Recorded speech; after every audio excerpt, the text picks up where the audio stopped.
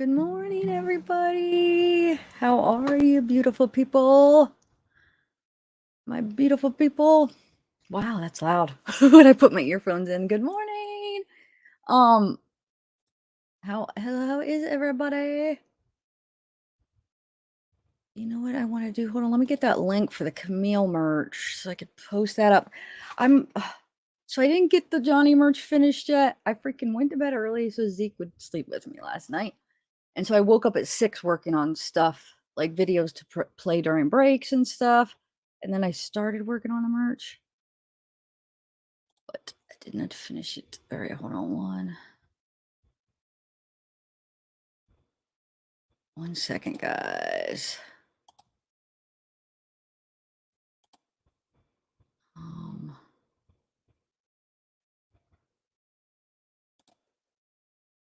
Okay, how's everybody doing though? Hold on, I'm gonna see you in 1 minute. I just have to finish one thing. How do you guys sleep? Hold on 1 second. I think I already got that. Okay.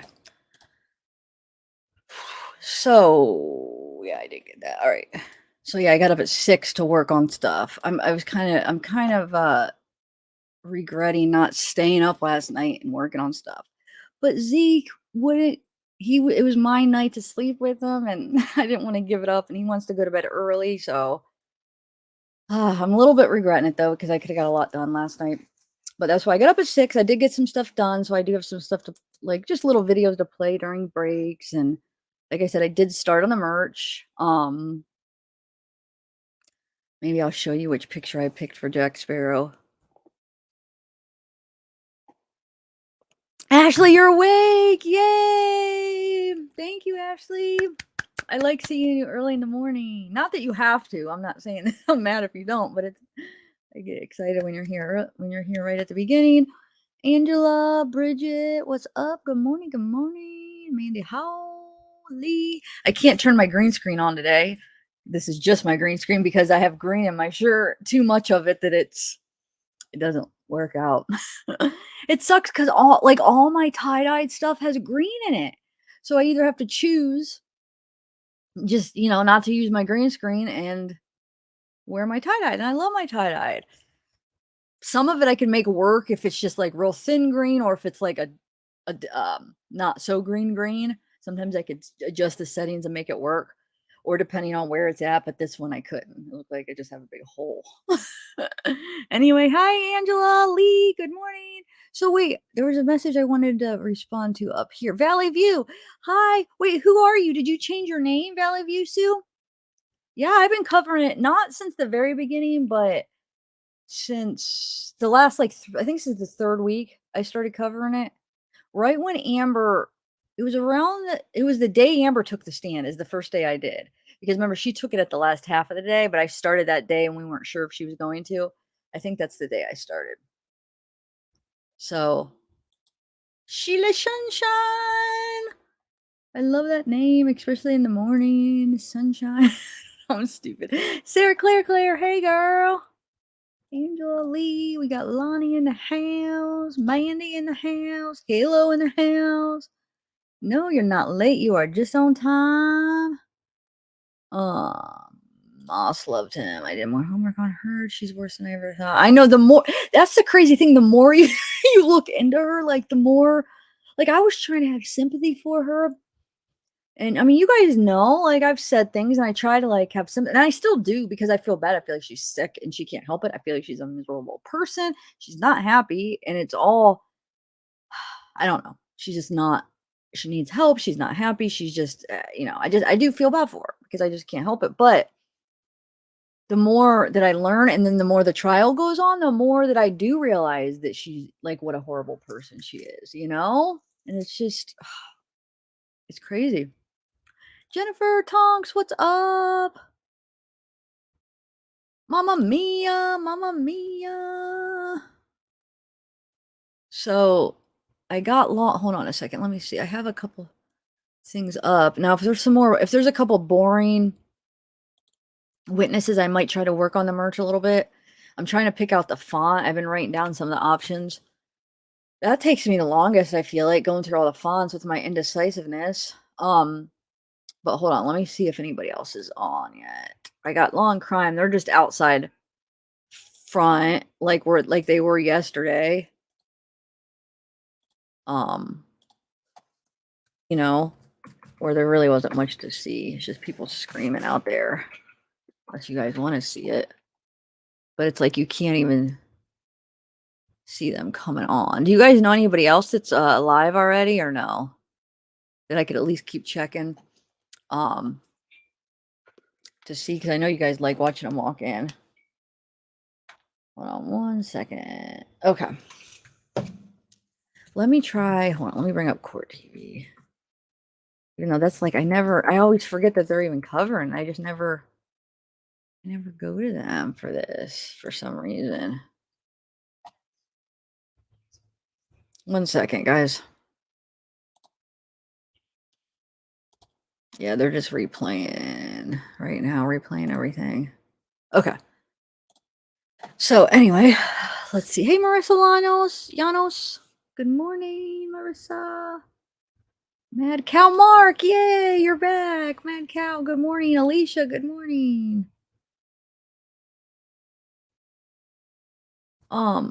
Here, I'll show you what we got going on so far.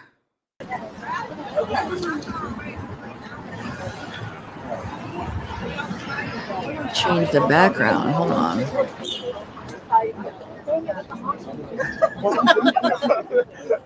Every time.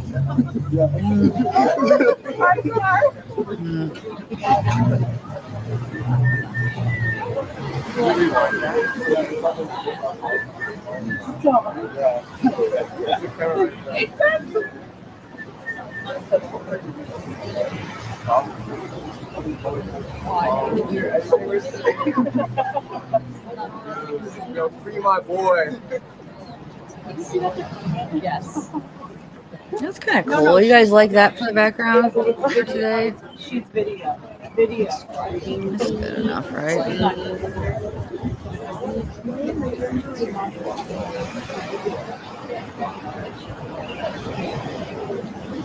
Anyway. Yeah, there's not really much going on right now. Hey Tashi Lee, yay, yay, yay! What's up, Bridget Rose? Did I say hi to you already? Hold on, let me see if anybody else is it. So how much time do we have? 15 minutes? Yeah, it's not worth like watching anything extra. We might as well just chat and wait, right? I just get too anxious where if I leave and I miss something, like if I'm playing something. Hey, please be kind, rewind. I found this cool. Oh, hey, Murder of Crows. Good morning. I found this it's this 9-minute video of Jack visiting the hospital with Jack Sparrow, Johnny Depp. I didn't get to watch it all. I just found it this morning and I downloaded it to play during maybe one of the breaks. It looks like it's so cute. Like it's just like a long video of him going like visiting patients. I think that could be cool. I've watched clips, but I haven't watched it. It's like a 9-minute one. I think it could be cute. Man, I bit my thumb last night. I need to quit. When I was laying in bed. You know why? Because I was kind of regretting, like I really wanted to be up working. And I was sitting there with Zeke. I wasn't tired. And I was regretting it. I just wanted to be working. And I was like, man, I'm going to regret this tomorrow where I have energy and I'm not doing anything. I'm laying here. I'm not tired. So I bit my thumbnail along with my pinky that was already bit. And then I have my middle finger over here. God, I went like years without biting them. I need to stop. It's like I've been biting them and laying in bed now. Anyway, I hate it. It's such a disgusting habit too. Anyway, hi Sheeta D. Thank you, Murder of Crows. Sheeta, Sarah, Debbie Goodman. Oh, here, that's what I was gonna do. I wanted to bring the link. Here, I'll turn on that volume. I'm gonna bring the link up for at least the Camille merch. while we're watching this. I'll be right.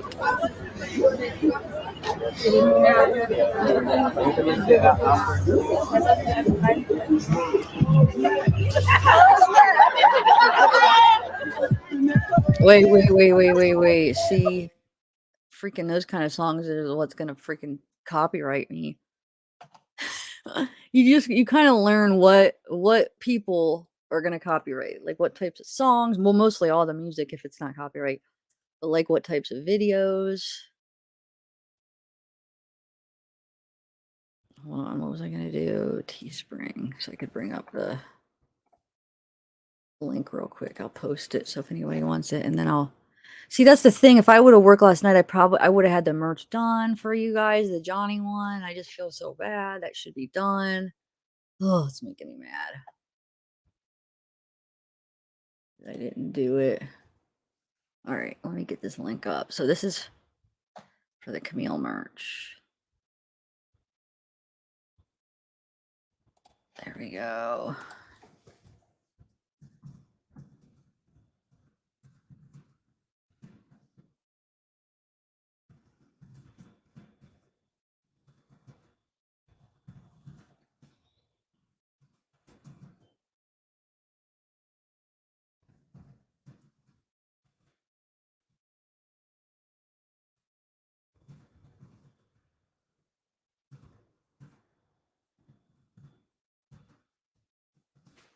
Hold on, guys. Sorry, I'm just trying to get this link. Well, good morning, Michelle, Queen of Hearts Chanel. Good morning. Did everybody sleep good? All right, so I gotta hurry up and pin this. Hold on, I can only pin it through my YouTube side. I know it's like StreamYard has a certain thing you could do, and then YouTube. Oh, it's a lot of work. It's a lot of work sometimes. Okay, so we'll do pin message. Okay, so that's pinned for anybody that wants to. And like I said, I am going to be sharing. I hope I don't annoy you guys, but I want to be sharing periodically those two funny videos. That Real Batman, yay! Our hero is here. Mod Squad, yes. It's Camille merch. I made some Camille merch, but I'm also working on some Johnny merch. Cat Aussie girl. Who else do we got? All right, so let me. I know, Ashley. Thank you. And you could always post. Well, no, listen to me. Like bossing you around or something. You don't have to do anything. But hold on, let me get a couple of them. I'll post them periodically too. So some of my funny. I think they're funny. Just watch them sometime because they're the ones that like aren't the algorithm. They're just not getting clicked on a lot. So I want to get them in the. Let's do. I don't know. I just laugh every time I watch it. Okay, so here we go. And I'm not just saying it because I did it. It's they really make it because how. So wait, this one and then what was the other one that I wanted to? Oh, that. Here, we'll do this one first. And then I'll try. Remind me, Ashley, throughout the day.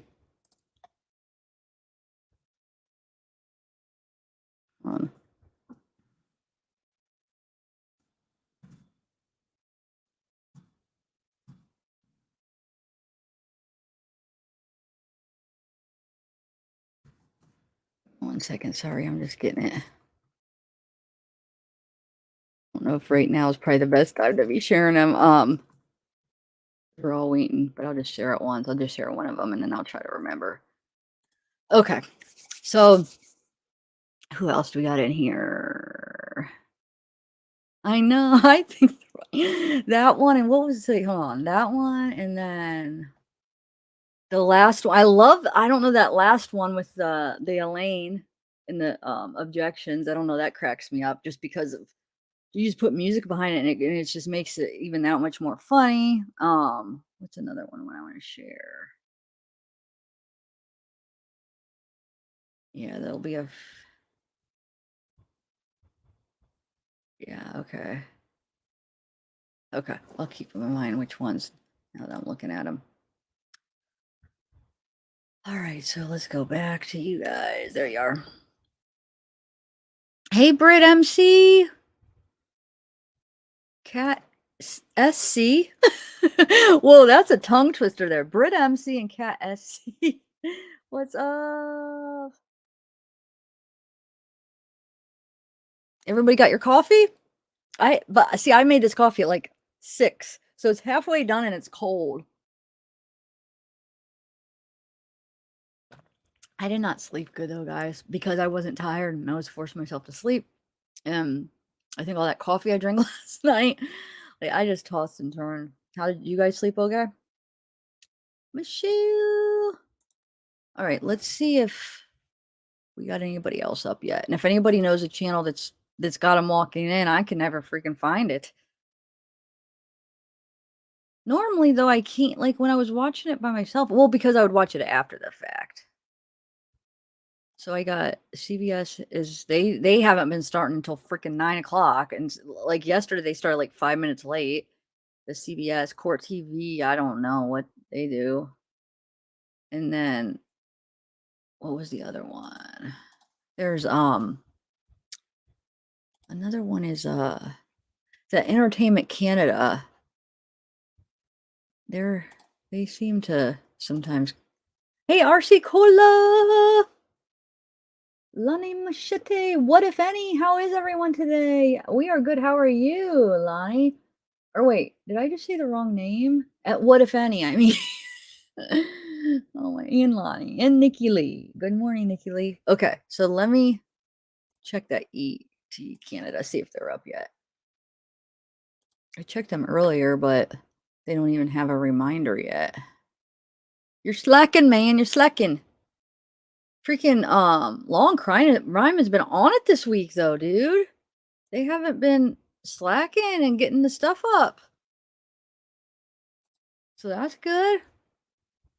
Because they've been doing this beforehand this week for some reason. Yeah, yep, they do. That's why I keep checking. And then, but it seems like that what they're doing, as far as what I'm seeing, and I'm always usually busy on live, but they're doing it after the fact. So we're already watching Johnny in court, and then they're replaying them walking in. And so then we miss it. That's what I'm thinking is happening now a lot, right, guys? That's what it seemed to be happening this week, at least. Oh, look, we could see them through here. Is that one of them? Or that means they already dropped them off, right? Because they're leaving. Mystery Maverick, yeah, here, nice and bright and early. Katie Lynn, I have a doctor appointment this morning. With my luck, it will be when Kate Moss is on. Oh, I hope not. But why do I feel like we're gonna be disappointed at the Kate Moss one? Because, like Jennifer Howe, like what's been going on? They haven't been really asking like the right questions. I feel like they've been. Yeah, there's sound, guys. I just muted it for right now. Let's see.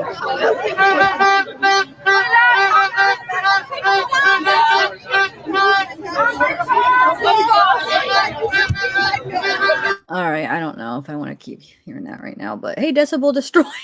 Speaking of Decibel Destroyer, what's up? Oh, you don't have a gate to protect our children. That's a good point. Oh, haircut, Melanie, or how are you getting it? Okay, so wait, let me see. Am I missing it? Hey, Lee. Elisa B, good morning. Oh, so I was saying, like, I feel like that doctor, remember the doctor that they brought in for the hand doctor? Like, I know I've been zoning a lot, and when I'm in chat, like, I miss a lot, and I'm not absorbing a lot this week. But from what I absorbed, correct me if I'm wrong, but that hand doctor that they brought up for rebuttal, I think it was one of their first doctors that they brought up. Did they not like ask any questions that would even clarify that it was a cut and the whole argument of what happened to his hand? Because I don't remember that. And I remember thinking, why aren't they like asking these questions? Because isn't that the whole point?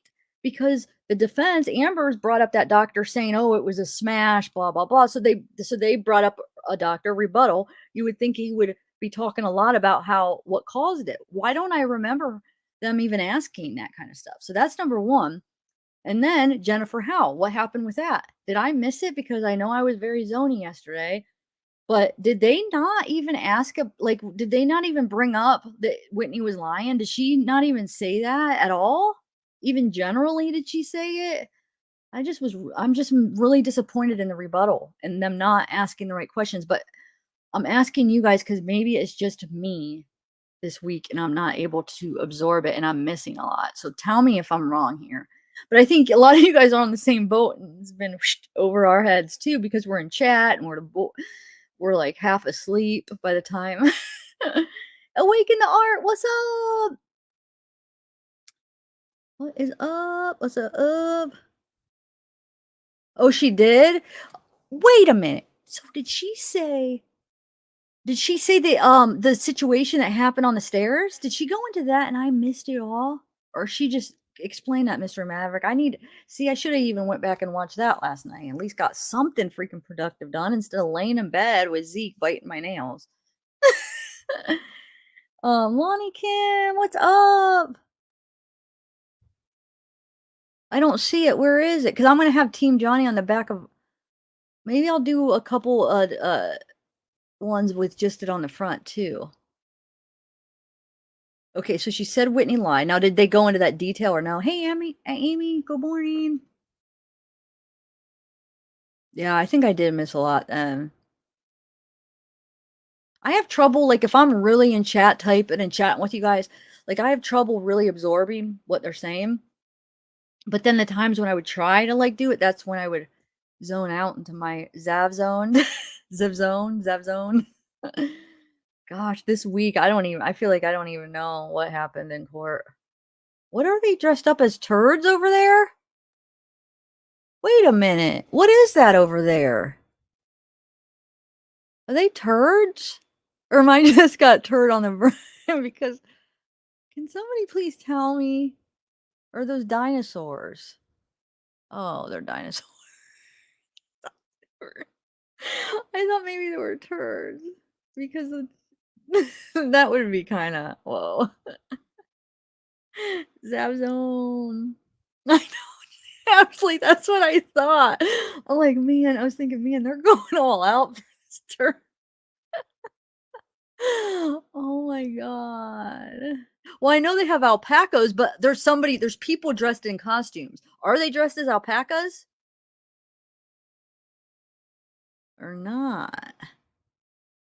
Now let me see what banner we want to go with today. I was thinking about maybe doing this one, but I'll wait to put it up until they get their double screen up. Okay, let me see if Court TV, they just have the outside now.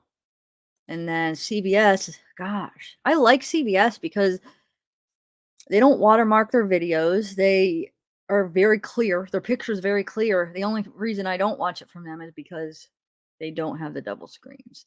But when the ours goes out, sometimes that's where I flip over because they really have a good picture on theirs. Yeah, alpaca maybe. I know because it's not I don't think I could do too many merch, but you know what I could do? All in one listing, I could have a bunch of different ones. I could always do that. But as far as a bunch of different listings, I don't know how much, like I might, if I get carried away and I have a bunch and then I barely sell that many of each, it might be like, or they might, because remember they took off my Zeke and Justice one because I wasn't selling enough. So, hey, Emmy. Yes. I haven't. I've been taking a break from true crime and for the last, 3 weeks I've been doing this. Miss T-Feed. Miss T-Fied. Mystified. Mystified. Yes. See? Okay, I'm going to put up. I kind of like this one for today. Is this too much? Let me know. If it is, I could switch it. But anyway. Haley, you could do turd shirts. Well, I am. Well, I did. I took a poll yesterday.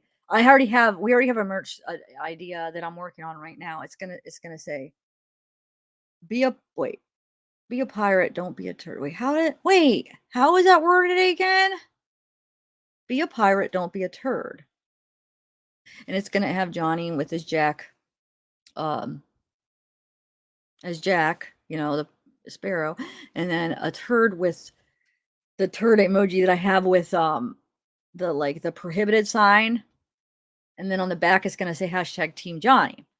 So I took a poll how many people would wear. Here, let me turn on the. There we go. Now I have the audio on. Okay, so how many people would wear a turd on their shirt? And 50, I think 53% said yes, or 53 said no. So it was like around 50-50. 50 said yeah, 50 said no. So I'm gonna do some of them without it. But now that I'm looking at it, like, you guys might be okay wearing it because I already have that part done. And like the prohibited, it blocks it out, and I made that small, and I made the pirate bigger. So I think I don't know. I think more people would probably like the turd on it because it's not like this big turd that sticks out. There's a point to it, you know. So yeah, so I'm gonna do that one, and then I mean I could do another one. Any ideas? 10-week-old puppy, so I can. Oh, what kind of puppy? Awaken the art. What kind? Hold on, let me refresh CBS and see if they're. No, they just wait till the last minute for some reason. So yeah. Pirate, yeah. Yeah, see, I would have to have an artist maybe actually create that then, you know, because I wouldn't have time to do that real quick because I'm not like a practicing artist where like I could whip up something real quick like that as far as like creating a whole thing. Yeah, may I ask Ron presiding? Good morning. Please be seated. Come to order. Good morning. All right, do we have any preliminary matters? Okay. So yeah, people that do it for a living, they could do things real quick. It would take me forever, especially because I haven't drew in forever. So I don't know. I'm not good enough to whip up something in time. So, but that would be an awesome idea. But somebody would have to draw, like, actually create it. You know what I'm saying? Like, I could create things by taking other things and like create. You know what I'm saying? Like, but to actually have to like draw the art and not do it like, you know, like digital. You do the fonts and it's right there, and you could do. You know what I'm saying? But somebody would have to create a whole alpaca pirate. Is anybody up for the job that could do it within like by the weekend? Because otherwise it might be too late to get this merch up, since this is, I guess it's never too late, really. I don't know. It's really a good idea. I kept my canvases right here beside me, so it'll remind me at all times. Hey, Harry Potter always. That's a good one too, Mystery. Hold on. Let me just write some of these down just in case. If I could get an artist, Pinocchio.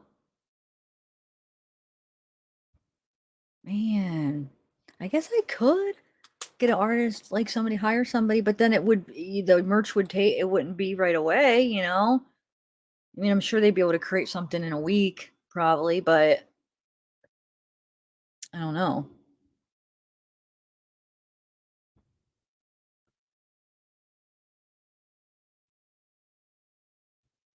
Wait, Emmy, what surprise? Which one are you talking about? Are you talking about a specific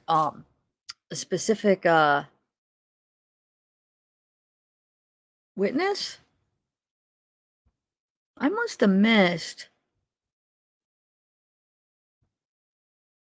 Yes, that'd be perfect. But see, I couldn't just do that real quick. I don't know. Not especially since I haven't drew in a while. Does any artists here that could do something real quick? Yeah, digital or either. Because either way, if you do it on paper, you're going to have to create a digital. I mean, I guess you would take a picture of it, I guess. So digital, probably with merch, digital would probably be the way to go because you want a good resolution. So it probably would have to be digital. Maybe not have to be, but with the way you have to do it with Teespring, I don't know. I'm not sure though. Yeah, wait, Awaken the Art. You're a freaking artist. Wow, I knew that. Are you let me know. What do you think? I think that Pinocchio Amber Heard could probably be pretty simple. Well, I don't know. It depends if you're good at drawing like people's faces, because that could be hard for some people. Alpaca Pirate might be easier, actually. Why was I thinking the Pinocchio Amber would be actually easier? And then now that I'm thinking about it, I think maybe the alpaca would be easier to draw. Oh, remember Dr. Curry's supposed to be here today? Johnny's supposed to take the stand. Kate Moss. Today's gonna be a good day. And who else? That guy from TMZ, I guess, is not anymore, right? Hey, antisocial butterfly.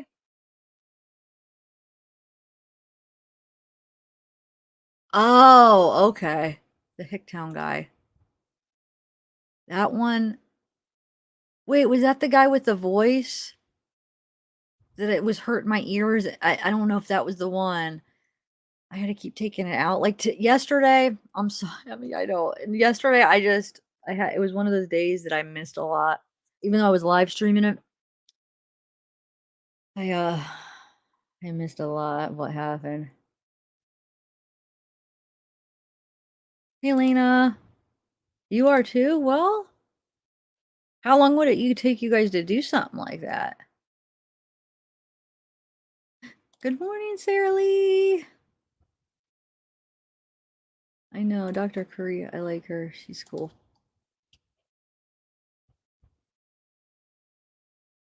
Clada.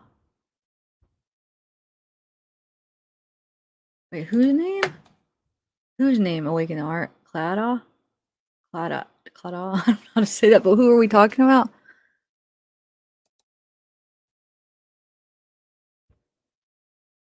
Why does that look blurry? Oh, huh. It looks like extra blurry today for some reason. I don't know why. It doesn't look as clear. Let me see if CBS is still didn't even come on. No, I guess Court TV is just as blurry. Never mind. CBS, I feel like, has the clearest picture. Dr. The Muffin Lady.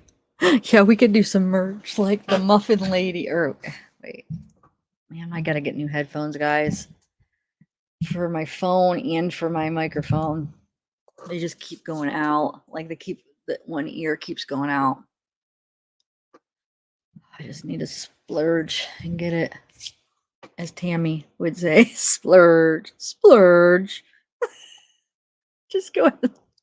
You guys, never mind. You don't even know what I'm talking about. It's just, well, Ashley, you watch. How often do you watch her? And I guess there was other couple people that said they watched Tammy. Just go ahead and splurge. Or wait, how does she? Oh, I just crack up thinking about her. Anyway, yes, it's video. You're right. Wait, is it a deposition? Here, let me look at my that list. Is it a deposition? I don't think it is a deposition though. Hold on, let me see. I think it's actually a live or like virtual live, right? Let me see. Video link, yes. So it's not a deposition, so cool. It's not gonna that means it'll be like a current one.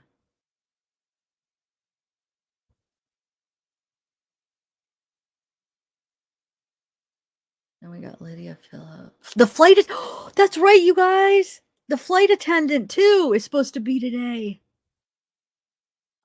And that she's gonna be via video link too. I forgot. This is gonna be good. So we got Klo. Yay! What's up, girl? OnlyFans page. You're right, dude. She would. Guilty, not guilty pleasure, but I have one, not that I created, but because of Tammy, I have one to watch her her Tammy Bangs series, and that's the only reason I got it, because I wanted, she talks about the series she did, and I wanted to watch it because I'm a big fan of hers. So I signed up for it so I could watch it. So I subscribe to her, but she doesn't have like, hers is comedy, but comedy that freaking is, because she has like dirty I mean, she has comedy that's like, it's it's censored. She got her Instagram taken away, like she gets censored because it's so strict.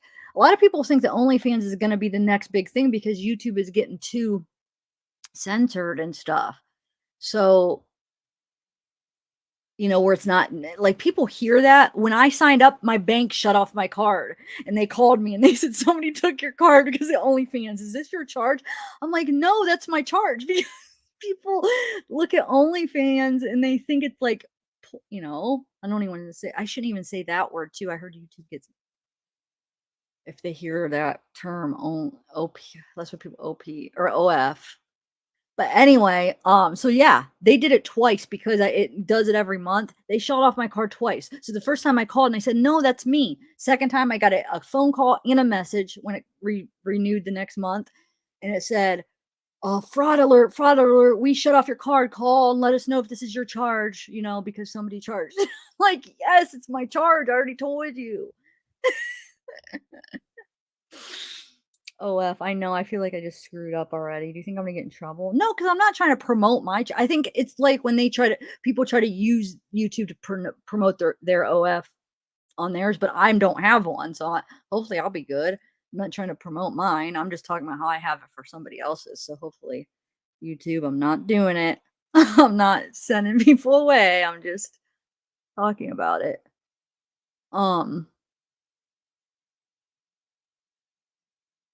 No, but she does this series. It's like comedy. It's called Tammy Bangs. And it's like God, I don't want to say the P, PO, because I'm afraid that's gonna trigger freaking, but it's a joke. It doesn't really show it, but it's like she runs a, whatever company. And it's so funny. You guys got it. She just cracks me up. I don't know.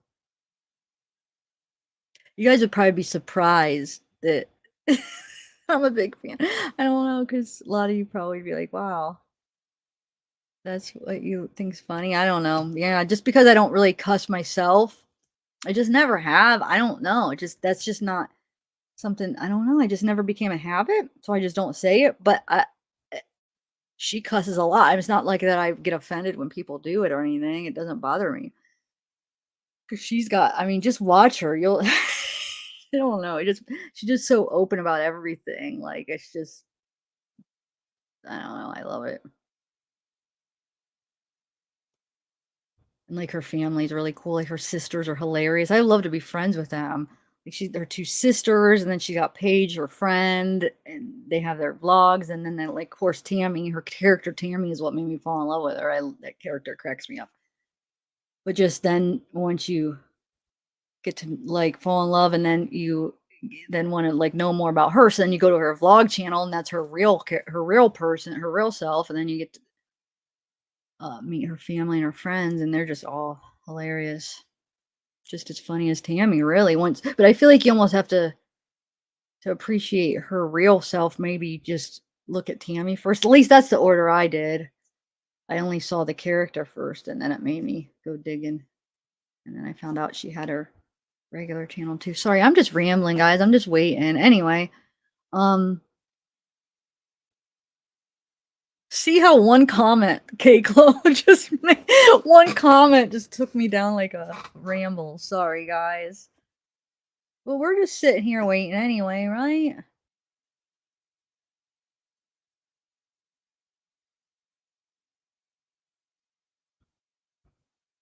Yeah, probably.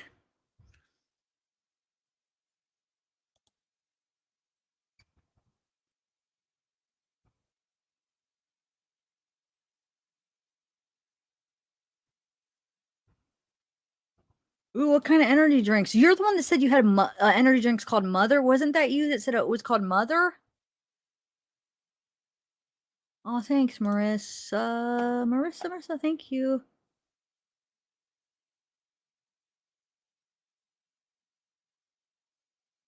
No, you don't have to apologize if that's to me. I think it's hilarious. That was funny because that comment was awesome because you're right. She would. People make so much money on that. Yeah, I just do, and I don't have nothing against it. Like sometimes I'll have like people get us guests on like piano, and they'll be like, "Oh my god, I know you don't like cussing.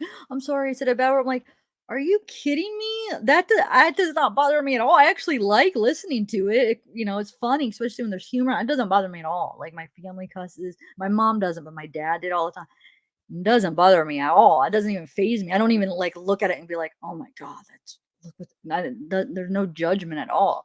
It just doesn't come out of my mouth. I don't know, it's just weird. I just never got in a habit. It's not something, you know what I'm saying? Like usually cussing is like a habit, like I said, and you don't even think about it. You just say it. But for some reason, that just isn't something that happens with me. Thank you, Harry Potter.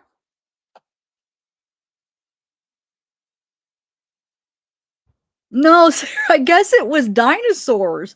I don't know though, but what does dinosaurs have to do with this case? That's why I was like, I thought, and then somebody said alpacas maybe dressed up, but I don't know. The mouth looked, when they turned, it was far away, but the mouth almost looked more dinosaurs than alpaca. But why? Where's the dinosaur? Where is that relevant to what's going on? So that's why I'm a little bit confused. Wait, which doctor, Emmy? Which doctor?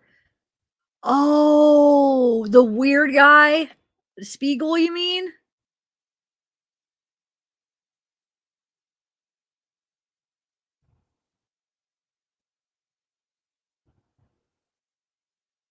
That is why, Lee, that is why. At least we're all assuming. I guess we shouldn't assume, but I mean, I'm pretty sure because as soon as he did it, he went like that, and now they get to bring her up. So I'm pretty sure that is why that he was the guest, because otherwise, I don't think they would have been able to call her, at least from what I understand. Um, Angry Birds, yes. Hey, dear life. No, you didn't miss. They haven't started yet. They just been talking. You haven't missed anything. You missed my rambling. but if you guys want to watch that Tammy Bangs and not get an OF, you could actually go to her website and order it too. So I know I said that earlier, and that's the truth. You get it like $20 per seat. Like the first season, I think was $20. I actually did both because like I'm just a big fan. So I did that, and then I did so like because she puts like vlogs that you can't, that get censored, that she can't post on Instagram or YouTube and stuff. So I mean, yeah, if you don't want to get the OF account, you could always just go eatmytrash.com is what her website's called, and then you could just order the seasons if you guys want to check it out. I think it's hilarious. And they're only like 10 minutes, 8 to 10 minutes long per episode, but I always want more. I'm like, no, it's over. They're on season 2. Like I think episode 9 on season 2 so far. And she tours. I'm waiting for her to come to Ohio. She tours with Libby Higgins, and they've been touring for a couple years now, but she hasn't came to Ohio yet. Anybody? Ashley, you're a fan. Let's go if she comes to Ohio. Do you really watch her a lot? Like, are you really a big fan? Like, would you want to go see her? Because I was just thinking, like, I would love to see her, and I'm thinking, like, who would I go with? Because like my mom, I don't know who I'd go with. I don't know anybody else that watches her. I sit here and watch her by myself, you know. So, and Ashley, you're in Ohio. Okay, let's do it. She's got to come. I mean, what, she's been touring like 2 years and hasn't come to Ohio yet. So and she tries to like please I mean, she's trying to get all the cities, all the states. So I think in the next couple of years, for sure, maybe this next year she'll come to Ohio. She has to, because she has, you know what I'm saying? They try to like, she tries to, if you hear her talking about, she tries to like make sure she hits different ones every time. So people that she hasn't came to their state, she'll get. So yeah, it's only a matter of time. She'll come. She'll be in Ohio. Let's hope this tour.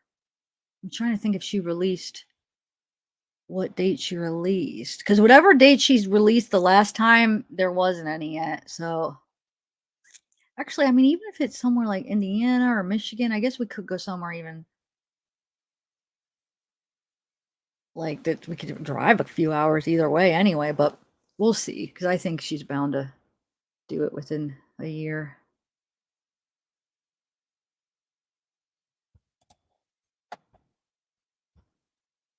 I know, Harry Potter, I know, they've been doing this a lot. Okay, here we go.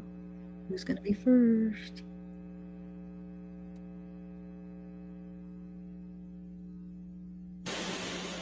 All right. Are we ready for the jury? Yes, Your Honor. Okay.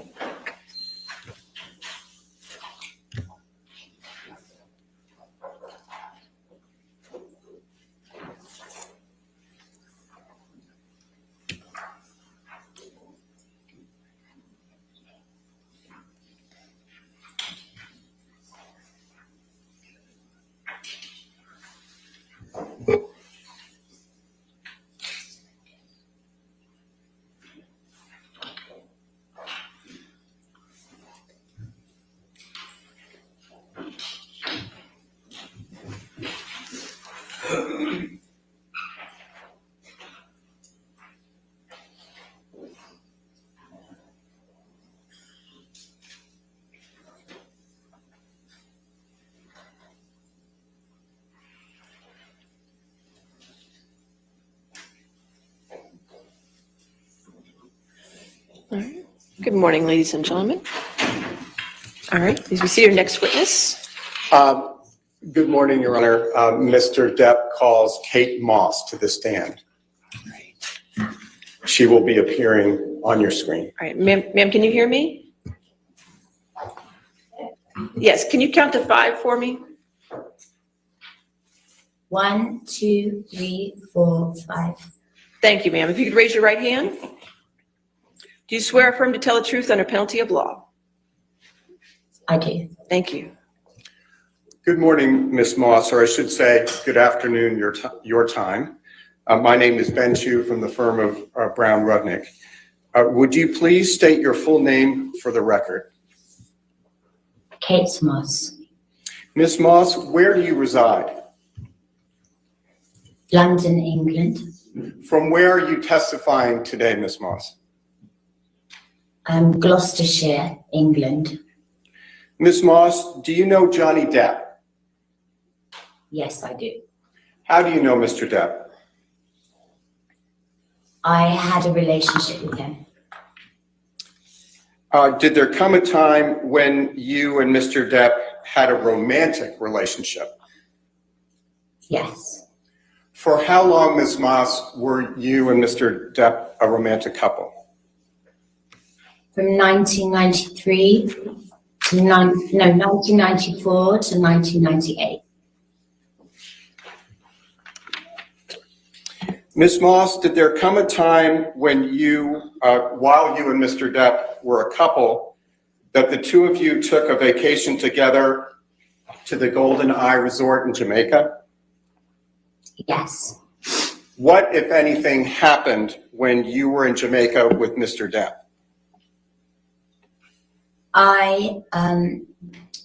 We were leaving the room and Johnny left the room before I did, and there had been a rainstorm, and as I left the room I slid down the stairs and I hurt my back. How did you... And I apologize, Ms. Moss, please continue. And I screamed because I was because I didn't know what had happened to me and I was in pain, and he came running back to help me and carried me to my room and got me medical attention. Did Mr. Depp push you in any way down the stairs? No. During the course of your relationship, did he ever push you down any stairs? No, he never pushed me, kicked me, or threw me down any stairs. Ms. Moss, have you ever before today testified in any kind of court proceeding? No, I have never. Why did you decide to testify today? Objection, Your Honor. All right. That's beyond the scope of what we just talked about. All right, I'll sustain the objection. Thank you, Ms. Moss. We have nothing further at this time. We greatly appreciate your taking the time to testify. All right, any cross-examination? No, Your Honor. All right, you're free to go. Thank you, Ms. Moss. Thank you very much. Thank you very much. Thank you.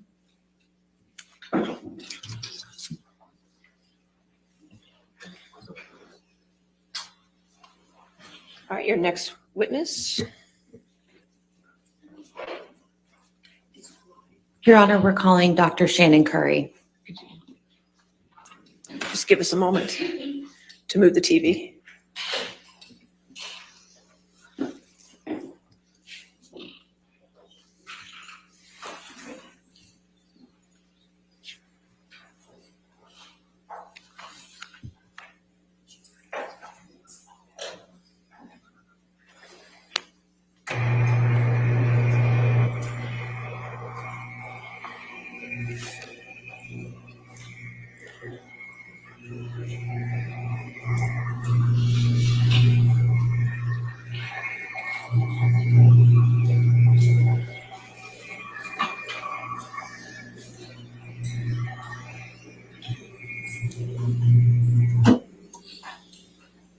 All right, Dr. Curry.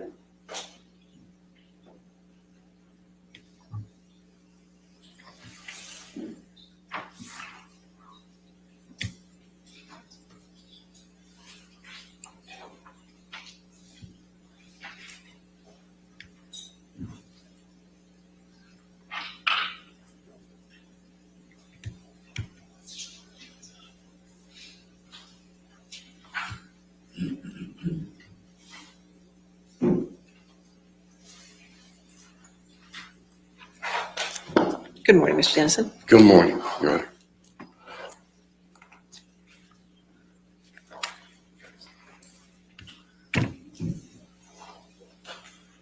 Plaintiff called Shannon Curry, Dr. Yeah. Shannon Curry. That's fine. Ma'am, you're still under oath, so please have a seat, doctor.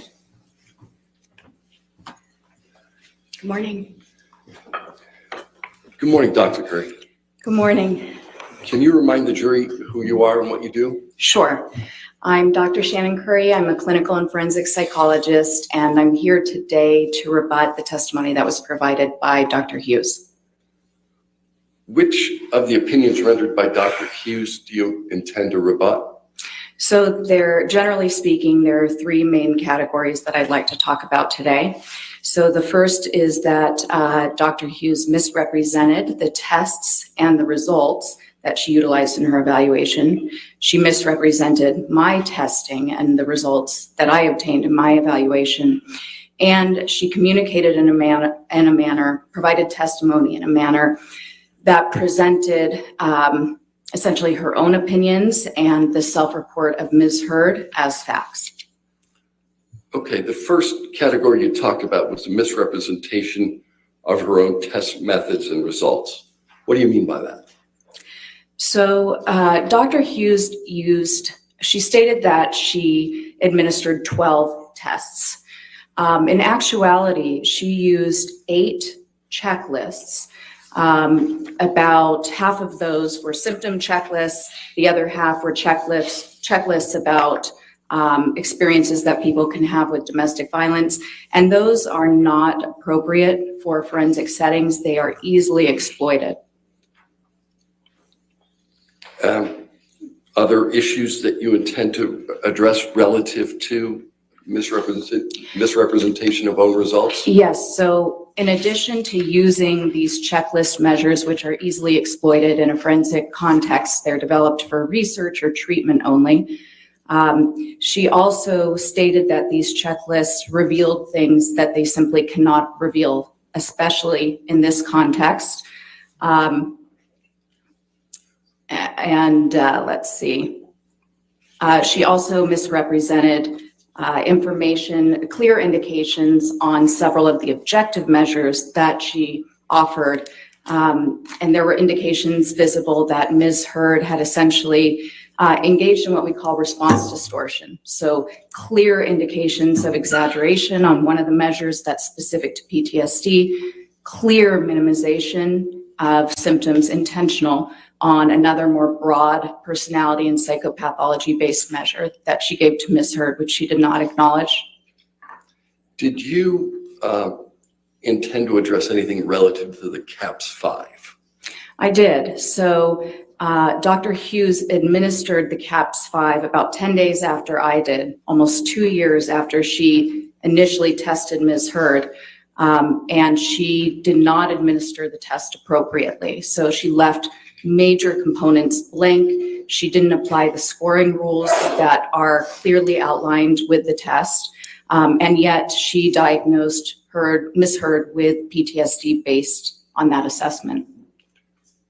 What about Dr. Hughes's use of the personality assessment inventory? So of the tests that Dr. Hughes administered, 2 would be considered, of those 12, 2 would be considered what we call forensically relevant instruments, meaning that they're objective enough and they provide us with some information about how the examinee approached the test, that it would be appropriate for this setting where the examinee is going to have a natural incentive to present themselves in a way that benefits the outcome of their case. Now, on the PAI, there were clear indications that Ms. Hurd was responding and obtained scores in a manner that's consistent with individuals who have a personality disorder. And there was also an indication that several scales, we call this a configuration. So you might have one main scale that you notice is elevated, then you look for additional subscale information to get additional information on what could be elevating that scale. And there was a configuration that showed that even though Ms. Hurd had moderately elevated one of the scales that can be associated with trauma, that elevation is better explained by childhood or distant traumatic experiences like the complex trauma Ms. Hurd reported experiencing growing up. Okay. You said that Dr. Hughes utilized checklists that are not appropriate for forensic analysis. Can you Yes. explain that? Yes. So as I said, in any sort of forensic context, whether it's a civil or a criminal matter, a person who's being evaluated is going to have major incentive to present in a way that benefits the outcome of their case. So you always approach the examination, I believe Dr. Hughes said, with a healthy dose of skepticism, but that alone is not enough. We have to operationalize that. So we actually have to administer very comprehensive objective tests that either control for attempts to manipulate the test results or reveal attempts to manipulate the test results, so that we're not just blindly accepting the results or the self-report of the examinee. How many tests were administered by Dr. Hughes? She said that she administered 12 tests. How many of them were appropriate for forensic physical examination? So the trauma symptom inventory is appropriate. It's an objective measure, and it does have 2 primary scales that look at how the person approached the test. The personality assessment inventory is an excellent test. It is a broadband measure, meaning that it captures not only symptoms of mental illness, but also general personality traits. That also gives us pretty detailed scales similar to that one test I administered, the MMPI, that tells us a lot of nuanced information about the way the person approached the test. She also administered a malingering screen that can be very, very useful, but not in this context. So it's called the Miller Forensic Assessment Symptom Test. It's a brief set of questions that you ask the examinee, and it's been shown by research to be extremely effective at identifying an examinee's attempts to fake a severe mental illness or psychosis. And psychosis is when somebody loses complete connection with reality. It's excellent for that purpose. It's actually been shown in the research to not be effective at all for identifying a respondent's attempts to fake PTSD, anxiety, or mood disorders. The questions are just too odd for somebody who has the wherewithal to be trying to have PTSD to endorse. They see through it. So she used that. That's a fine test, but not appropriate for this context. Of the various tests that she administered, how many were these checklists? 8 of them. All right, and what are you talking about specifically? Okay.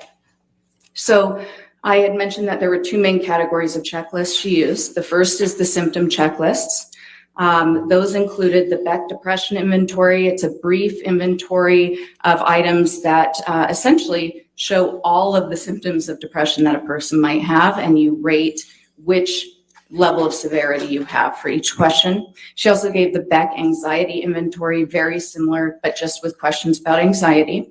She gave the Mood Disorder Questionnaire, which is a very brief, again, checklist. It shows symptoms of bipolar disorder. Bipolar disorder is a mood disorder where you might have an extended manic episode and then a very extended depressive episode. And then she gave the post-traumatic stress disorder checklist, and that is a screening instrument only. It contains every single symptom of PTSD. So there's a secondary danger here too. When you think about it, given that PTSD is the most frequently feigned and claimed diagnosis in civil courts, if you're handing somebody a checklist that lists every single symptom of PTSD, you're essentially teaching them all the little nuances that we're looking for to give that diagnosis. So she gave that to Ms. Hurd. Ms. Hurd endorsed most of the items, and Dr. Hughes diagnosed her with PTSD and substantiated that opinion by Ms. Hurd's checking those items on the PCL-5. Were there another group of checklists that Dr. Hughes used? Yes, so she also, and I forgot one on the last because I don't think of it as one, but previously I'd explained, and I do not expect you to remember, it's called the Life Events Checklist, which is just an inventory of experiences a person may have gone through that are traumatic.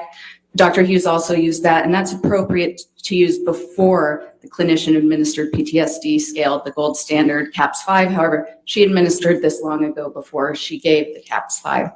Now that going on to the second group, there were 3 checklists that she gave that are specific to abuse. And the first she gave, the Danger Assessment Scale, was actually developed for use by nursing staff in an emergency room setting, specifically for female victims of intimate partner violence. The purpose of this is important because our forensic ethics, our psychology ethics talk a lot about relevance. Is the test relevant to the purpose? And the Danger Assessment Scale, its initial purpose was completely different.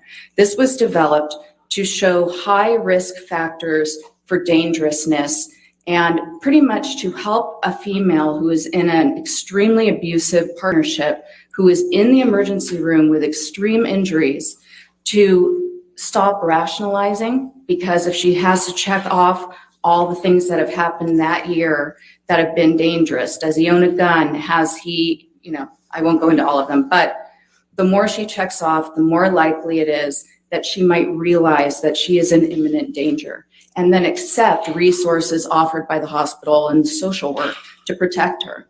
That was the purpose of this scale. It was never intended to be used as a retrospective measure to look back in time and find out whether abuse was occurring based on one person's report years later in a litigation.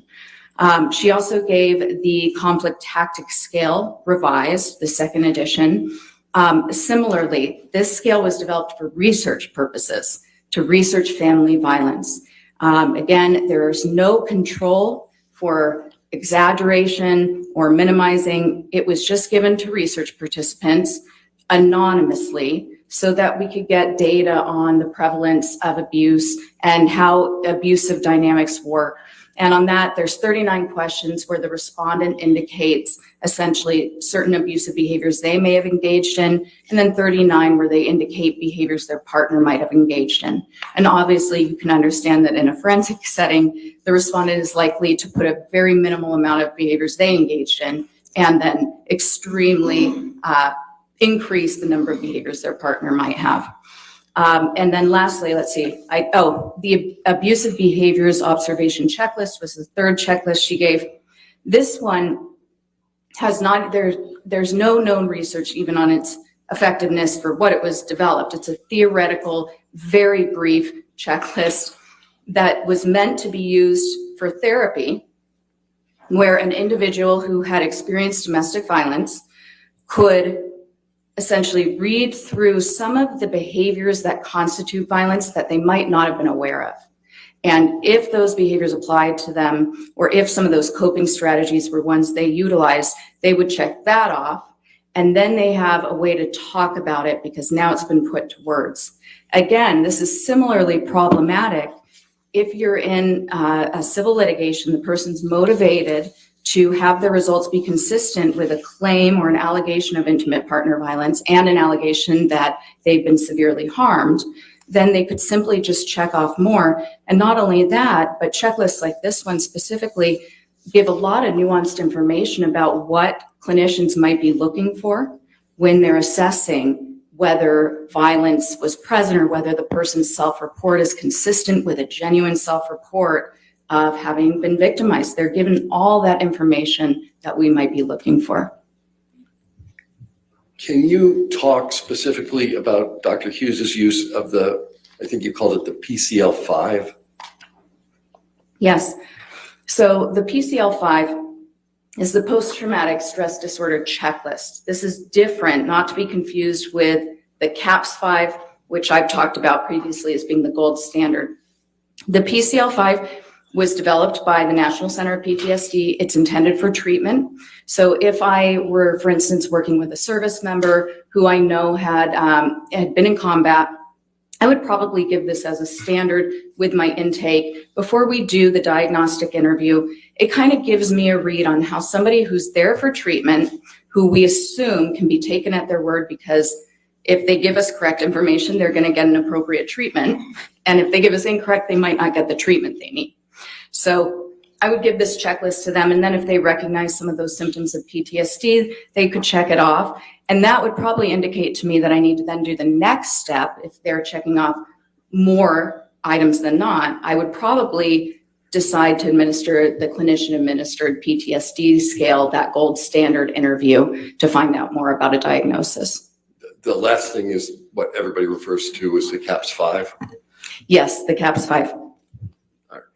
What about, well, you talked about forensic use. What do you mean by that? So when I'm talking about forensic evaluation, that's an evaluation that isn't done for therapy or treatment. It's specifically to assist the fact finder, to assist the judge or the jury in the court by providing information about the psychological status about an individual. And that's an important delineation too. We are not psychologists. I wish we were mind readers. I wish we had a crystal ball and could find out whether intimate partner violence occurred and look back in the past. But it's nothing like that. Really, it's a lot less interesting. We look at data. We have to control for those response biases. And then we also are looking at functioning, which is really the bottom line of the assessment. Did the person have a change in functioning from before the alleged trauma, or in this case, the alleged IPV, to after? Is there a decline in the way they're going about their lives? And Your Honor, may we approach? All right. Oh my God, Elaine is not heavy. Oh my gosh, I love her. She knows her stuff. She comes in all confident. It's like, you're wrong, Dr. Hughes, and this is why. Bam, bam, bam. Oh, I love it. She's doing a really good job. I always like to knock on wood, but no, she's doing really good. I'm so glad they had her back. And that was awesome. Like that she came and listened to Dr. Hughes, probably took notes, so then she could come back and be like, nope, Dr. Hughes, sorry. Yeah, you have your PhD. I don't need my PhD, and I know more than you. I'm better at my job than you. I know how to apply things better than you. Sometimes it doesn't matter your freaking titles. You know what I'm saying? Because they made sure that they stressed that she had that, remember? And that Dr. Curry didn't. Sometimes it doesn't matter, Elaine. Sometimes you could have all these degrees, and if you can't apply it to real life, then you suck. I mean, you don't suck, but the other person that can apply the stuff they learn is better at their job than the person that can't, right? For something like this. Well, from anything. Anyway. Hey, Muffin Top. Hey, Retro Now. It is. It really is. Yeah.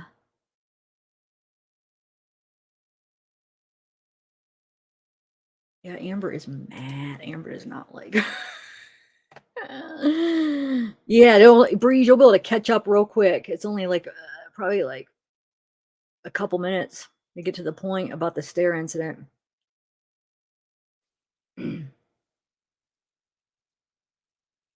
Good morning, Rachel. I still have to. You put that thing on your video on your channel. I forgot about that the other day. I have to go check it out. Did you get any like copyright or anything?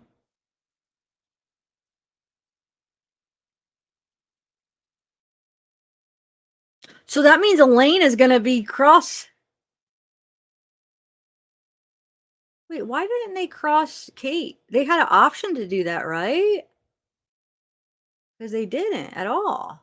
Do they have an option at rebuttal to cross-examine, right? So Elaine's going to try to. What if any? Wait, that was somebody said that as a merch idea with Elaine. What if any?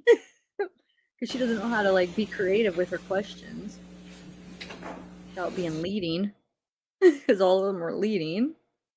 She's like, "What if any, Judge? What if any?"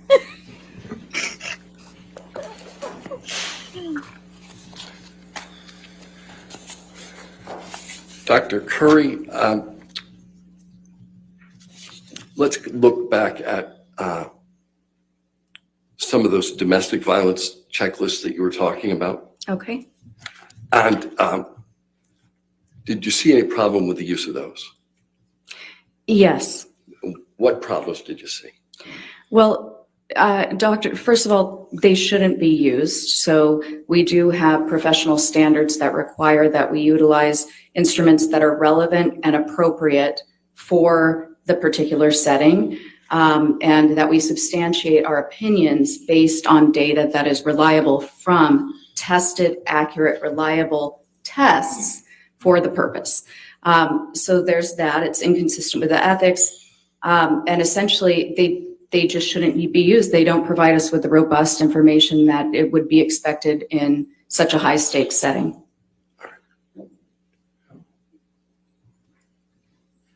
Would you have expected Dr. Hughes to comment on the limitations of the checklist she was using? Yes. So first of all, Dr. Hughes provided opinions based on these checklists. So she referenced especially the danger assessment scale several times throughout her testimony, stating that Ms. Hurd was in a very dangerous situation. We also have an ethical guideline and a professional standard as well that indicate that whenever there is question about the reliability and the validity, and in psychology, we use the term validity to talk about accuracy of any of the methods that we're using to collect data, we clearly communicate not only that there are limitations to our opinions, but we also need to provide the fact finder with information about what the potential implications or impact could actually be. So, for instance, if we use a scale that's idiosyncratic for the purpose, but we would first need to explain why we made that decision to not follow standard procedures. And then we would need to explain the use of this scale might introduce some potential exaggeration of this symptom. And so I'm trying to control for that way, but that was one of the limitations of my opinion. You have to make it very clear. Transparency is really at the center of good science in general. You talked a little bit about ignoring response distortion. What is response distortion? Response distortion is a term that speaks generally about an examinee approaching a test and providing answers that are either exaggerated or minimized, but in some way an inaccurate representation of their current mental status or their experience. What test do you believe that Dr. Hughes failed to acknowledge response distortion on?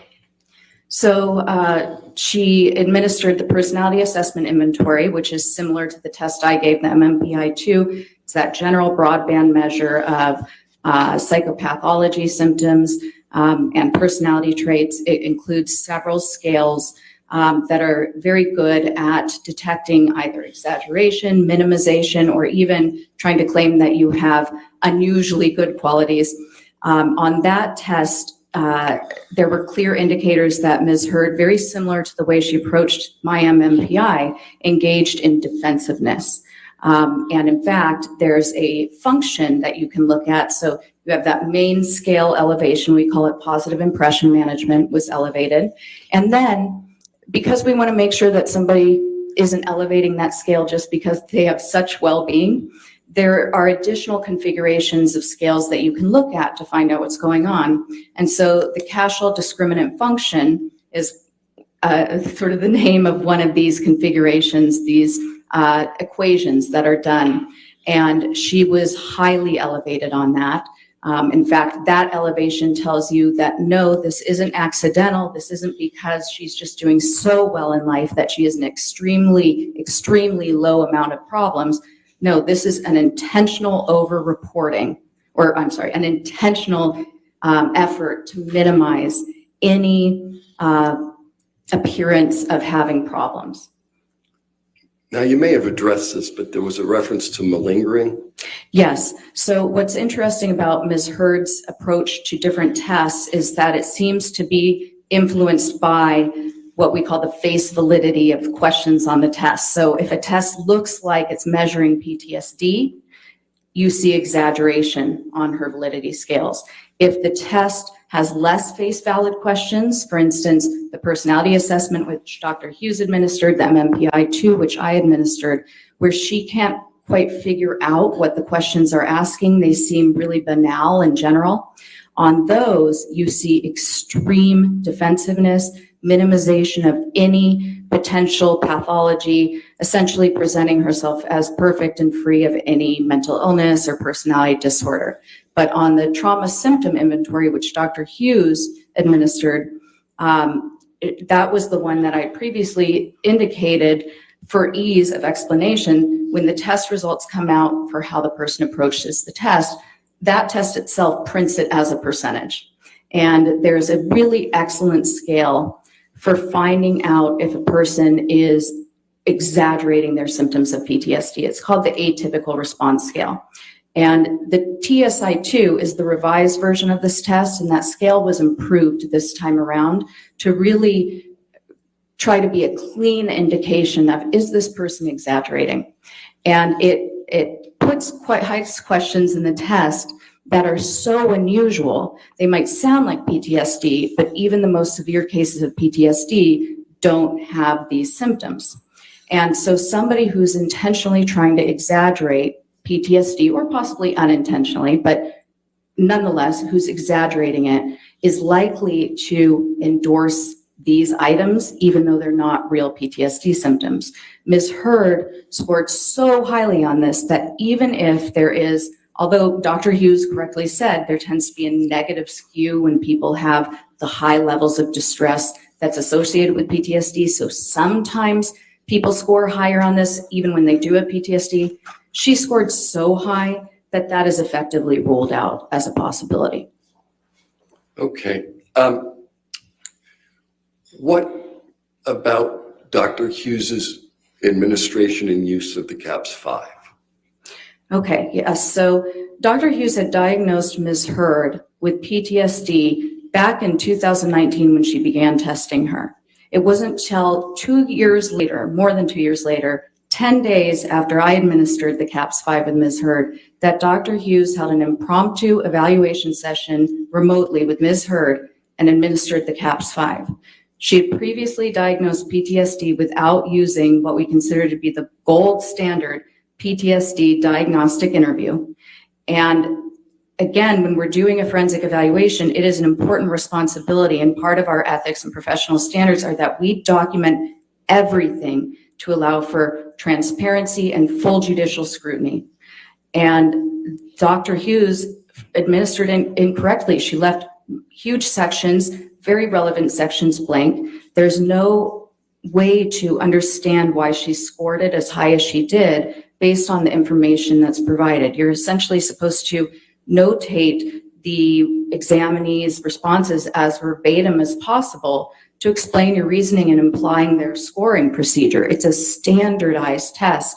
And if you don't follow those standard procedures, it's completely invalid.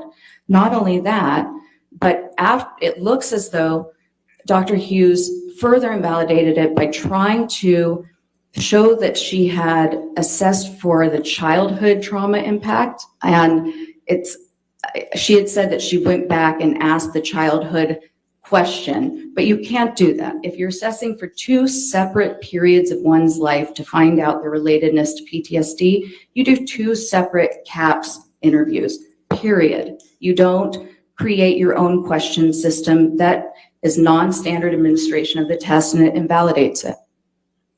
All right. You also mentioned with respect to the PAI, or the Personality Assessment Inventory, that Dr. Hughes failed to mention some elements. What did she fail to mention? Oh, okay. So on the Personality Assessment Inventory, so first she failed to mention that there were clear indications of response distortion. She also failed to mention that Ms. Hurd scored in her score profile against their main scores. She did elevate a score for the borderline personality disorder sort of section, but that in and of itself would not indicate a diagnosis. However, the configuration of her scores overall is consistent with that. And in fact, it's one of the diagnostic suggestions given by the test itself. And then also there's a configuration around Ms. Hurd's trauma responses on that particular test, which demonstrates that it is more likely that those symptoms were reported in relation to something in the distant childhood. It's more consistent with childhood chronic abuse than present circumstances or recent circumstances. Okay, I think you said in addition to the issues with her own testing, Dr. Hughes misrepresented your results. She did. Can you tell us how? So I would say the main issue was that she said that Ms. Hurd obtained a normal profile on my MMPI-2. All right. How do you disagree with Dr. Hughes relative to the profile? Okay, so the profile was not normal. So Ms. Hurd already had subtle elevations just by the test by itself as it came out. There were subtle elevations, but they were elevations that if the validity scales hadn't been as elevated as they were, you might have said this person has some traits, but this isn't necessarily at the level of a true pathology. However, Ms. Hurd elevated a scale that essentially is a defensiveness scale on this test. And when you're giving this test, you always are mindful of different norms or groups who may have similar profiles. And there are certain groups of litigants who tend to elevate this scale as well. So I had that in mind. However, Ms. Hurd elevated this so much that it was far beyond the mean for the litigants that are known to have the highest levels of this scale, this defensiveness scale. And when this scale is elevated to the level that it is, you automatically understand that it is very likely that those clinical scales, I keep doing this because I'm seeing it in my head. It looks like sort of an ECT. It's sort of these peaks you see on a graph. And when you see these peaks and you have this huge peak over here for the defensiveness scale, what you know is that these peaks are they've been lowered or suppressed based on the respondent being so defensive. They still detected what's likely there for her, but it's not as high as it should be. So you make an adjustment. And the recommendation is that anything at 60 or above, we call it a T-score of 60 or above, is considered significant. Ms. Hurd's were already over 60. Some were quite higher than that. And then you see a very clear profile. And that was how I got that. I had mentioned a 3-6 code type. Now, the test does its own correction also for some of the scores, but not the ones that are her main code type. With the test correction, she had a 1-3-6 code type, which is very similar. What is a 3-6 code type?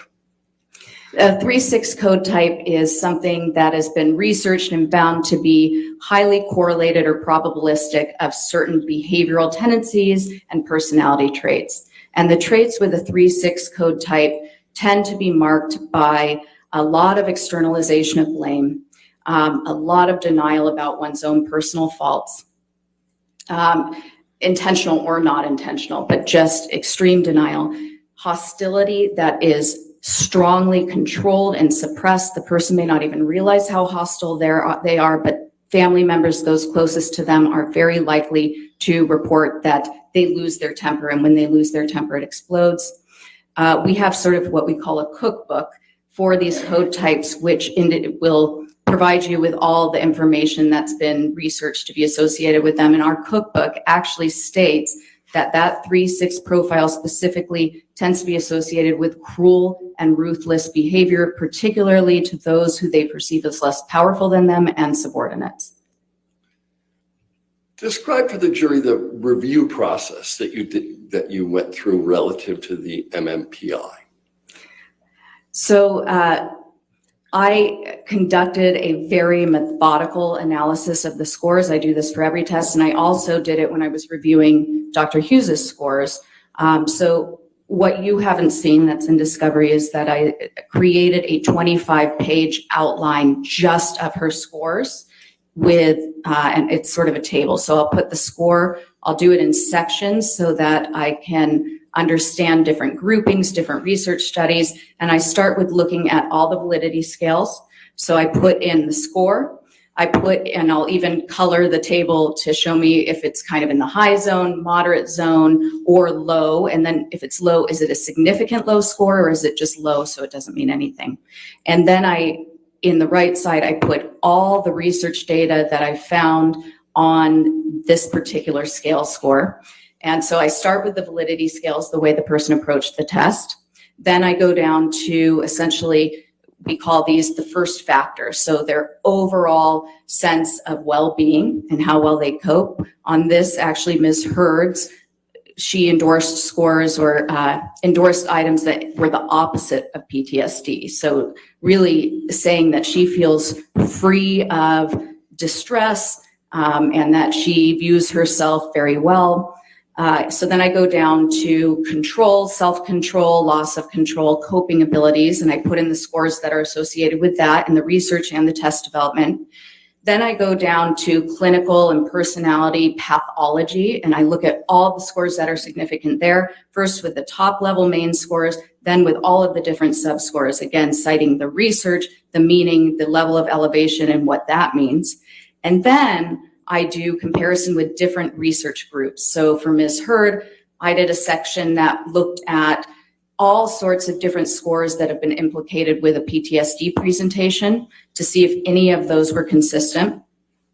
I can't remember how many there were. I think I put 13 on there, but I could be wrong.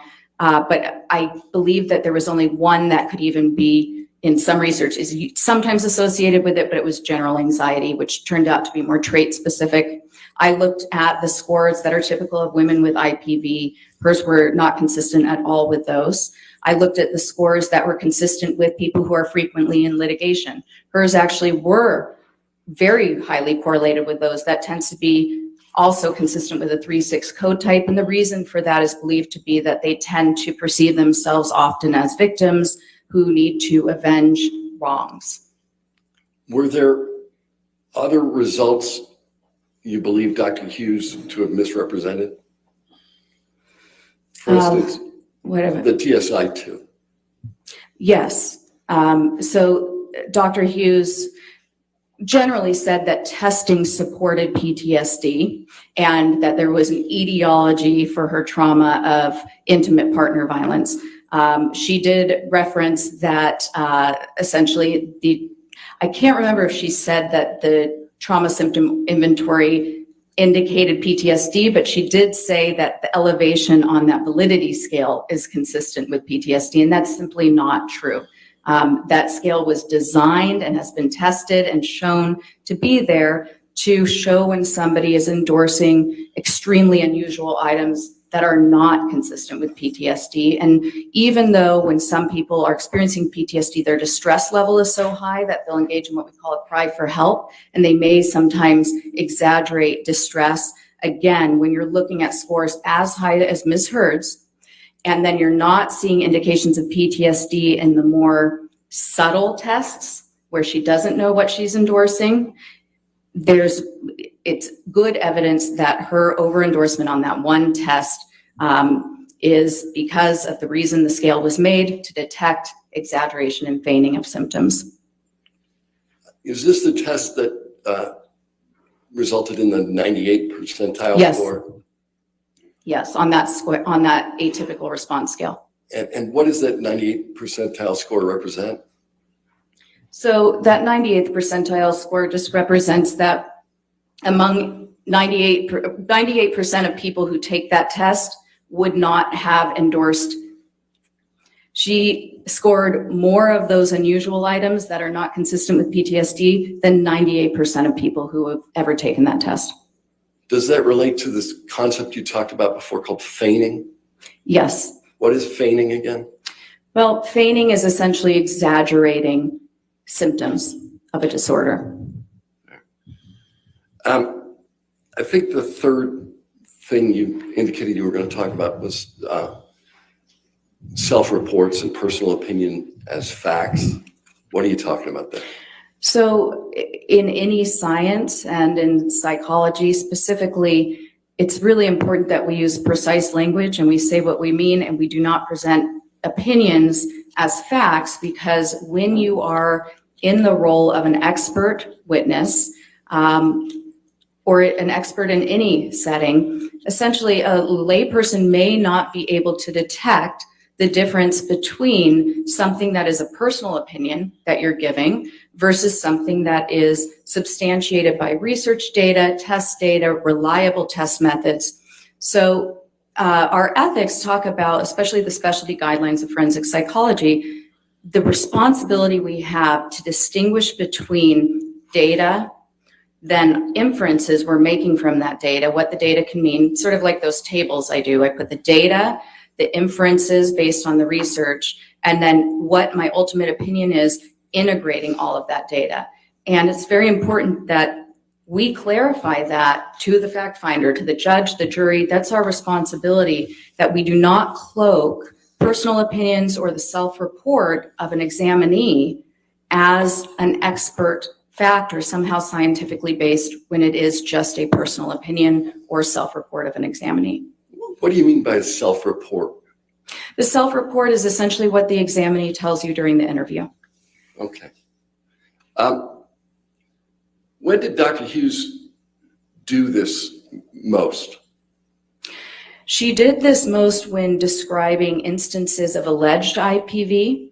And there's also an issue there because one of our ethics also discusses the importance of relevance and withholding, essentially constraining our testimony to the data and not including private information, personal information that unnecessarily compromises the dignity of any of the litigants. She provided a lot of what was Ms. Heard's report to her, the allegations of abuse, when describing Mr. Depp, who she had not examined, when describing Mr. Depp's behavior, his motivations. I believe she used the word obsessive jealousy quite a few times, talked about Ms. Heard being in a highly dangerous situation. These are simply things that we cannot detect based on testing and a psychological evaluation. We have to evaluate the person, we have to get consent, and we can only describe an individual, not whether or not IPV has occurred. And we certainly shouldn't go into explicit details about sexual encounters or other things that are highly prejudicial, shocking, and hard to forget. Dr. Hughes says that Ms. Heard has PTSD. Do you agree? I do not. Why not? The results of my multi-method comprehensive evaluation based on carefully selected, researched, relevant test instruments, based on comparing those instruments to Ms. Heard's self-report, observing Ms. Heard's behavior over 12 direct hours of assessment, reviewing copious notes from prior therapists, who indicated symptoms in their notes, reviewing the notes of Nurse Filati, previously Nurse Borum, who spent, I believe at one point, almost 2 months with Ms. Hurd daily, reviewing the notes of her treating providers, all of the legal documents and discovery. There was no evidence of PTSD. How is evidence of PTSD generally exhibited? So really the bottom line in a forensic psychological evaluation is a change in functioning. That's what we're looking for. Again, I said, we don't have a crystal ball. We're not wizards. We can't get into somebody's head. What we're looking for were there identifiable changes in the way the person engaged in their world. Were they able to keep a job? PTSD is an extremely disabling diagnosis. When a person has true PTSD, it is difficult for them to work. You'll see unemployment, job loss. It causes extreme levels of distress and impairment. There's divorce, there's isolation and estrangement from children, from family members, extreme alcohol abuse, often a string of sudden DUIs when the person never had any before. They become homebound, they can't go to the store. They're certainly not going to events.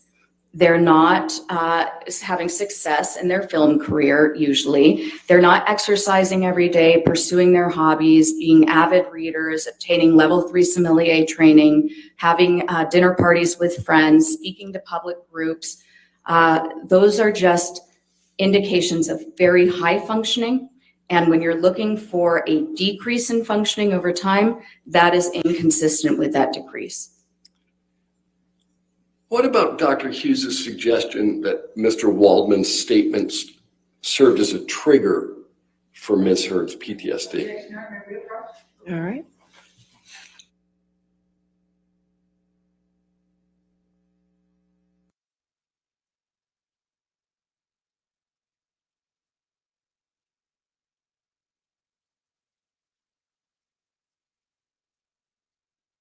Jen, I bite my tongue here, but we're not no mom mentality. She doesn't see our comments. We're not going attacking her in real life. We're just keeping some humor. We're silly. We like laughing. We're not harming her. She's not even gonna see my little group. We're not writing to her and coming to her real life, and she has no idea we're over here doing this. We're just a way that we are getting a little bit of, sticking up for Johnny, and it's funny. We just it's humor, let's be silly. Don't take life so seriously, jeez.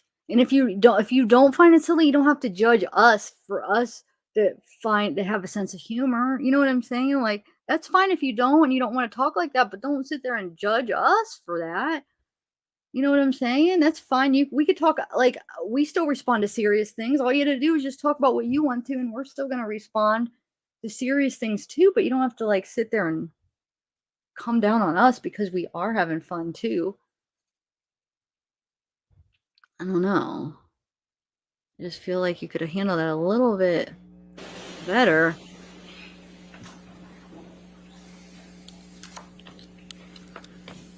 Dr. Hughes had suggested that perhaps Ms. Hurd's PTSD was somehow triggered. What's your view on that? I would say that it can't be triggered if PTSD isn't present. Thank you very much, Doctor. All right. Cross-examination.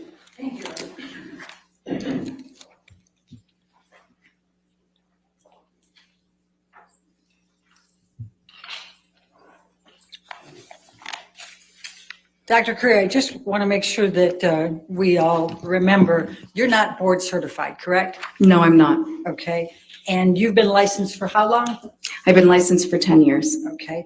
And you are being paid by Mr. Depp's legal team to be here, correct? Yes. How much have you charged so far? I actually don't know. Over 100,000? I truly don't know. I don't do my own books. Over 200,000? I don't know. Over 300,000? That would be way too much, but I do not know. Okay.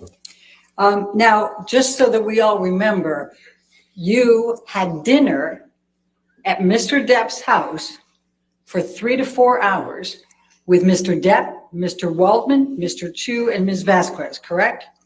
I was interviewed. I asked if there was anything I could eat because at about 3 hours I started to get hungry. Mr. Depp then offered to order takeout for the entire team. So you had dinner at Mr. Depp's home with Mr. Waldman, Mr. Chu, Ms. Vasquez, and Mr. Depp, correct? Yes, And you had drinks as well, correct? I actually don't know. I do remember that there were drinks. Do you recall testifying earlier that you did have a drink, a mule something? No, I remember testifying that there might have been a mule, a Moscow mule. Okay, thank you. We didn't have animals there as well, right? No animals. Okay, that's good to know. Mhm. And you talked about transparency. I just want to make sure you had several designations, expert designations and reports in this case, correct? Yes, And in not one of them did you disclose that you had dinner and drinks at Mr. Depp's house for 3 to 4 hours with Mr. Waldman, Mr. Chu, and Ms. Vasquez. Is that correct? Ms. Bredehoff, you're mischaracterizing what occurred. Dr. Curry, please answer the question. Not once did you disclose this in any of your I reports, did not correct? disclose that I was interviewed as that standard procedure. But it's true that you have never gone to a client's house to be interviewed for an expert witness position, correct? Yes, because I never had a client that was essentially homebound because of their celebrity status. All right. And you talked to Mr. Depp for 3 to 4 hours before taking on the role of assessing Ms. Heard and deciding whether she was suffering from any distress, correct? I did not talk to Mr. Depp. I was talking to his legal team and he was there to observe. He was present for the 3 to 4 Yes. hours. Oh, and are you saying now he just stayed silent and said nothing all day? I don't recall what he didn't or didn't do. I was answering questions. Okay. Now, your expertise here is limited to whether Amber Heard suffers from PTSD currently. Is that correct? Yes, I was tasked with conducting an evaluation to Okay. determine Dr. Ms. Curry, Heard's mental you know, we're all on status. very, very strict time limitations Okay. because we promised to get this case to the jury. So I'd really appreciate if you just answer my question rather than trying to go further, Sure. okay? Thank you very much. Now, after you had the dinner, you then provided a designation in February of 2021 in which you said, and this is long before you ever saw Amber Heard, correct? You said that Amber Heard, quote, exhibits patterns of behavior that are consistent with co-occurring cluster B personality disorder traits, especially borderline personality disorder, end of quote, correct? No, No, we went through this before. we did. But, and that was on the designation, was it not? I told you last time that I did not write that.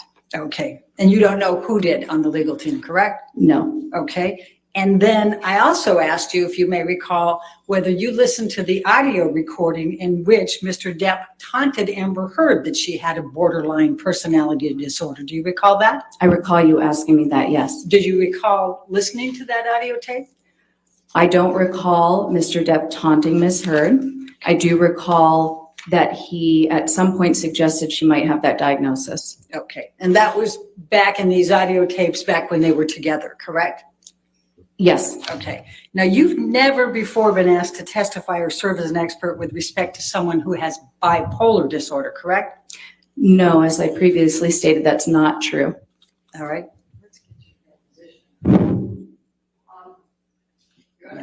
My extra copies were all distributed before. Does everybody have those? Not up here anymore. Okay.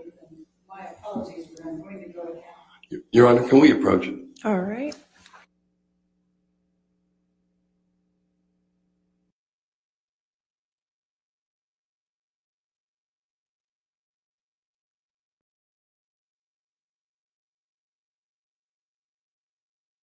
Jen, I'm not even talking. I don't know what you're talking about. We're not breaking any guidelines. We're joking about poop emojis. Like, there's way more serious threats about like that people do. Like, we're like just joking around, like almost like kid joking, like such innocent joking. that it's not dirt. It's like so innocent. It's so silly. Like a kid could be in here and it wouldn't be inappropriate. So I'm not sure what you're thinking like why you think we'd be monitored and we're doing anything dangerous. Like, it's okay. Like, just go to another group then, please. It's fine. No judgment. Like, we're just having fun here. Yes. Such innocent.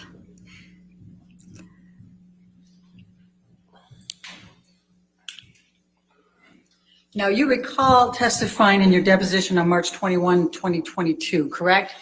Yes, And you were under oath at that time, correct? yes, And the question I just showed you on page 207, line 5, have you ever been asked to testify or serve as an expert with respect to whether someone has bipolar disorder? And your answer at that time was no, correct? yes, I had forgotten that case. Okay. And have you ever been asked to testify whether anyone has behavioral or characterological conduct that suggests they may be an IPV perpetrator? I can't, yeah, I may have. It's difficult. After about 250 cases, it's difficult to remember specifically. All right. And have you ever been qualified as an expert in the area of IPV? No, And have you ever been qualified to testify as an expert in domestic abuse or violence?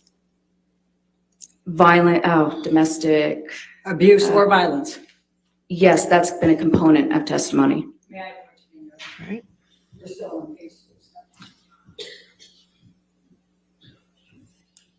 That's why we're bringing humor into it, Jen Jam, because it is serious. So we talk about serious stuff, but we also find humor too.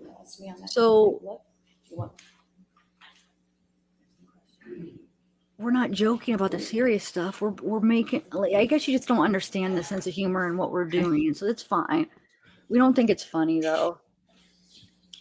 Like, we don't think the serious stuff. That's why we're trying to find humor. in Line it, 16 of page 207, have you ever been qualified as an expert in the area of IPV? Your answer on line 20 was no, under oath, correct? Then the next question, have you ever been qualified to testify as an expert in domestic abuse or violence?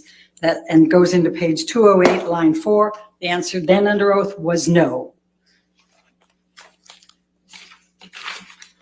Now, you would agree that the literature is quite clear that trauma-based symptoms such as PTSD or complex PTSD have symptoms that overlap with borderline personality disorder and histrionic personality disorder, yes? Yes, Okay. And you would agree that it's important to use valid and reliable measures for an accurate diagnosis, correct? absolutely. Okay. You chose, however, not to administer the structured clinical interview for DSM-5 personality disorders, the SCID. Is that correct? I did. Okay. And would you agree that that is a state-of-the-art structured clinical interview? Not for a forensic evaluation with a sophisticated examinee. But to determine if a personality disorder is present? You No, would use not it. in this setting. You don't agree with that? I do not. And you don't agree that that is the gold standard assessment for reliable, accurate psychiatric diagnosis? It's a good one, but for treatment settings especially. Okay. Now, did Ms. Hurd, you said you read all of the treatment records, right? Yes, Okay. Do you recall reading the treatment records for the psychologist Bonnie Jacobs, who saw Amber Heard over 5 years? I do. And did you see anything in Bonnie Jacobs' notes over 5 years in which she diagnosed Ms. Heard with borderline personality or histrionic personality disorder? No, Now, you also saw the notes of Dr. Connell Cohen, correct? Mhm. And you even attended his deposition, correct? yes, All right. And he saw Amber for roughly 2 years. He was part of the Dr. Kipper connection, Mhm. right? yes, Correct? Okay. And did you see anything in Dr. Cowan's notes? And did he say in his deposition that he diagnosed Amber Heard with borderline personality disorder or histrionic personality disorder? I saw the symptoms clearly delineated throughout his notes and in his deposition. He does not use diagnoses, so he would not have diagnosed her. He said specifically in his deposition he did not diagnose her with that, correct? Yes, and he also specifically stated that he does not use diagnoses. All right. And you also have seen Dr. Amy Banks, the psychiatrist, her deposition, correct? Yes. And did Dr. Not her Anderson, deposition. I reviewed her notes in the transcript. all right, did Dr. Anderson diagnose Ms. Heard with borderline personality disorder or histrionic personality disorder? I don't believe she provided any diagnosis since she was a couples therapist. All right. Now, you've said quite a bit about Don Hughes, but do you remember how many years of experience Don Hughes has in IPV and domestic abuse and violence? I know it's quite a bit. Extensive, and she is board certified, correct? Yes, she is. All right, and she spent 29 hours of examination with Amber Heard, did she not? Yes, mostly Okay. interviewing. All right, and she interviewed her therapists, Bonnie Jacobs and Conan Cowell, correct? Yes, And she also interviewed Amber's late mother. yes, Okay, and she administered 12 different tests over the period of that time, correct? well, as I said, the majority of those were checklists, which are inappropriate for the forensic setting. I understand that's what you say, but she administered 12 different tests, correct? If you want to qualify them as tests, sure. Okay. And so you disregard, no, I'm not even going to say that. Okay. Let's go to the CAPS-5 and PTSD. Now, you assessed Ms. Heard's traumas in her life, correct? Yes, I did Okay. give her an instrument to assess for any trauma exposure throughout the entire lifespan. Yes, it's fine. And you wrote that Ms. Heard's exposure to a traumatic event, namely one of the sexual assaults by Mr. Depp, more than satisfied this requirement. Did you not write that in your notes? That is not what I wrote in my notes. Do you have my notes? So we And can you look at that? administered a structured clinical interview based on that trauma, correct? Not exactly. It's not quite right. Okay. Now, Dr. Hughes administered a full intimate partner violence assessment, correct? That's not a psychological assessment. We can't assess for intimate partner violence. That's an event. Dr. Hughes administered a full intimate partner violence assessment, She correct? stated that, and that's actually something I'm rebutting today. Okay, and you reviewed her psychological testing? I sure did, yes. Okay, and are you aware that in September 2019, Ms. Heard had a trauma-based symptom on many of those valid tests? Can you be a little bit more specific? Many of those valid tests, which tests are you talking Do about? you have a recollection of that, September 2019? She administered all of her testing in September 2019, so I'm not sure which one, except for the CAPS-5, which was 10 days after mine in 2021. Now, Dr. Hughes clinically evaluated those symptoms and established that Ms. Heard does have PTSD from the totality of the intimate partner violence by Mr. Depp, correct? That's what she stated, yes. Okay. Now, Dr. Anderson's clinical notes that said Amber had come to... Objection, hearsay. I haven't even asked the question yet, Your Honor. Are you going to read her notes? Well, no, actually, I wasn't going to read her notes. I was Okay. going to ask a particular question. Okay. You talked about danger. Do you recall that in your testimony? Yes, All right. Now, if a patient comes to you as a couples therapist Mhm. with two black eyes, would you assess that there may be a potential danger there? sure. Okay. Did you read Dr. Anderson's notes? I believe I did. Now, you administered the Minnesota Multiphasic Personality Inventory 2, the MMPI-2. Do you recall that? Yes. And you used that to determine whether Amber had PTSD, right? Not by itself, but it was a part of the data. Okay. And in the 60 to 70 T-score range for that test, which, quote, deliberate attempts to mislead are uncommon, end quote. Isn't that correct? Sorry, could you repeat that? In the T-score section of that, for which assesses deliberate attempts to mislead. Do you recall? She scored a 60 on that test, correct? So there are multiple T-scores for each scale, so I'm not sure which scale you're talking about. Okay. Well, we can deal with that later. So you would agree that you need to follow ethics and best practices in forensic psychology, correct? Yes, Okay. And the two primary sources are the American Psychological Association Ethical Principles and Professional Code of Conduct, right? Mhm. And the American Psychological Association's Specialty Guidelines for Forensic Psychology, correct? yes, And Specialty Guidelines 1.02 states that forensic practitioners, quote, strive for accuracy, impartiality, fairness, and independence, correct? Yes, Okay. And Specialty Guidelines 1.03 states that you have to avoid a conflict of interest, correct? yes. Now, in addition to not listing the 4 hours you spent with Mr. Depp, Mr. Waldman, Mr. Chu, and Ms. Vasquez, you also did not list that you spent an hour with Dr. Shaw, correct? That's incorrect. You say that the designation said that you spent During an my hour- deposition, I also clarified this. I didn't spend an hour with Dr. Shaw. There was an introduction with the attorneys present on Zoom. My time on that call was less than 30 minutes. Okay. But you still didn't disclose it, did you, in your reports? No, Okay. Now, you have not been asked to testify about Ms. Heard's behavior in the context of her relationship with Mr. Depp. Is that correct?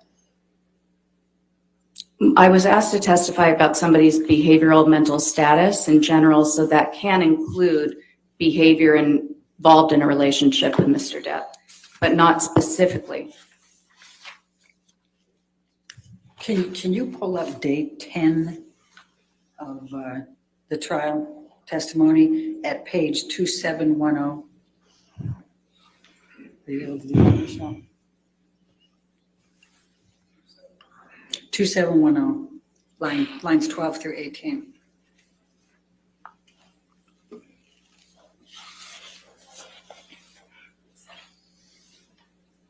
May we approach?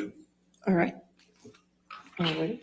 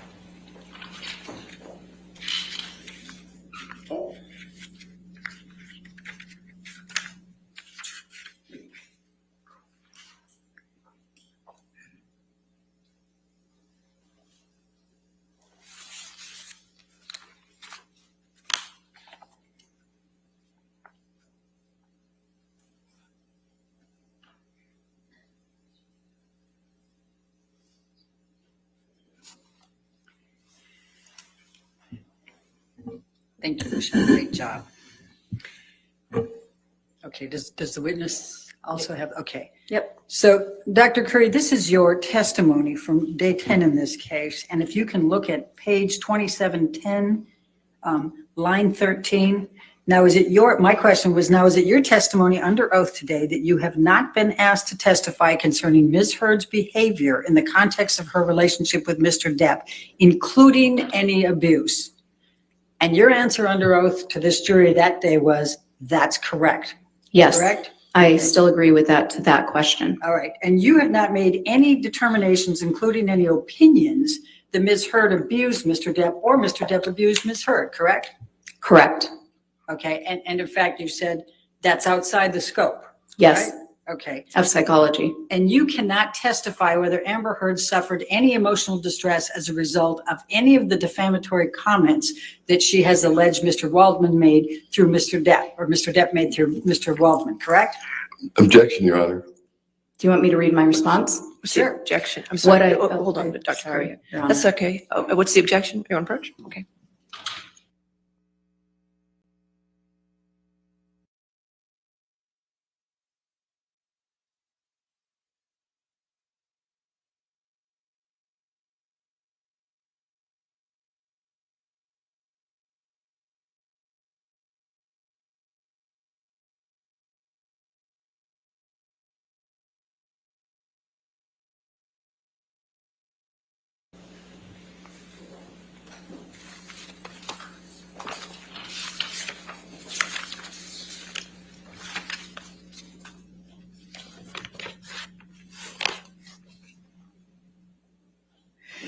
Now, you have not rendered any opinion as to whether Amber Heard exhibits patterns of behavior that would suggest her allegations of abuse against Mr. Depp are false. Would you agree?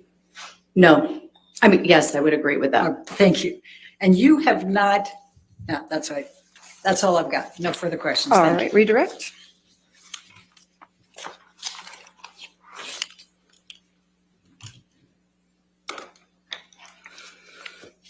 You were asked about the skid. Yes. What's that? It's a structured clinical interview. It's for rendering a diagnosis. It's best for treatment because you're asking direct questions of the examinee and about symptoms. So if you have an examinee who has a tendency to minimize, you're not going to get much information. Why didn't you use it? Because, well, first of all, I had a limited amount of time for my evaluation, and I had already had to use, just to complete the interview was extremely time consuming. And I had to even restructure it into handouts so that I could keep Ms. Heard on track.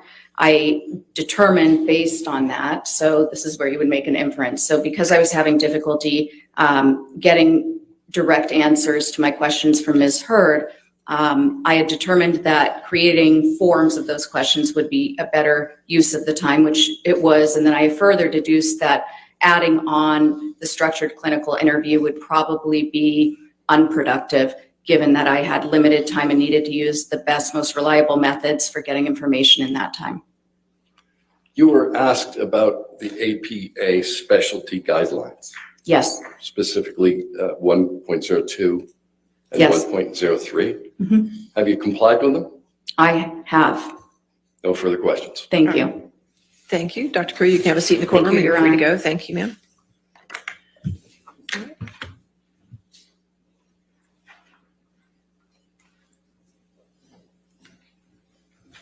All right. Ladies and gentlemen, let's go ahead and take our morning recess for 15 minutes. Do not discuss the case and do not do any outside research, okay?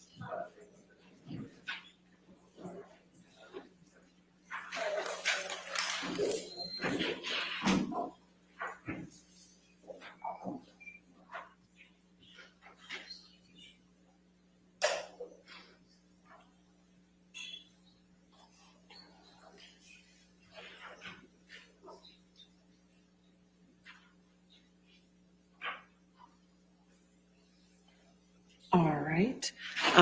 Just for planning purposes, Sammy asked Mr. Tobin to be here as early as noon, just in case with the fluid of the trial. I'm not sure what time we can get to that motion, so. That's fine. Okay, just to let you know. They need to work on that. They're going to find out who the next witness is. So let's go ahead and take a recess until 10:55, okay? All right, thank you. Thank you.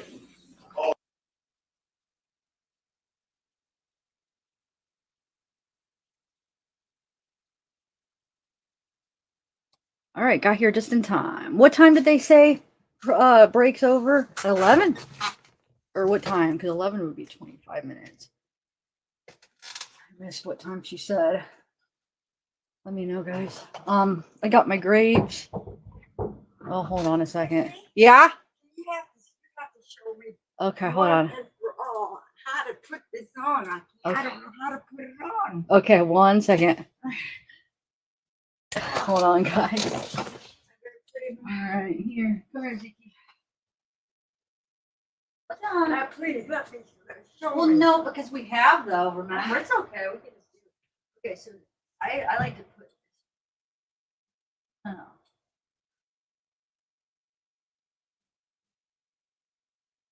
That's what I mean. I don't know how to do it. I think this way's better. Okay.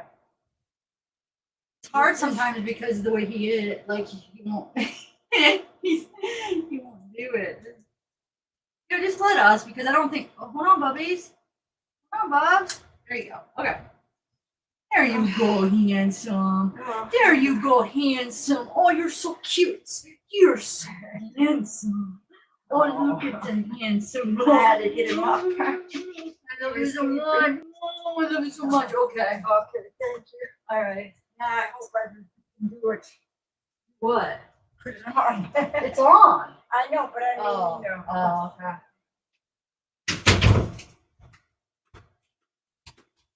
All right, guys, sorry. I got my grapes, my black grapes that I wanted. I never did eat. Well, I ate some yesterday, but when I went back down, I never got them. Okay. Okay, let me see what you guys said, because I do have some videos planned to watch. I actually edited some we could watch. 10:55. Okay. So I have that Courtney Love one where she makes a comment, and then I have an article where she kind of takes it back. So we could either watch that, we'll save the Jack Sparrow 10-minute one for lunch, and then I have, hold on, what else do I have? I have like 3 or 4 more. I have a couple Camille videos, just like edited when she was walking outside.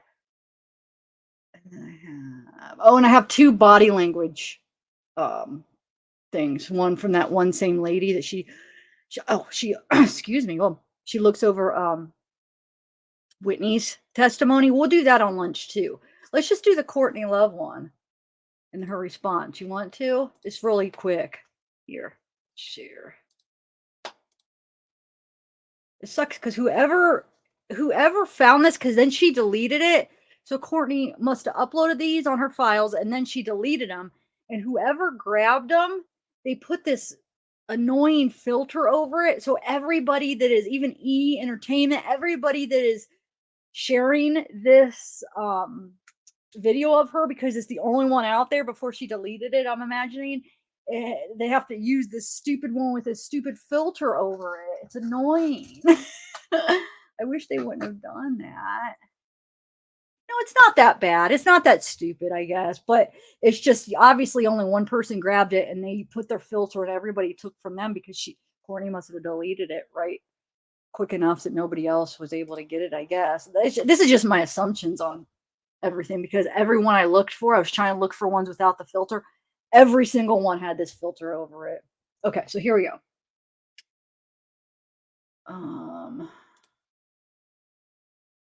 Like backgrounds are one thing, you could crop them out, but when the filter is laying over top of the video, like it's ruined. I mean, you can't take that off of it, you know?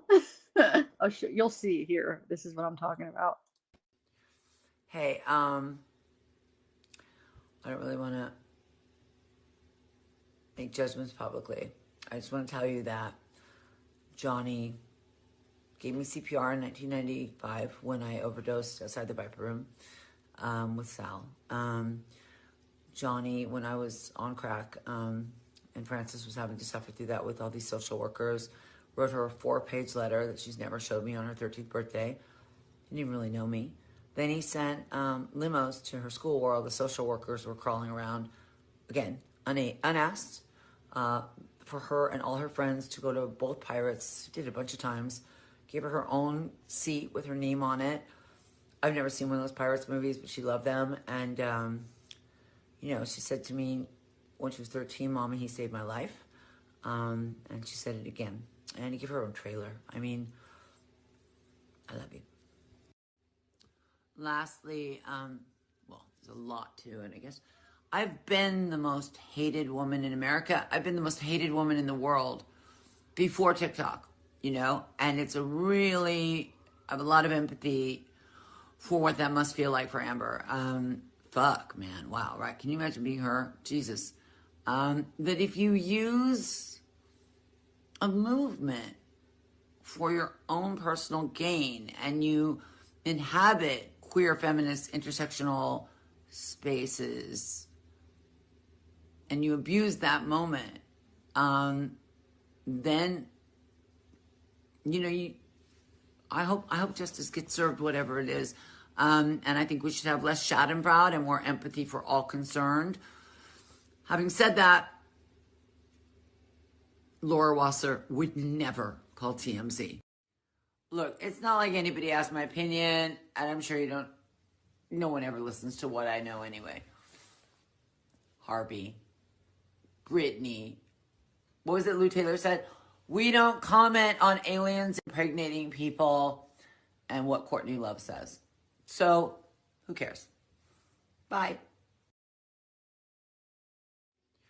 beginning Okay, again because I missed something. Hold on. I don't really want I won't to listen to all of it. I just want to see something. make judgments publicly. I just want to tell you that Johnny gave me CPR in 1995 when I overdosed outside the Viper Room with Sal. Johnny, when I was on crack, and Frances was having to suffer through that with all these social workers, wrote her a 4-page letter that she's never showed me on her 13th birthday. Didn't even really know me. Then he sent limos to her school where all the social workers were crawling around, again, unasked, for her and all her friends to go to both Pirates. Did it a bunch of times. Gave her her own seat with her name on it. I've never seen one of those Pirates movies, but she loved them. And, she said to me when she was 13, Mommy, he saved my life. And she said it again. And he gave her own trailer. I mean, I love you. Lastly, there's a lot to it, I guess. I've been the most hated woman in America. I've been the most hated woman in the world before TikTok, and I have a lot of empathy for what that must feel like for Amber. Fuck, man. Wow, right? Can you imagine being her? Jesus. That if you use a movement for your own personal gain and you inhabit queer, feminist, intersectional spaces and you abuse that moment, then, I hope justice gets served, whatever it is.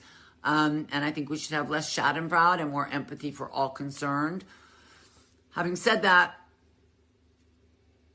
Laura Wasser would never call TMZ. Look, it's not like anybody asked my opinion, and I'm sure no one ever listens to what I know anyway. Harvey, Brittany, what was it Lou Taylor said? We don't comment on aliens impregnating people and what Courtney Love says.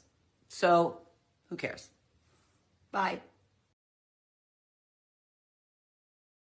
Now, don't get me wrong, because I'm not a fan of Courtney Love. Just gotta say it. I think she's a very manipulative, shady person. I'm sorry. I hope she doesn't come at me. I just think she's a horrible person, actually.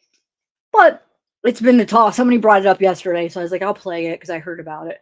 So I think it shows more about Johnny than her, obviously, that Johnny took the time. He just gave her CPR, and he looked out for Kurt's, daughter. Like you said, Angela, or I think Angela said it, or Emily said it. It probably wasn't about Courtney. It was about looking, I don't know if he was friends with Kurt, was he? I'm not sure. Or just looking out for a kid that's going to be growing up in a horrible situation. You know what I'm saying? And then he feels bad for him, just looking out for Frances just because of that. But she's very manipulative. I've done a lot of research on her and watched a lot of interviews. And then, of course, the whole Kurt thing. And she's just, I don't know. I'm not a big fan. But anyway, so that's that. But she then writes it. Hold on. Then there's an article. So this gets posted, right? Supposedly not. She didn't want it to get shared all over because I think it went on TikTok and whatever. So she takes it down and then she responds about it being shared. So that's what here. I'll get the article up. I had a bunch of good articles earlier and then I was like, I'm just going to find them again. I just found them in 1 second. So I didn't save which one. Let's see. You guys want to do insider, people, which article? They're all probably going to about say the same thing, just in, them quoting her is going to be all the same, but they're just going to add their own little, we'll just do insider, but it's on a bunch of different ones for response. Okay. So let me share my screen. 1 second, guys. 1 second. Don't worry, I got Law&Crime. I am watching it, so we are not going to miss it. Okay. So, here we go. So, Courtney deletes video praising Johnny Depp for saving her from a 1995 overdose and suggesting Amber Heard was using a movement for her personal gain. It says Courtney Love posted and deleted a video about Johnny Depp saving her from a 95 overdose, in which she also appeared to suggest that Depp's ex-wife Amber was using the movement for her own personal gain. The thing is that's true. I wish she didn't take it back. Finally, something that made sense. Like she actually had something important to say, and it is true. And then she takes that back in a way. Go figure. Like, yeah. Like, that just shows who she is. Like, you actually say something good and then you take it back. Ugh. Anyway, so amid the formal couple's defamation trial, Love issued what appeared to be a follow-up post on Saturday on Instagram. While the actor and whole singer didn't name Depp or Heard in any new post, she expressed regret for expressing thoughts online. Where's the regrets for expressing some of your crappy thoughts all over media in the past? Like, you know what I'm saying? All the horrible things that she said. Like, why didn't she ever take those back? This was actually a good thing, and she's apologized. I'm sorry. You know what I'm saying, though?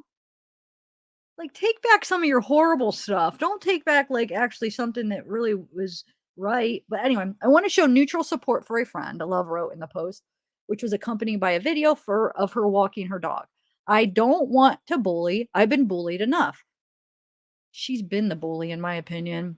I did not want to express my own bias, internalized misogyny.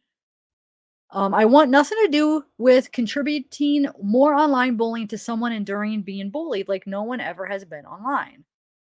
But I don't see, like, I thought she said that in a really good way, what she said. It didn't seem like it was bullying at all. Like, she actually said it in a good way. Like, think about some of the stuff she has said in interviews where it really was like bullying.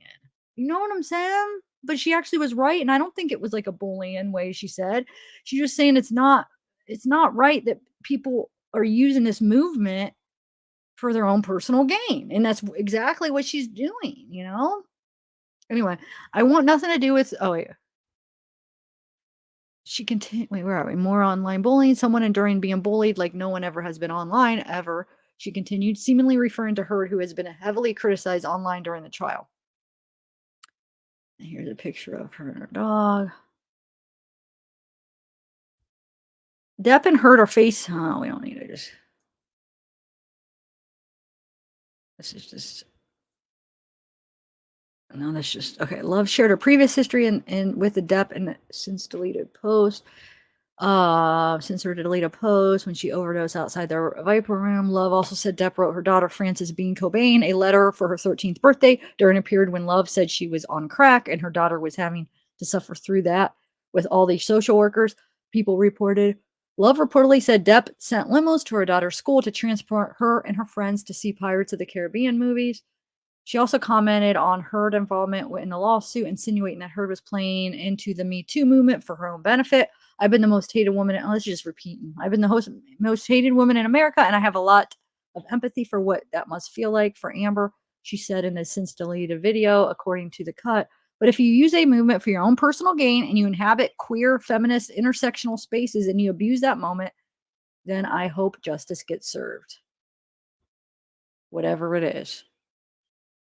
Because I feel like that was said very well because she's not really accusing her, but she's saying, if you're using it, I hope justice is served. You know, I think that's a really smart way to say it, where you're not really necessarily accusing, but you're like saying that, you know what I'm saying? I think that was a really well way to say it without pointing the finger, just saying, I hope justice gets served, whatever it is. So she shouldn't have taken that back. And the follow-up post Saturday, Love said she certainly didn't always do the right thing and was wrong. The only important takeaway of what was posted is that I expressed that we should all stop having fun with skating fraud, she wrote. Did I say that right? If I hurt anyone, please accept my amends, Love said. No, I mean, I think you said it well. It wasn't even an accusation. It was almost like you said justice, whatever that is, you know? Anyway, so that's that. Sorry, I keep repeating myself. All right, so, and then, find my screen. And then I got my grapes, my black grapes that I'm eating way too fast. They're so good. They're so refreshing. Like, I just want to keep eating them. All right, so that's that. That's about all time we have for that, for any videos. So we'll watch some more during hold on, let me share this real quick during the next break. All right. Oh yeah, guys, sure. Hey, Ashley, are you here? Let's share my funny poop.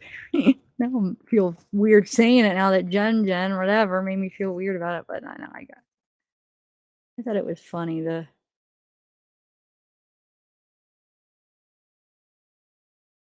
Um,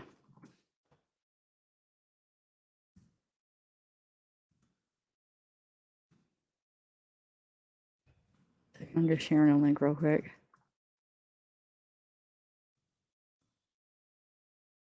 I think this is the right link for the video. Yeah, it should be. Or wait, did I share two? Wait. That might be the other. Hold on a second. That might be that other video. My other video I did. No, that's the right one. Okay. Okay. And then I have the other one linked up, right? The one, yes, the Camille merch. And I'm working on I was going to work on the merch when there was a boring witness, but there hasn't been a boring witness yet. So whenever there is, I'll try to, I want to freeze grapes. I keep forgetting. I love frozen grapes, Michelle. I do. Those will be so good froze. If there's a boring witness, which I don't know if there will be today, I want to try to work on the font pick a font out for the Johnny merch. Antisocial butterfly. Wait, weren't you here earlier though? I thought you were here. You missed Dr. Curry, Kate Moss. And that was it, right? Yeah, it was. They only had, because they called Kate first and then Dr. Curry. That's all they have had so far. And they're supposed to be calling Johnny. They're supposed to be calling that flight attendant today. So this is gonna be good. Are they even gonna have anything left for tomorrow? Oh, closing arguments gonna be tomorrow? That might be all that tomorrow is then, right? Because they don't have that many hours left and the witnesses, I don't know. And they might even be able to fit that in today. I guess we'll see what they say. Because closing arguments, what are going to be? Oh, here we go. Are we ready for the jury? No, Your Honor, we do have a issue we'd like to raise. Okay, sure. I wonder. I guess we'll see. Because they probably could fit it all in today. But maybe they won't rush it. I don't know, though. Never mind. We saw how long they could go on one freaking witness. Like that one lady that one day that went on. And so, yeah, they probably will have closing arguments tomorrow, I'm guessing. But it might be a short day tomorrow, guys. They might start later or end early. I don't know how they'll do it. But Dr. Curry did awesome. Oh, there's Whitney. Oh, she's doing her hair. Did you see her? She came in and went like in one of those photo shoots or something where they're modeling. I don't know why that reminded me when she did that. You guys rewind it and see. Because you know how sometimes you'll see something that you're the first time on a video and then you go back and watch it and it's a little bit different than how you perceived it the first time. So I don't know. Kate, it was really quick to the point about the stairs. She basically said, remember, because it was the whole thing that Amber said, she thought that Johnny pushed Kate down the stairs.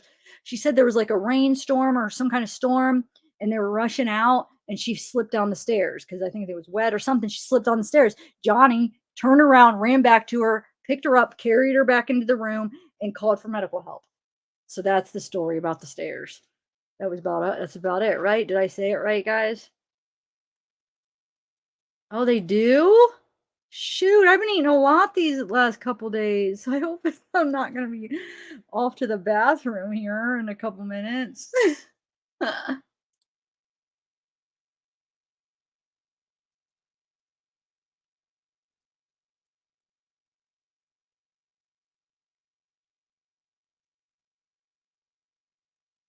Oh, Whitney was there before.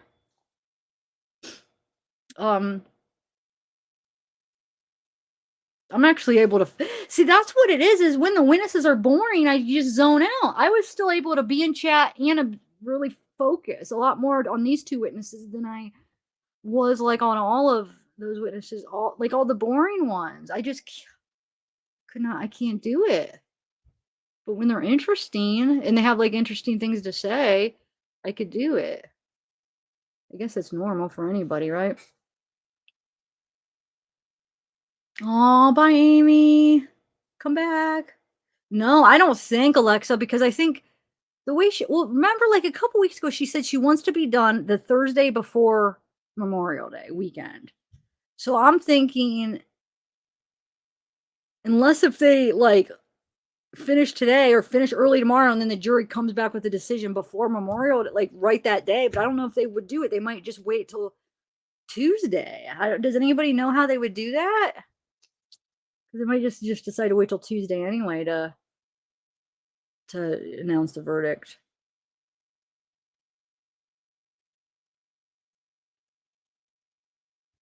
I know Elaine does. That's the thing. Like, as much as I hate her, she's hilarious because she's so ridiculous. I can't believe the main thing that she's trying to argue was that stupid dinner thing. You know, I know there was other things after, but like, why even go into that? They already heard what you thought, what you think about the dinner. Like, why do you have to repeat that argument? It's already in their memories that you're viewing it like she had dinner and you're trying to say, oh, he wined and dined you and you're basically a paid employee and you're going to say what he wants you to say. You know what I'm saying? Like, we hear this is how you're perceiving it. This is how you're trying to feed the jury that crap. They already decided if they're going to believe it or not. You don't have to why do that again? It made them look weak, like they don't have anything else, but to rehash the same crap when it's really just a he said, I mean, it's just really how you're going to perceive it. She's going to say the same thing. No, it wasn't that. And they're going to say, yes, drinks. No, it was more like, like how she described it. It was just such a waste of time. It was pathetic. Oh, okay, Linda, good. I know.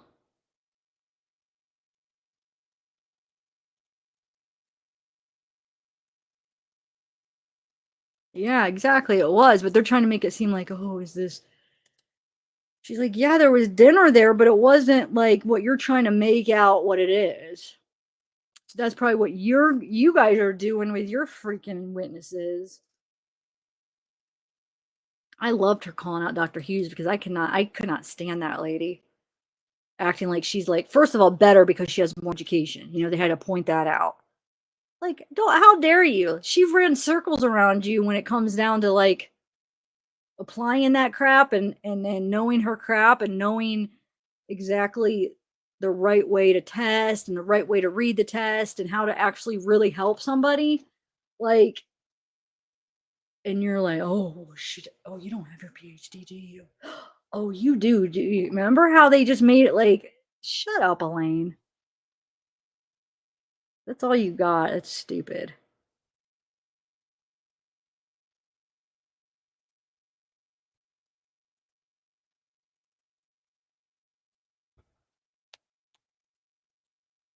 What's Johnny drawing? So, okay, so for lunch I have maybe I have 2 videos of the like one lady that I played that compilation before. I have her doing Whitney, and then I have some other lady that I found. There's a piece of like hair hanging from the I have another one that I found of some lady I don't know. I never heard of her. It was just she was like on a news channel doing and I didn't even watch it yet. I was like, I'll just watch it with you guys. I just found it.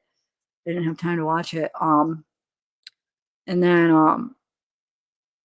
I love Behavior Panel, but theirs are so long that it's not enough time to sit there and go through one of theirs. We tried it and you got to get interrupted and then it's just you can't focus because it's like you can watch a little bit of it and then you stop it and it was too hard to do theirs during breaks. So these ones are like shorter. And then like I said, I had that Jack Sparrow hospital one. It looks so cute. I haven't even really watched all that. That could be like on our second break. We could watch it because that's like 9 minutes long. Anyway. I know. I loved how she wasn't intimidated at all. I loved it. How she went up there all confident, like, psst, you're wrong, like confident in what her knowledge and what she knows. You know? Man, there must be a lot of disagreements. They're having issues about who and what they're allowed to say.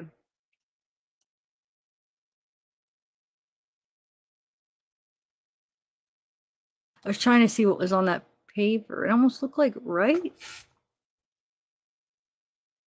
Trying to see if there's lines on it, or is it like doodles, or is it like writing stuff? I'm sure he's just doodling on it regardless.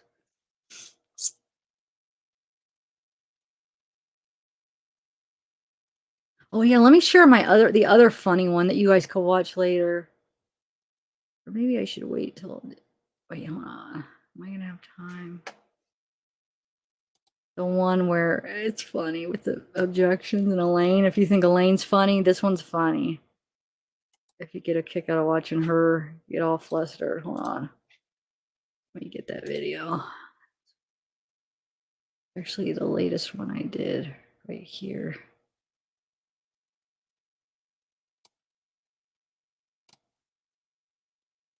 Right here.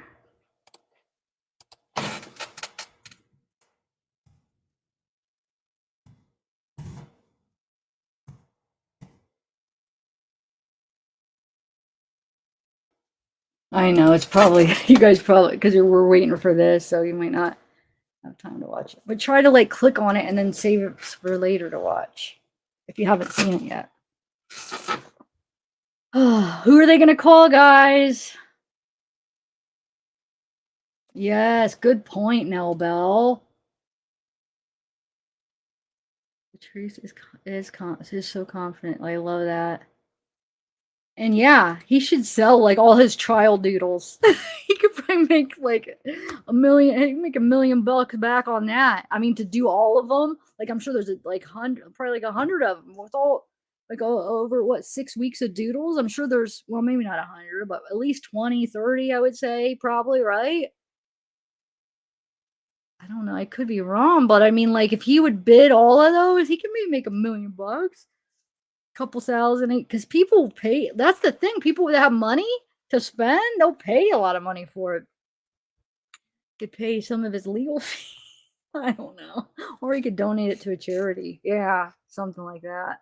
I was just thinking because he lost, how he's losing a lot of money from this, that it could make up for it. But yeah, he probably would be the type that maybe would just donate it.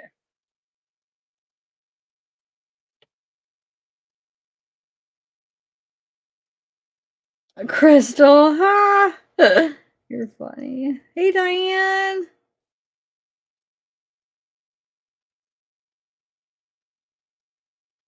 I don't know, Vicious.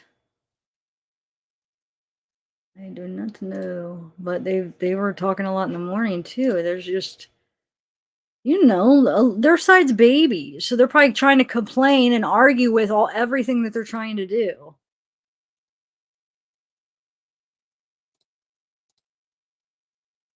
Oh, look, I got a copyright claim on yesterday's live. What's that all about? Let me see. It's bull crap. Oh my God, for less than a minute. I hate, ugh. Let me see what it is. It's ridiculous.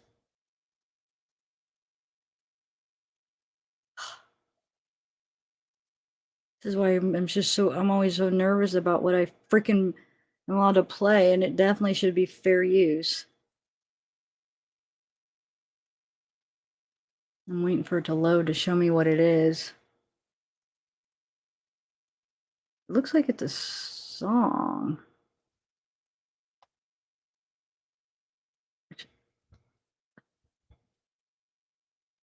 Wait a minute. That don't make sense.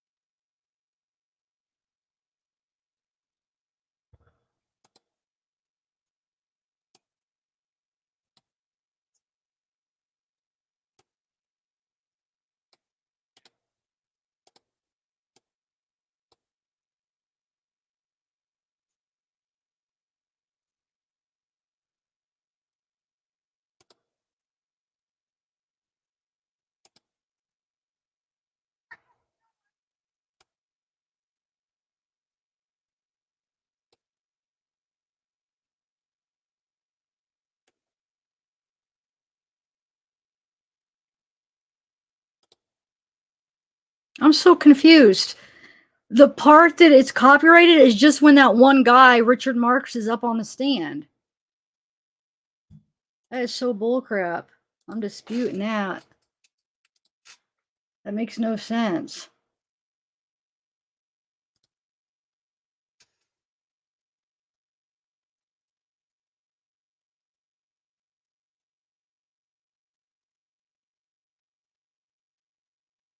Hold on a second.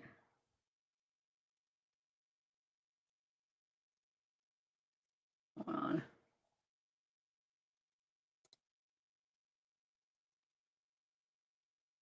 Sorry, guys. I'm just trying to take care of this right now.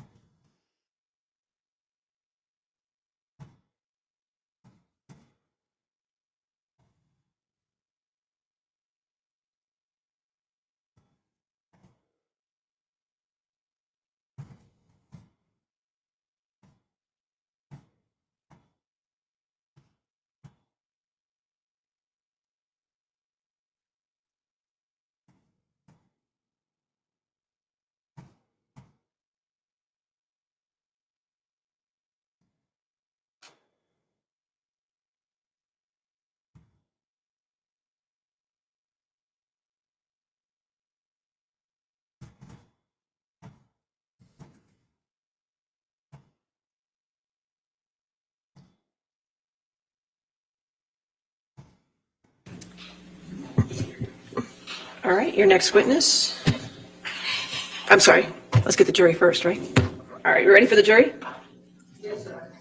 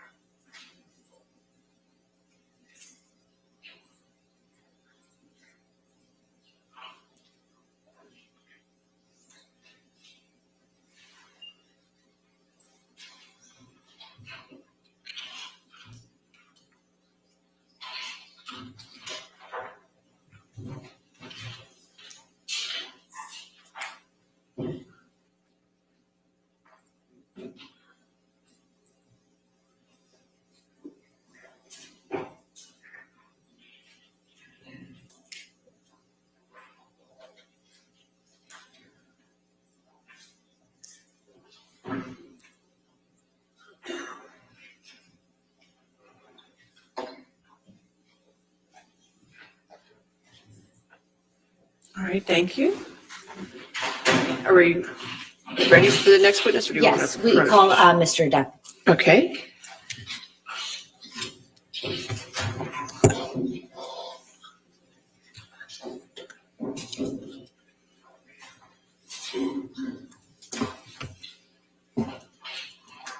All right. So just a reminder, you're still under oath, okay? Yes, ma'am. All right, thank you, sir.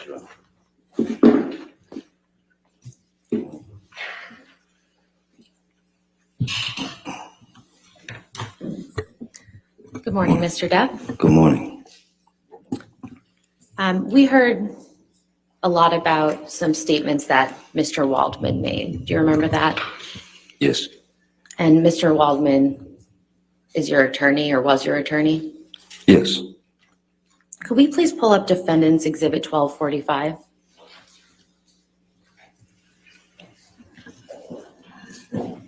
And this is already in evidence, so permission to please publish.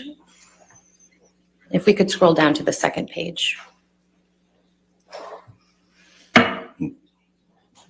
Mr. Depp, do you see the statement here attributed to Mr. Waldman? Yes, I do. When's the first time that you saw this statement? All right.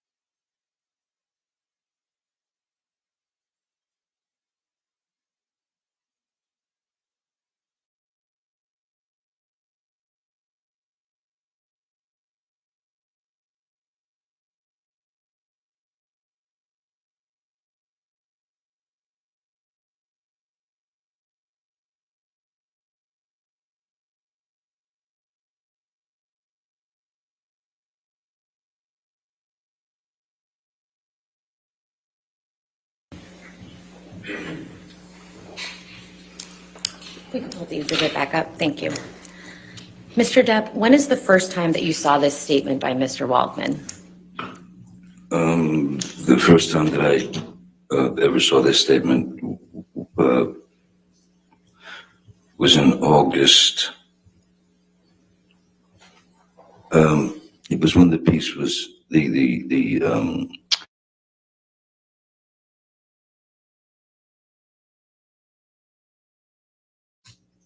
This is the first time that I saw any of these statements. Can we please pull up Defendant's Exhibit 1246? This is also already in evidence. All right. Thank you. If we could scroll down to the second page, or the third perhaps. Thank you. Mr. Depp, do you see this statement that's attributed to Mr. Waldman here? I do. And when is the first time that you saw these statements?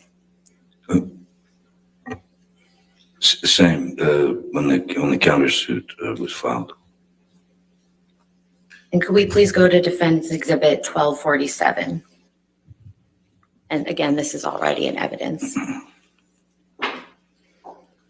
if we could scroll down, please. Thank you.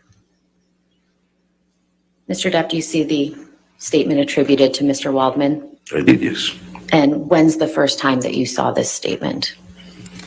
This is the same. It's the counterclaim to August 2020. After you saw these statements for the first time, did you form an understanding as to where they appeared? I didn't, as to where they had appeared, these statements. In what publication? No, off the bat, I didn't know exactly.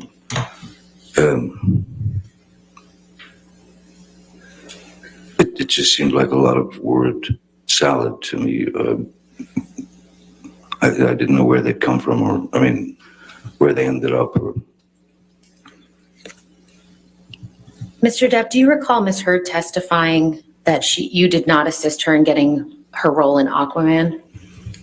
Yes, I do. Yes. And what is your response to that?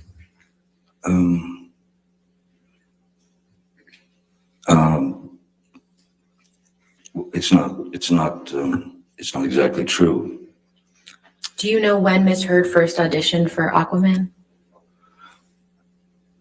Strangely, I know the date. Yes, I do know the date, because I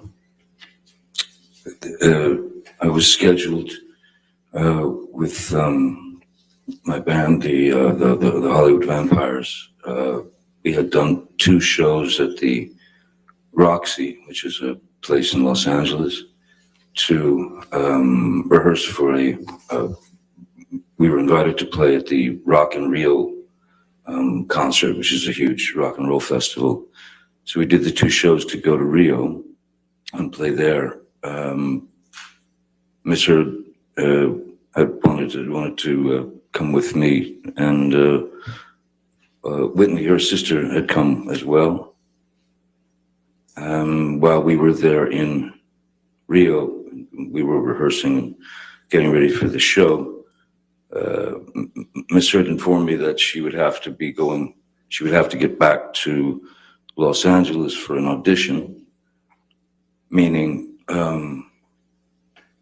it's basically after our 2-hour show or whatever, we would have to get on the plane immediately to make it back to Los Angeles for this audition. And that audition was at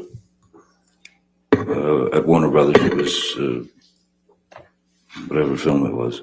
And when were you performing at the Rock in Rio? Oh, sorry. Yeah, that was I believe it was the 24th of September.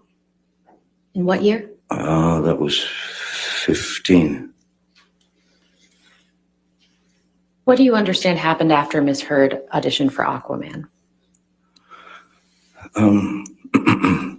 After Ms. Heard's audition, or possibly auditions for Warner Brothers and I suppose the creative team, Ms. Heard had expressed to me that the film was going to be, Warner Brothers had said that the film was going to be shooting in Australia.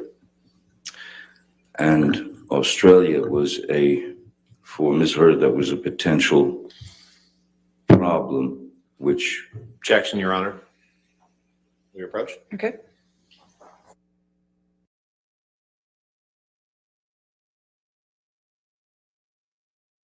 It sucks that they're so afraid of some of the truth coming out that they have to stop every single thing. This is ridiculous. Just let them talk. Let them talk, man.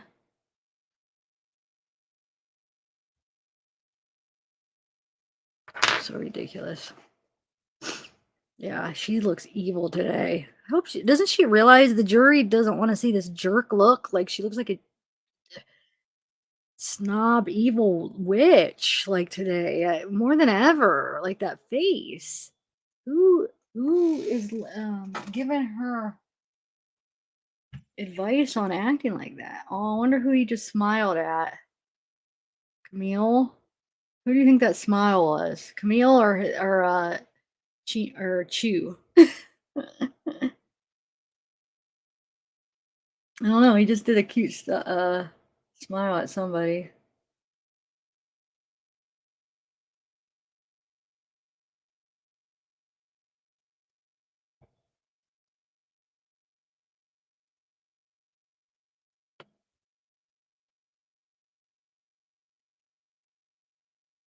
I guarantee she talks crap about Elaine. She probably goes home to her friends, makes fun of Elaine, and then she's acting like she's all like, oh, but best friends and nice to her.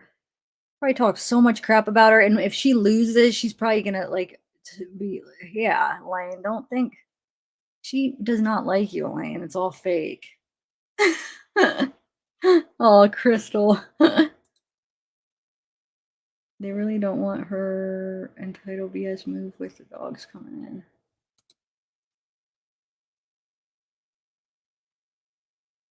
Hey, Monolin! Wow, did you just get here? I was just reading your comment, but I just saw who it was. Hey! And hey, Jackie Swan. Yes, I guess that's true. She can't help it. Delene!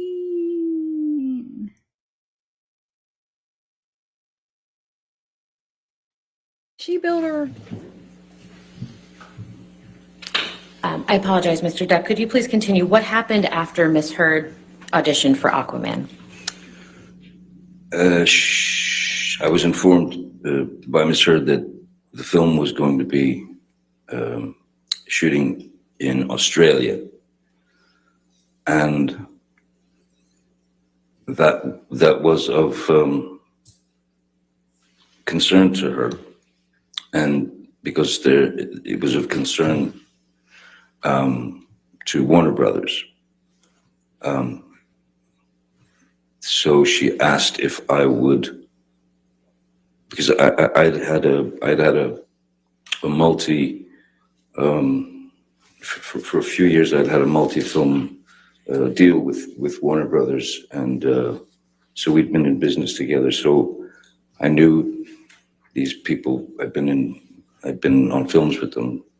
So she asked me if I would speak to them. I made a phone call and I spoke to. Objection, hearsay, Your Honor. I don't believe he said anything. I think he was going to say who he spoke to. All right, we'll see. Overruled at this point. I spoke to the three upper echelon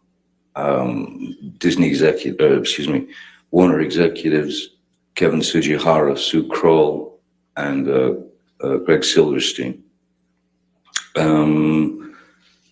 And I told them that. Objection, Your Honor, hearsay. All right, I'll sustain the objection. Next question. What was the result of you speaking with those individuals?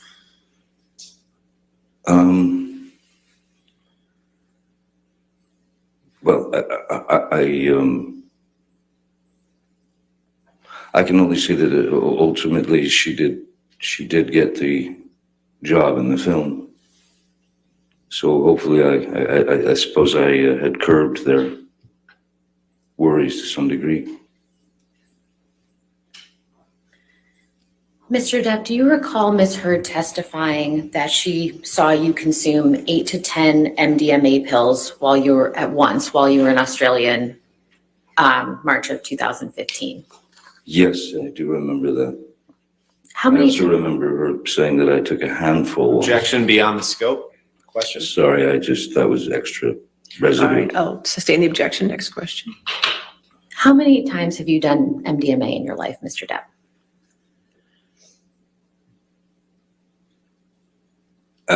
Actually, not that many times. I would say in my lifetime, maybe in my lifetime, MDMA 6, 7, maybe.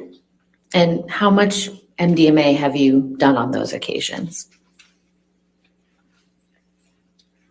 Not enough to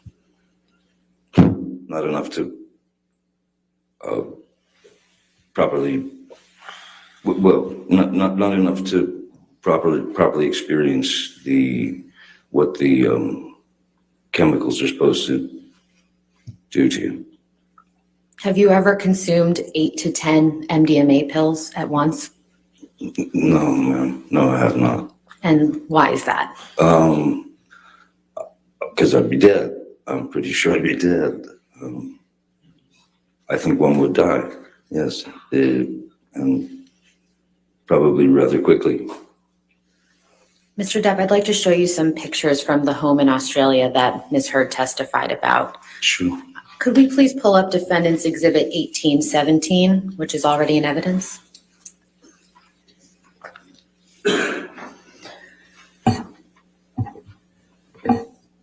Mr. Depp, do you recognize what's depicted in this photograph? Yes, I do. That's the downstairs bar of the house we rented in Australia. And can you please show the jury where you were sitting when Ms. Heard threw the 2 vodka bottles at you?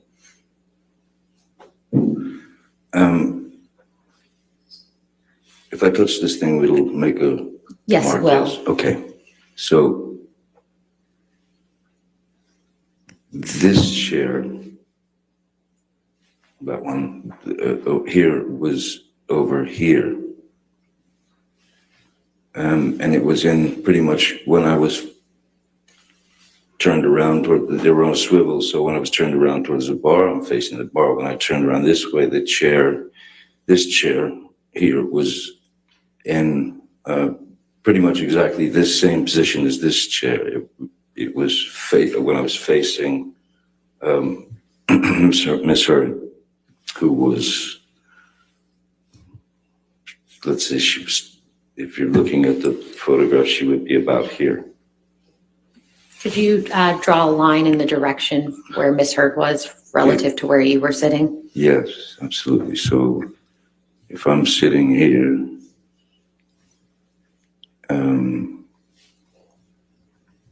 she was over here, like back here.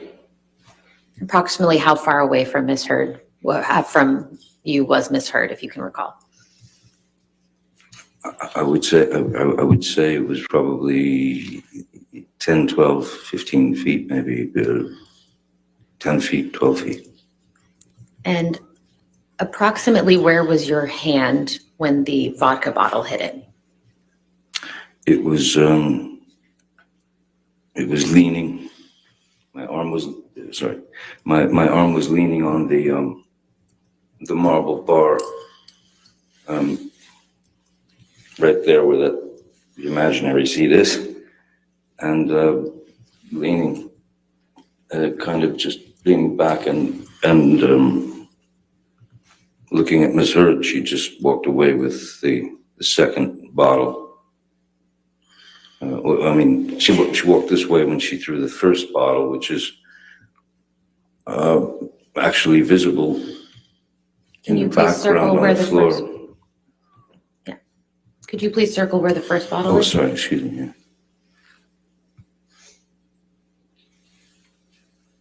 Yeah.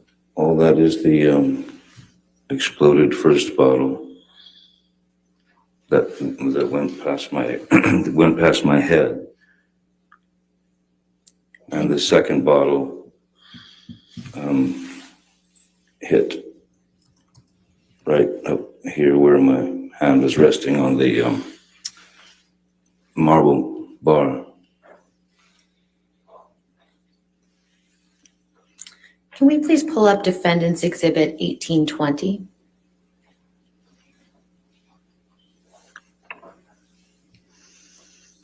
Mr. Depp, do you recognize what's depicted in this photograph? This is behind that very bar.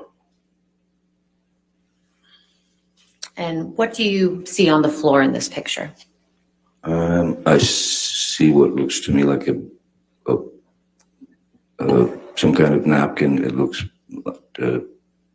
sullied, soiled, blood, I don't know. And I see glass in the corner, blood obviously on the floor, and a towel leaning up on some something. Do you know how that bloody tissue got on the floor?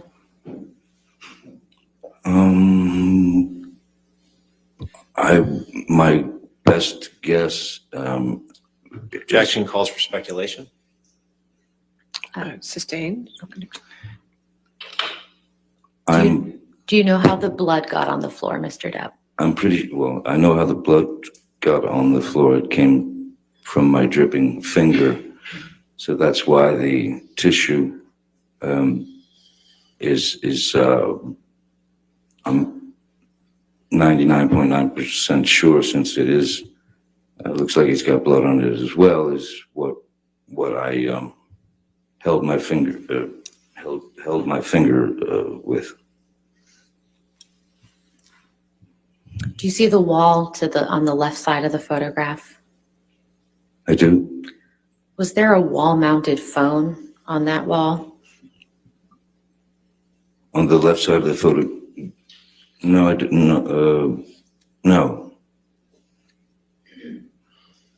Not that I recall, no. Could we please pull up Defendant's Exhibit 394, which is already in evidence? Yes, ma'am. Mr. Depp, do you recognize this text message? I do. And what is this message?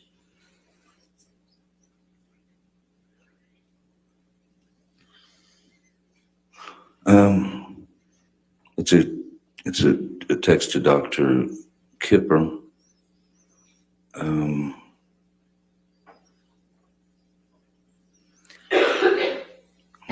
sorry, just reading through. Sure. Yeah, this is my text to Dr. Kipper, who had just happened to be in town, telling him that I've had it and that I just lost a fingertip. How long after your finger had been injured did you send this text message, if you can recall? It's hard to tell because when I look at the timestamp, it says delivered 3/7/2015, 5 o'clock. But I know that because of Australia time, it was the 8th, and it was probably, the whole thing lasted probably until about 2 p.m. Or so, when that was when Kipper was called, Jerry was brought in, Jerry Judge, sorry, excuse me. So do you have an estimate as to how long after your finger had actually been injured that you sent this message? I don't think it was very long. I think it was probably within the next, I'm sure it was in the next half hour or so. I would have had to sneak into a bathroom, lock myself in to type this out. And how were you able to send this text message to Dr. Kipper in the state that you were in?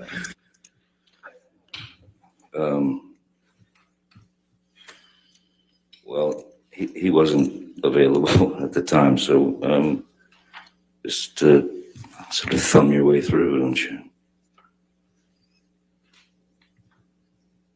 How long after sending this text message did you see Dr. Kipper? I don't recall, but I think it took them probably 30 minutes or more, 30 to 40 minutes to get there. And what did Dr. Kipper do when he first arrived at the home? Oh, the first thing he wanted to do was inspect the damage of my finger and try and figure out exactly what had happened, how it happened. And what did you tell Dr. Kipper about how your finger had been injured? Objection, Your Honor. May we You're approach? saying All we've right, discussed that's this fine. several times. That's fine.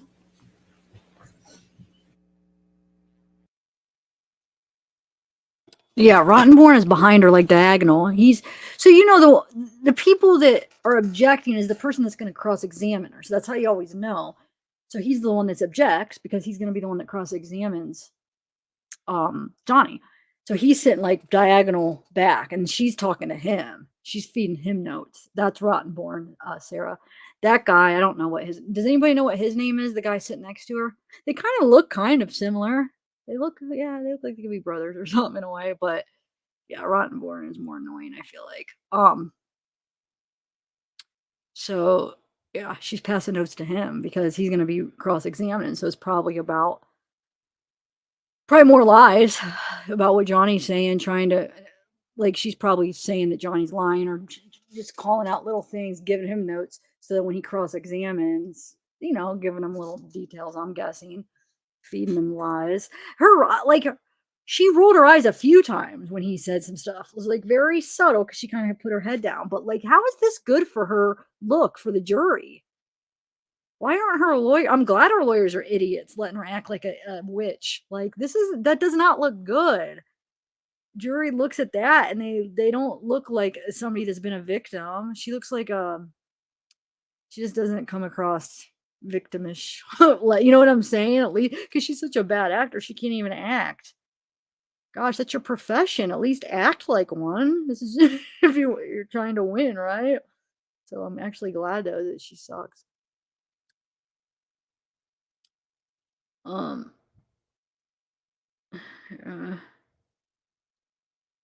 Yeah, no, it does. So I'm surprised her lawyers aren't teaching her to not act like that and watching what she does and then giving her tips and breaks don't smirk, don't roll your eyes, don't. Mr. Depp, when Dr. Kipper was treating your finger, what did you tell him about how your finger became injured?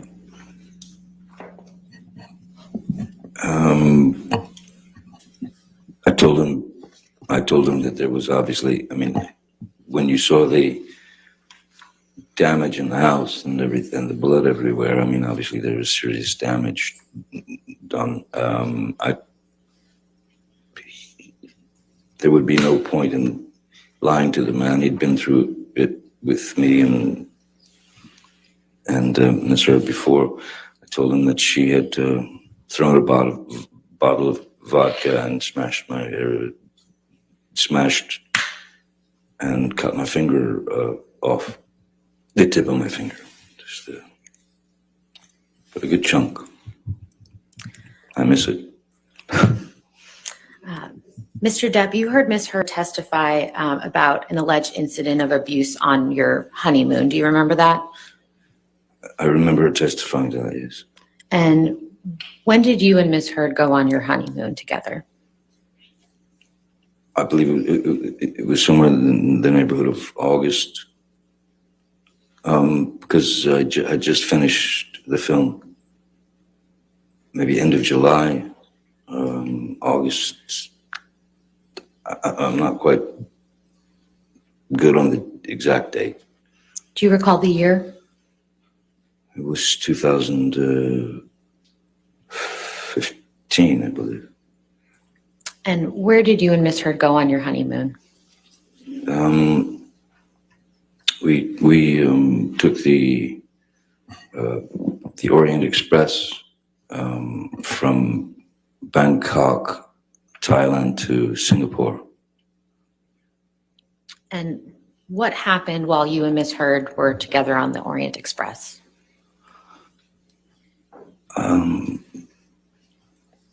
There were times when it was very agreeable, very nice. And then there were times when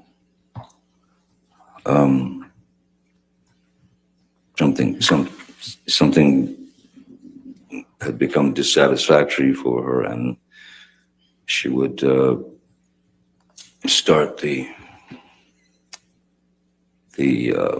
rant, the blooming of a fight would be on deck there, and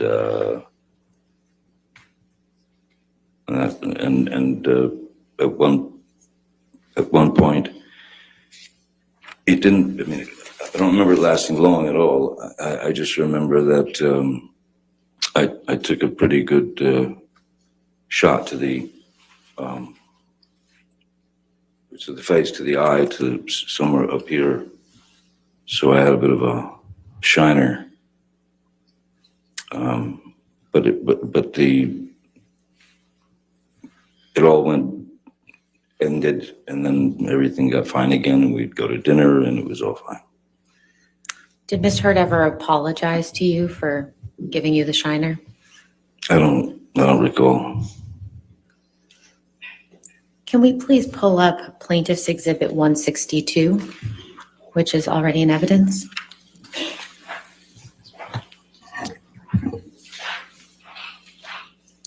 Mr. Depp, do you recognize this photograph?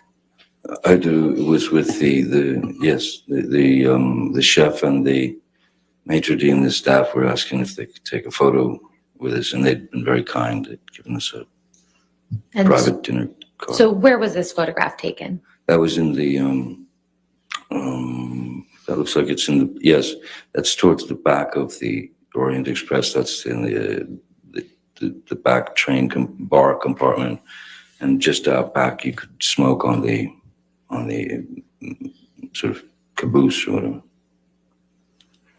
And what, if any, injuries do you have in this photograph?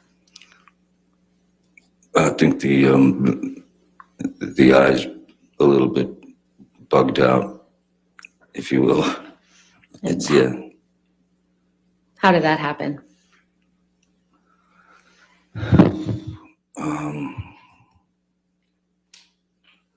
These things could happen very quickly if you disagreed. Objection, Your Honor, non-responsive. She just asked, how did that happen? I believe he was about to explain. Well, us stating the objection. Okay. So, Mr. Depp, specifically, how did the injury in this photograph occur? I'm sure it hit me. Is that better? Does this picture accurately reflect what you looked like on that date? I don't look at myself much, but it certainly looks like me with a black eye. Yeah. Does this picture appear to have been photoshopped in any way? No, I think it would be difficult to photograph or to start getting into sort of digital processing with a number of people in the shot, especially in a wide shot. Could we please pull up Plaintiff's Exhibit 1301? And this is a new one, Your Honor, so this is not in evidence. Okay, thank you.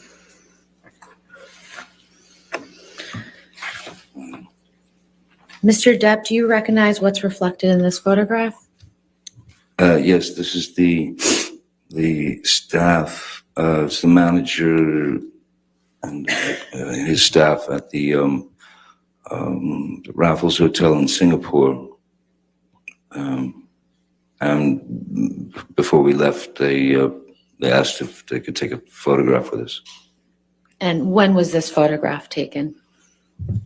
Well, that would have been, we were off the Orient Express. We stayed in Raffles, I believe, a couple of few days. And then from there, we flew to San Francisco. So this photograph was taken after the photograph we just looked at? This photograph was taken after the photograph in the dining car of the train, yes. Your Honor, I'd move Plaintiff's Exhibit 1301 into All right, evidence. any objection? Oh, happy honeymoon. So it's Any 31st of October. any objection? No objection, Your Honor. All right, 1301 is in evidence, can be published to the jury.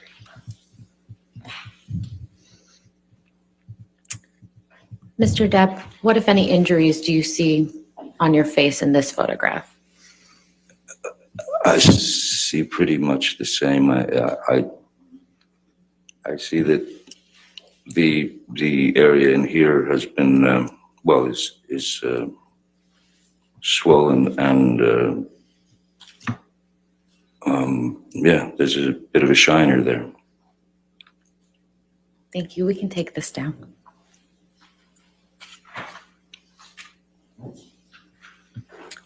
Mr. Depp, do you recall Ms. Heard testifying that she punched you in the staircase incident because she thought of Kate Moss in the stairs?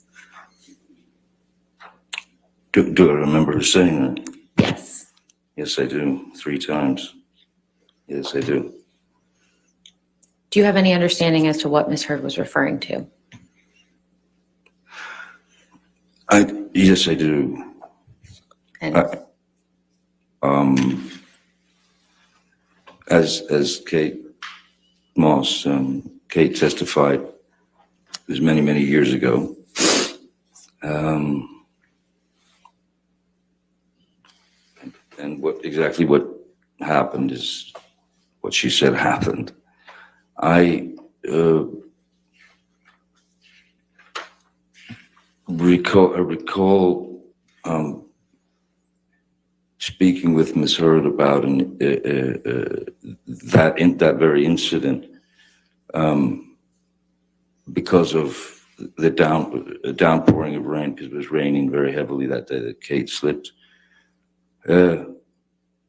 And I recalled the story to her. Objection, Your Honor. Hearsay. May we approach Your Honor? Okay.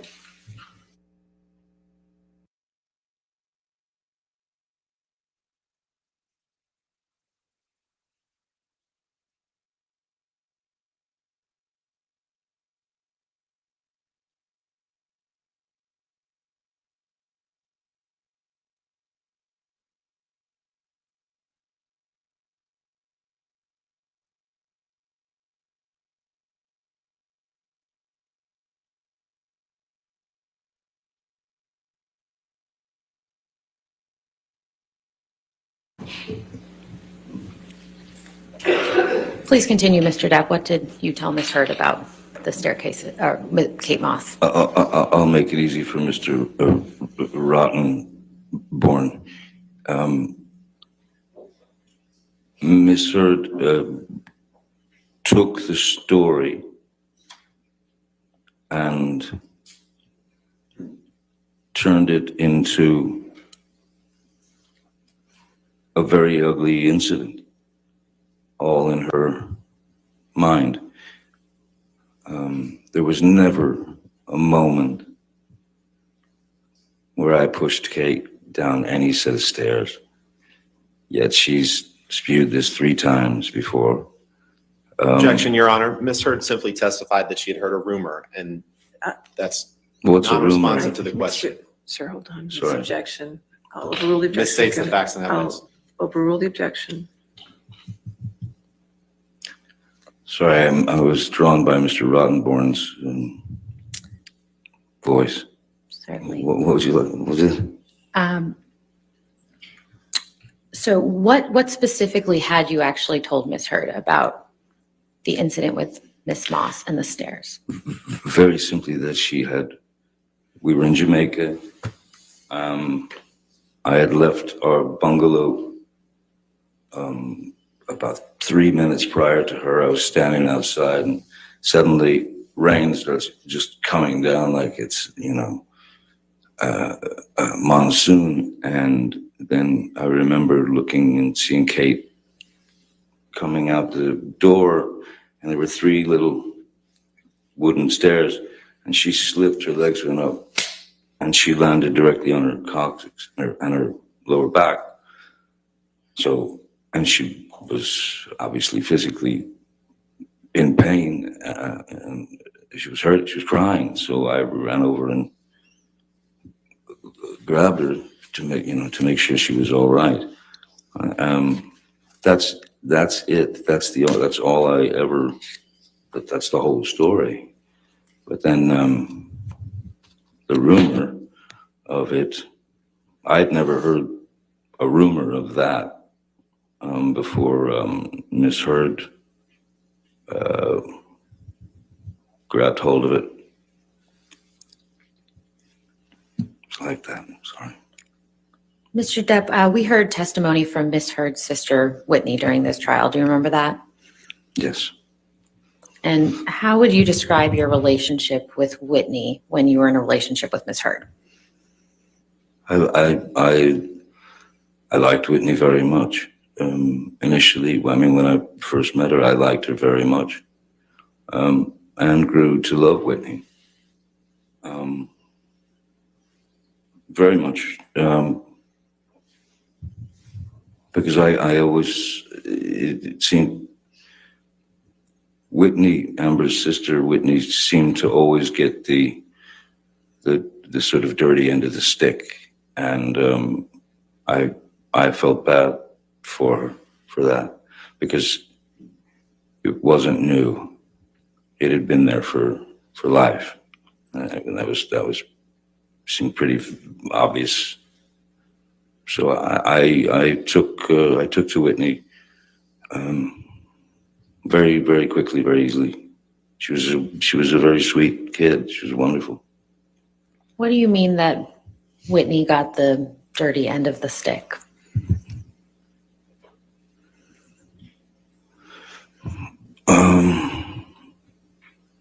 It was a kind of a strange combination of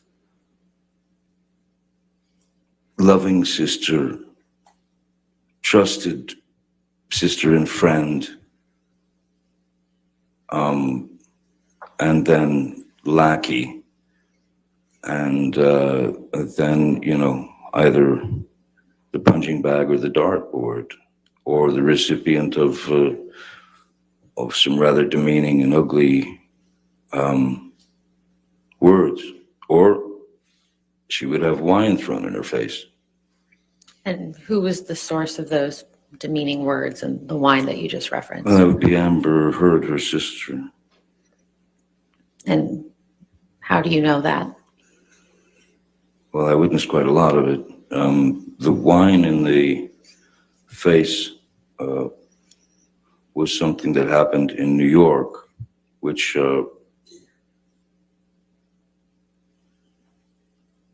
I think that even made it into the papers. I believe that even made it into the papers. It was in an elevator. How did you first learn about that incident? Miss Hurd told me in detail. What else did you observe of Miss Hurd and her sister Whitney's interactions during your relationship with Miss Hurd? They were just constantly up and down, but I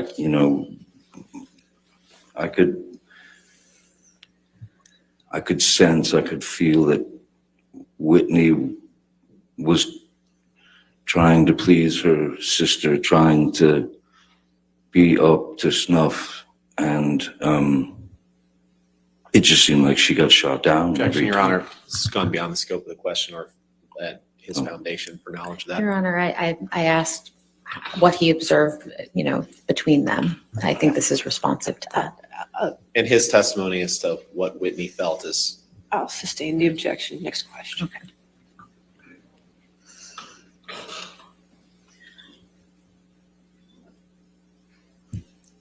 Did you ever see Miss Hurd physically attack Whitney? No, I've never seen any full-on blowouts, physical blowouts between them. Tons of verbal blowouts. Objection beyond the scope.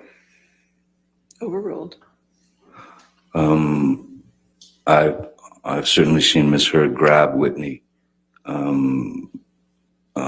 push her around.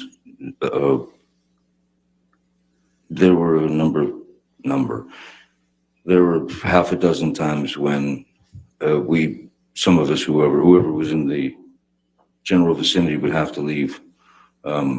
This is at Orange, when Whitney and Amber were living at Orange. Whitney and her boyfriend at the time, Sean Krajewski, and we had to leave the apartment and wait in the car while they fought. And when you say fought, do you mean physically or? Physical. And when you said Miss Hurd would push Whitney around, do you mean that physically push her or metaphorically? Both. You heard Whitney testify that she lived in Penthouse 4 at the Eastern Columbia building for a time, correct? That is correct, yes. How did Whitney come to live in Penthouse 4? My recollection when Whitney first came to stay at the Eastern Columbia building in Penthouse 4 was she and her boyfriend, Sean, had broken up. And she needed a place to go. And so Amber asked if she could stay in Penthouse 4, and I said, of course, of course. How long did Whitney live in Penthouse 4?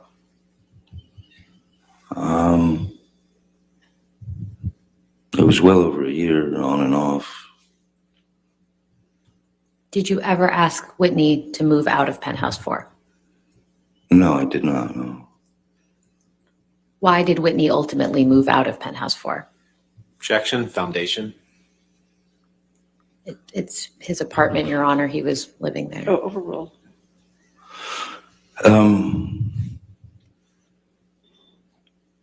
Whitney moved out of Penthouse 4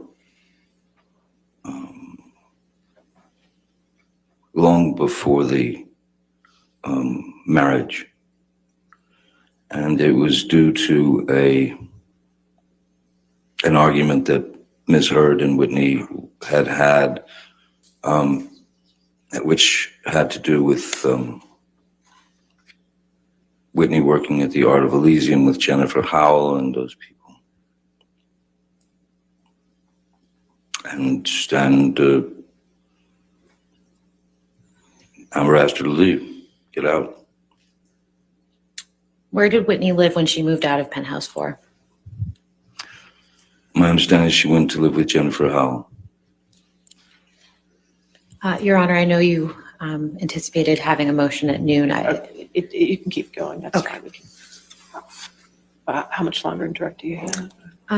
I have a bit. Okay, that's okay. Mr. Depp, do you recall hearing testimony during Ms. Heard's case from Mr. Mandel? Yes, I do. And who is that? Mr. Mandel is my former business manager of 17 and a half years, who at a certain point I discovered had been embezzling quite a lot of money.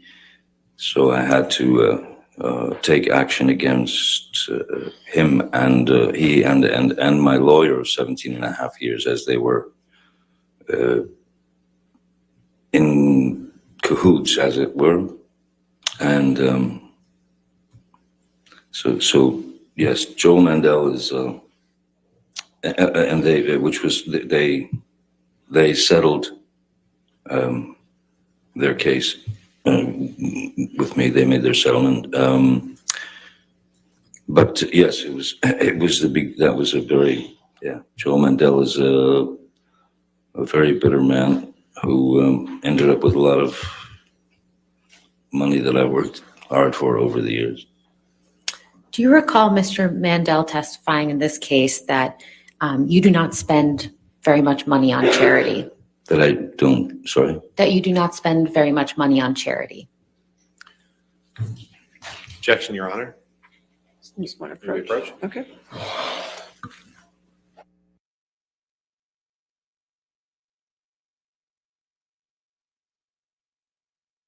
Oh, she took a big sip of water. I don't know why that's important, but she just chugs down some water. A couple big gulps, big sips. So they said they had a motion at 12. So is this going to be like during break, or are we going to have to sit through a boring motion? Zav zone time, Zav zone. Oh, Lord. It's been so good. Now, what's this motion going to be? Ugh. It's been so like interesting so far. You know, we've had interesting witnesses.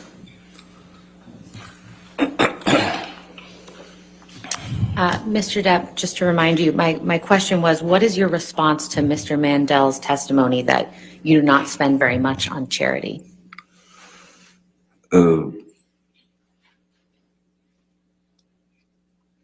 My response to that is Mr. Mandel is a very bitter man. And one thing about that, myself personally, with regard to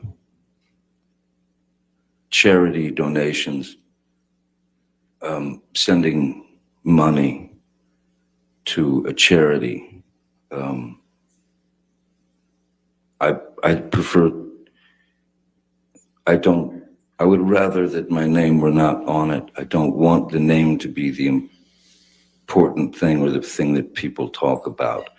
So when I donate money, I donate without my name being involved because I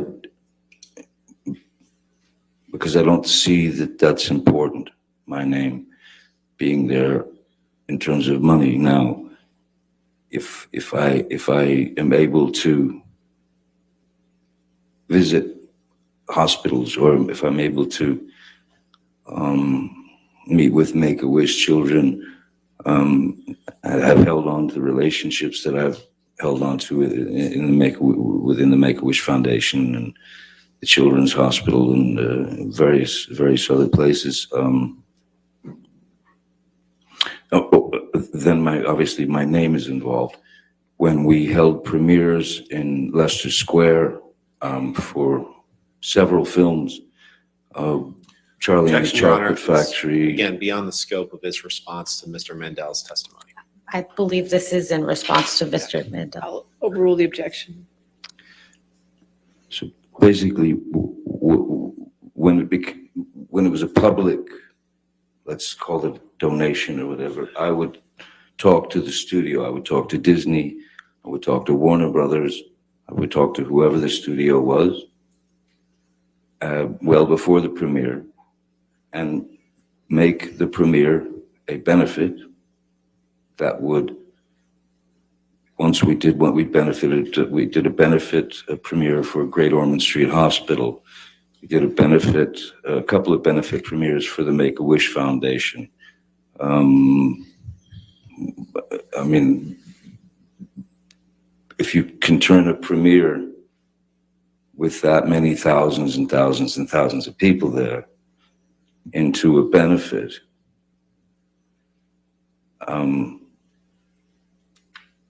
it works and it helps. But it wasn't presented under my name, you know. It was Disney's doing this or Warner Brothers is doing this. I'm not looking for the pat on the back, as it were. If I can make it happen, great. But I don't need the pat on the back. I don't need the adulation. I don't need the attention. Did you hear Ms. Heard testify that one of the charities she donated a portion of your divorce settlement to was the Children's Hospital of Los Angeles? Yes. What is your relationship with the CHLA? Objection, Your Honor. Irrelevant and to the May issue we just approach, Your Honor? discussed. Yes, ma'am.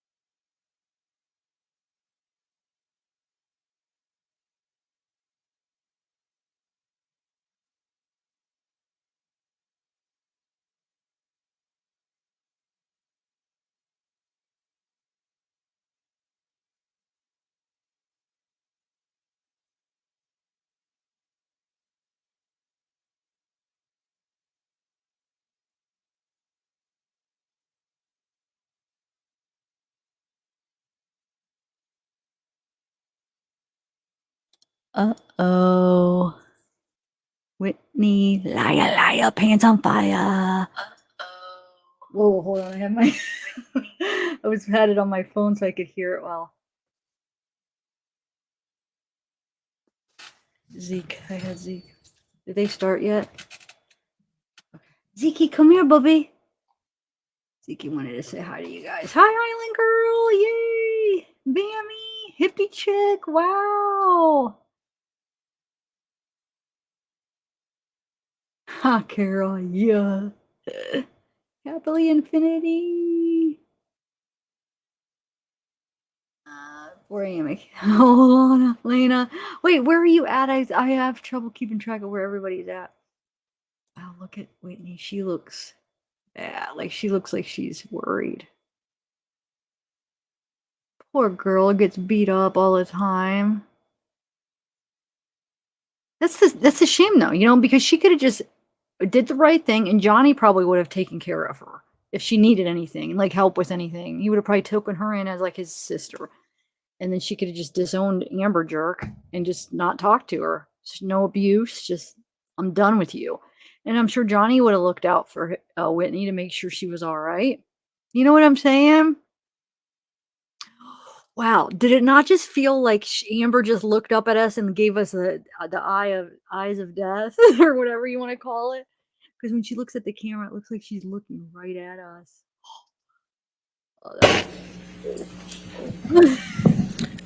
Mr. Depp, what is your relationship with the CHLA?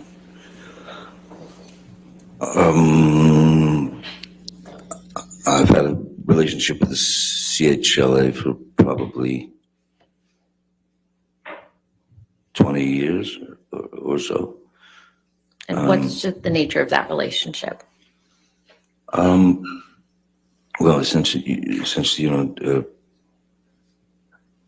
sometimes there are Make-A-Wish kids who are in the hospital there, and their wishes to. Objection, Your Honor. Your Honor, may we approach? Okay.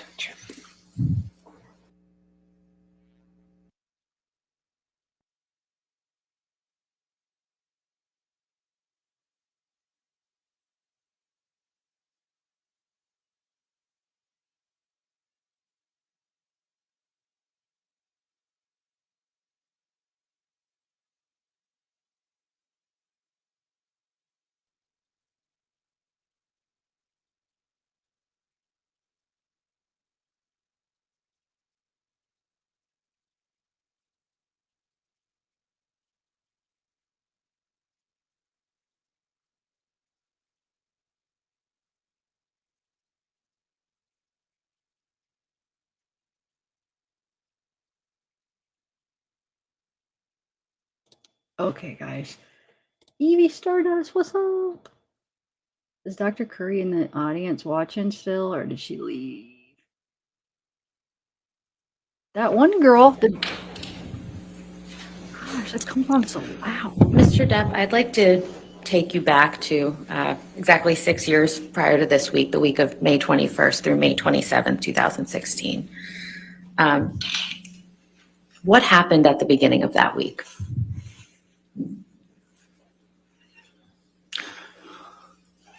May 21st. Excuse me, May 20th.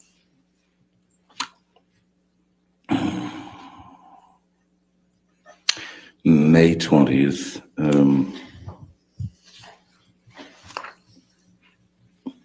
We're talking 2016 here. Yes. May 20th, the afternoon of May 20th, afternoon, evening, my mom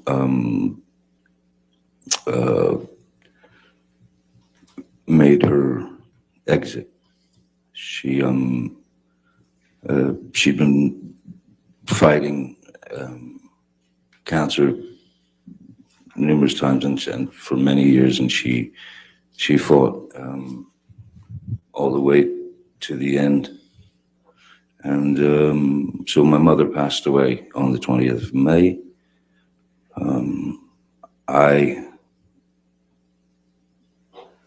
Which does bring instant perspective into one's mind. I spoke to Amber that night. I called her on the telephone, explained to her that my mom had passed, Betty Sue had passed, and that I thought that the best thing we could do was to that I file for Objection, Your Honor. divorce. Hearsay. What Mr. Depp told Ms. Heard. We can move on, Your Okay, Honor. yes, ma'am. Mr. Depp, what happened at the end of that week on May 27th, 2016? May 27th, my daughter's birthday. May 27th,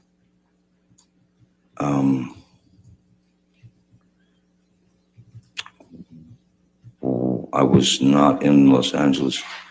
I was on the way to on tour, and that was when Miss Heard went for the restraining order. And oh yeah, also that was the day that Alice Through the Looking Glass, a film I'd done, was opening. Did Miss Heard know that you were out of town on May 27th? Yes. And how would she have known that? Well, I told her I was going on tour. I mean, that was well established. How long were you going to be out of town on that tour?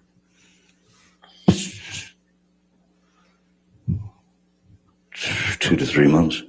And did Miss Heard know how long you'd be out of town? I don't know if she knew exactly how long I'd be out of town, but it was a pretty extensive tour of Europe.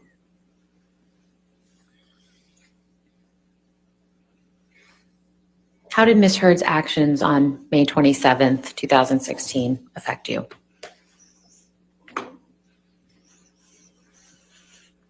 Changed everything. Objection, Your Honor. relevance. Oh, it didn't change to this everything? lawsuit. Sorry. Sure, if you could wait till the objection, please. Yes, I'm sorry. Relevance. Tourette's. Your Honor, this is one of the key If you want to dates. approach. The judge just called him misheard. Did I hear that wrong? I swear she just said misheard if you could wait till. And she was talking to Johnny. I could have heard that wrong. Maybe she said something else, but it sure did sound like that. Wow. I know, Island, wouldn't it? I know, I agree. I think I mean, I think it's funny and I like his sense of humor and stuff, but there's a time and a place for that, and I do believe that maybe he shouldn't. But I don't think he could help it because I think it's a nervous thing that he does. You know what I'm saying? It's to like break up that nervousness, so he makes jokes and stuff. So I think that's what it seems like. It's like a nervous reaction, where he does that. So it's almost like he probably can't help it. So that sucks. But oh well, I'm sure the jury will understand his eccentric little ways. You know what I'm saying? That he has these little quirks about him that he doesn't mean to be rude or anything. Anyway, yeah, that's true. Is she?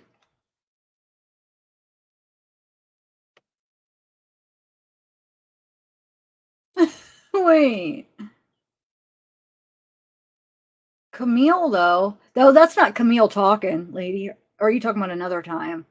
I don't know what that lawyer is that's asking Johnny questions. What's her name? Does anybody know? The curly dark hair with the glass? I think she has glasses.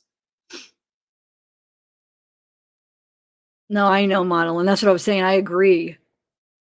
I agree with you. Like when you said that, I thought the same thing. Oh, but then I was like, okay, let's. Then I try to put myself in, and I'm like, you know what? I don't think he even could help it. I don't think he's saying it meaning to be like, you know, with an attitude. I think he's saying it because it's a nervous reaction where he brings humor into when he's nervous. He brings some kind of humor. You know what I'm saying? That's what I think. Because if you notice the times he does it, that's what it seems like to me. I don't know.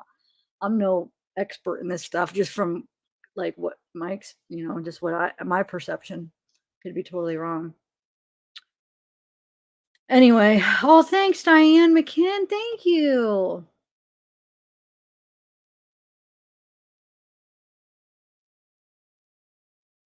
Yeah.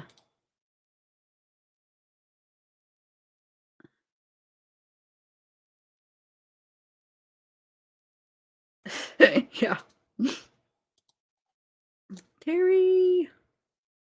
So I hope we don't have to sit through a motion that they were talking about. I hope, but I don't think they'll do it over lunch though either, because they need to give everybody lunch.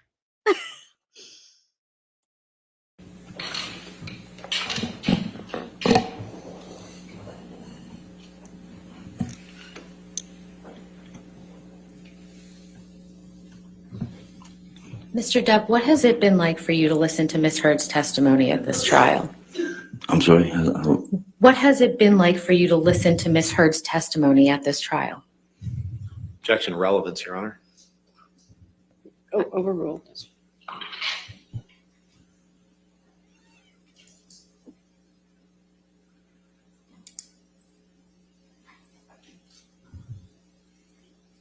Insane.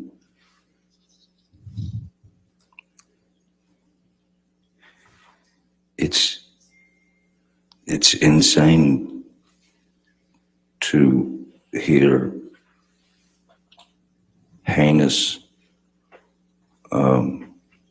accusations of violence, sexual violence, that she's attributed to me, that she's accused me of.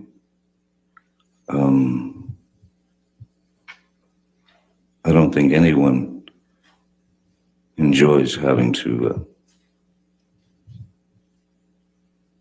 split themselves open and tell the truth. But there are times when one just simply has to, because it's gotten out of control.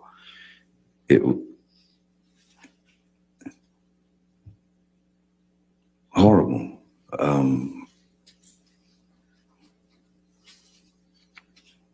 Ridiculous, humiliating, ludicrous, painful, savage,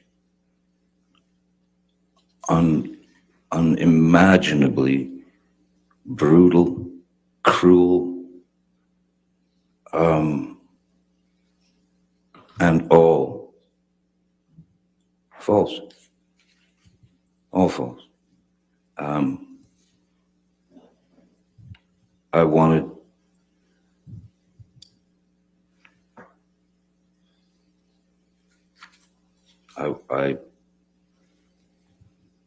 I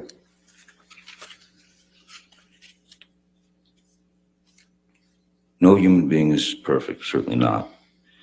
None of us. But I have never in my life committed sexual battery, physical abuse, all these outlandish, outrageous stories of me committing these things and living with it for 6 years and waiting to be able to bring the truth out. So this is not easy for any of us. I know that. But no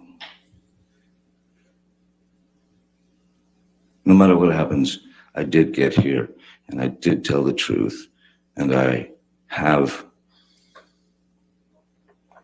spoken up for what I've been carrying on my back reluctantly for 6 years. Thank you. No further questions. All right. Did you want to take lunch at this point or just, okay. All right, let's do that. All right, ladies and gentlemen, let's go ahead and take lunch this time. Do not discuss this case with anybody and don't do any outside research, okay? Thank you.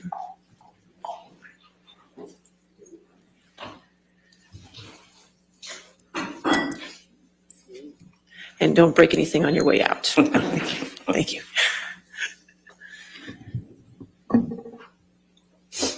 That one was from Miss Heard. that was the comment from Miss Heard. Judge had to add a little thing in because she knows Miss Heard is fuming mad. So she's like, don't break anything on the So way just a out. reminder that since you are back on the I stand, know. do not discuss this case with anybody to include your attorneys at this point, okay? If you could just have a seat back there, we do have some other issues to take care of. Before we take care of the third-party motion, can I have attorneys come forward on our, I don't know if I want to. Is this going to be boring? So, I know that was for the jury, but I just had to make a joke. So don't bring anything. And Miss Heard or Amber looks. She's so mad. She's hating this. She tried to act like caring, like as Johnny was saying. She tried to like put on her like caring face or whatever you call it. But sorry, buddy. You're not a good actor at all. Oh, let's see if we can see what Johnny. So he's got his coffee mug. He's got his pee. Just joking. I know it's some kind of probably vitamin water water that he pours to. I don't know. Somebody said what it was. What is that in there? I feel like you guys told me that like last week or whatever when he was drinking it. Somebody knew what it was. So I think he did good. I think he does take a while to get his words out, but like I don't think obviously it's not like one of those things where he's lying and he's stuttering over his words because he's lying, because you have to take his take his baseline, but they're not body language experts. But I think they know his personality. I'm sure they've seen interviews. That's just how he is. Well, you could tell because no matter what he's talking about, he's saying that. You know what I'm saying? If it was because it was lying, it would be like only on certain times. But anyway, I think they're probably common sense enough where they realize that's just him. He's nervous. He's an introvert. He stutters over his words. So hopefully, they know that, I'm sure. So I think he did good other than, that kind of a thing. I think he did really good because he got his word. I think what he just said at the end was huge right there. You know? Oh, thank you. It's Ashley, yo. Every time I see her name, I'm gonna be like, it's Ashley, yo. Like, wait, why am I'm just like, I'm thinking of a movie or something when I say that, where they say it something like, it's Ashley, yo. What's that from? Or am I just making that up? Is it just something that I like to say like that? I don't know. But anyway, thank you for hanging out with us all day and for just being you. Oh, thanks, Ashley. I love your profile pic, though. I love those colors. Did you paint that? Is that yours? Something like an art that you did? It's really cool. I like the colors mixed like that. It's pretty colors. Anyway, oh,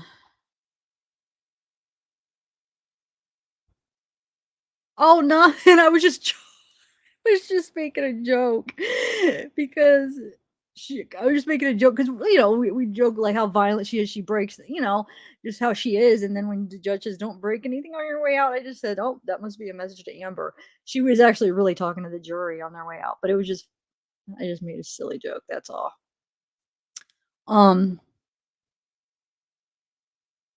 Oh, is that why? I was wondering because I haven't heard her ever say that before. That's why it was kind of a funny thing to say. Like, okay, Amber's really mad today. Johnny just left the state. Johnny just said that, and then she says that, which she doesn't. I don't think a judge has ever said that any other day. So it was just perfect. But okay, somebody tripped. You think? Probably.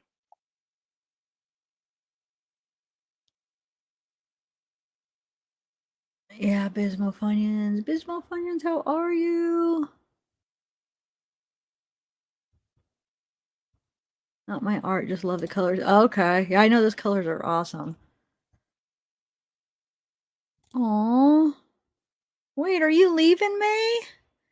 It sounds like that after this that you're just gonna be gone and we're not gonna see you again. You better still come into the chat. I'm getting sad. Yeah, you did, Mystery. You missed actually really interesting. It's been awesome this so far. We had Kate Moss, we've had Dr. Curry, and Johnny. So you missed like really 3 great, interesting, not zoned at all, freaking testimonies or whatever. You could watch them later though, you know. You could even put Johnny on double speed because if I was watching this on my own time, because I didn't start the lives until after Johnny got up when he testified the first time. So when I watched him, I literally, no lie, every time I watched his testimony from before, I put it on 2 times double speed, and it was still not that fast. It was still slow. It still was like seemed like that was normal because how slow. I'm not making fun. That's just how I'm just saying it helps if you want to do that, Mr. Maverick, for Johnny. At least because it'll just actually even still be a little bit slow, and you'll understand it fine, and you'll be able to finish his in half the time. So I was able to listen to his in half the time of what it took, you know. So it really helped. I did it on everybody's. Really, there were some, but with his it just sounded normal, even still a little slow. But with like some people's that talked extra a little fast, I would have to like down it to like 1.1.5 speed. But I didn't listen to anybody in normal speed when I was watching it by myself because I got so behind and I wanted to catch up, so I had to. I mean, imagine you listen to something double speed, you're gonna listen to it in half the time. Let's say it's an 8-hour day, you're gonna finish your day in 4 hours. What took everybody else 8 hours to watch? If you look at it like that, so you could watch 2 days in 1 day, you know. I know, May. I don't know. I'm so like, I don't like that. Like, as far as for Summer, yes, that I want to know. But as far as all that drama with that case, I don't even know if I want to even look into it. And now, if I hear that something's going on with Summer, then maybe I'll look into it. But if it's just about Candace and all, I don't even think I want to go back to that case. I'm going to find another case unless if something moves, like in actually finding her. Because I'm just so sick of that. Even though that's what brings the most views in as far as cases with this community, I don't even care. It's not, I'm so burnt out. Not because if it was anything about Summer, because it's not about freaking Summer.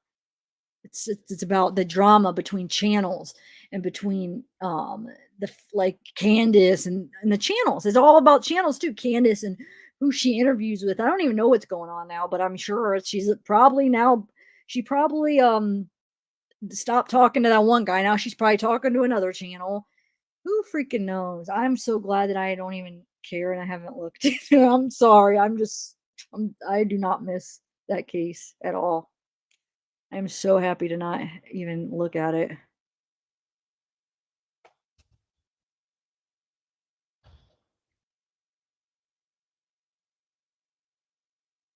Delphi. I think I'm gonna actually get because there's been some stuff on Delphi I've been wanting to like do videos on, but I've been just so busy with this. So I think that is one that I'm gonna do a couple videos on the Delphi because there's a couple things that I wanted to go over. So that but then that's only so much because you only have so much that's slow moving. So once you go over anything new going on, and then you're either gonna keep going over the same thing or you're gonna be done and have to find something else. So I'll probably only have maybe like a couple videos on that, and then that'll be all, what you could talk about. I'm going to refresh a little bit of the Watts, some of the stuff that people asked me. And then I don't know, I'm going to find another case. I know the trial for the Valid Daybell. I can't wait till that starts in October. See if there's another trial. There's cases all the time. Unfortunately, there's always stuff happening when true crime, which is so sad, but it is. There are always murders and stuff. So I mean, there's always cases to cover. It's just, it sucks though, because a lot of these people, like, they'll say they're true crime people, but they don't want to follow any other cases. They're more drama. It's more drama. Like, they just want to, like Summer, it has nothing to do with true crime anymore. It's just about the drama between channels now, because it's nothing to do with Summer, really. That's not what everybody's viewing. So it's like, why not? Why don't those people why aren't they interested in other cases? I'll do other cases and nobody comes.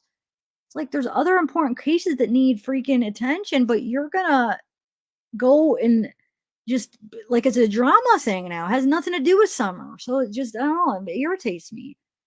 Because people claim that they love true crime, and then when you try to bring attention to other important cases, nobody comes.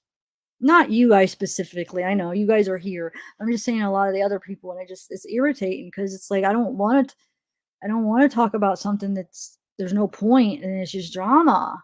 Come on, people. There's a ton of cases that need people to look into. We don't need to freaking be in this Summer Wells drama it's just all about the drama between channels and between the family. I don't know. I just have a bad attitude, I guess, about it. But I'm going to go to other cases. Oh, well. I mean, I know not very many people come, but oh, well.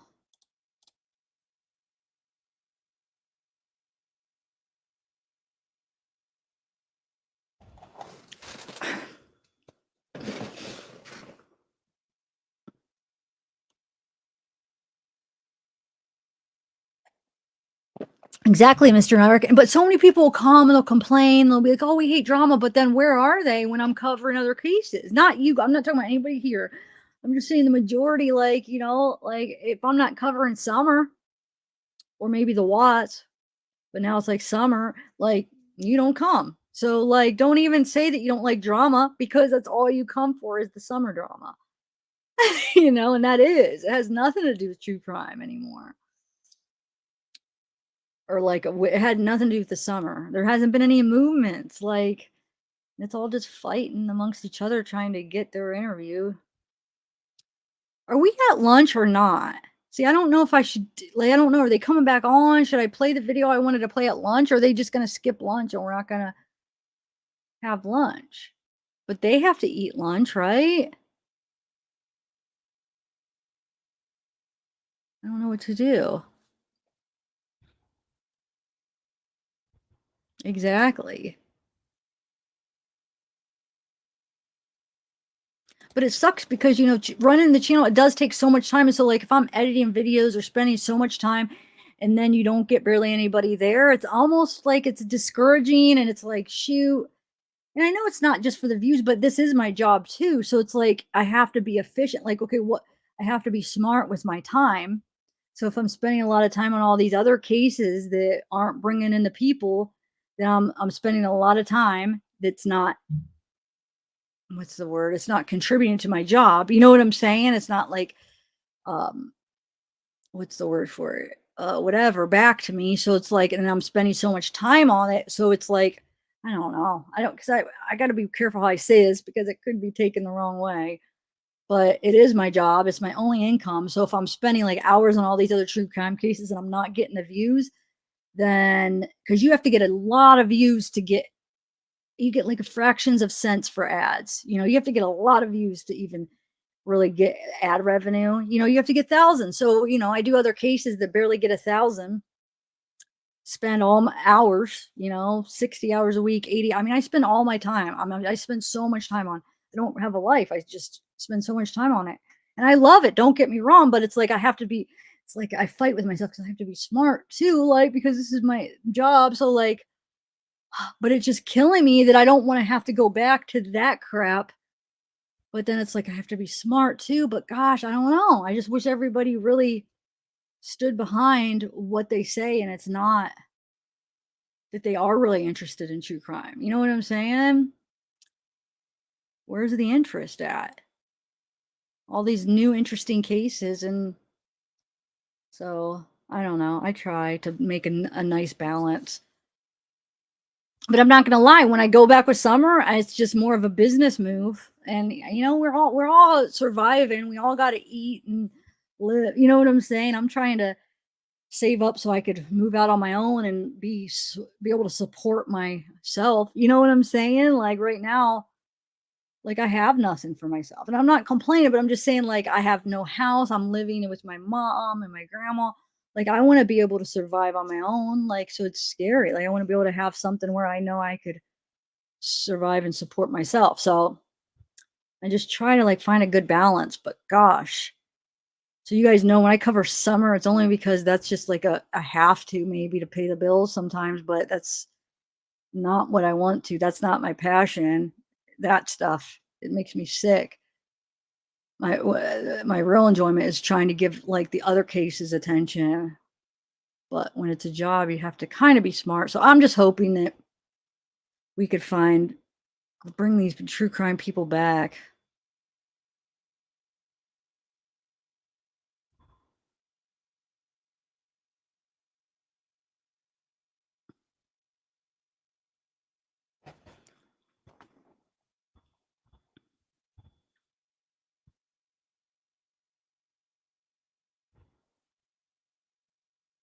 It doesn't though. It doesn't. I've done those in the past. They don't. I'm telling you, drama sells, and I just cannot like sacrifice who I am to be like a part of that. As far as, you know, I try to like, I'll cover Summer and try to like bring a true crime sense or something important, but I cannot sink down to like, not that the life, talking about my life. No.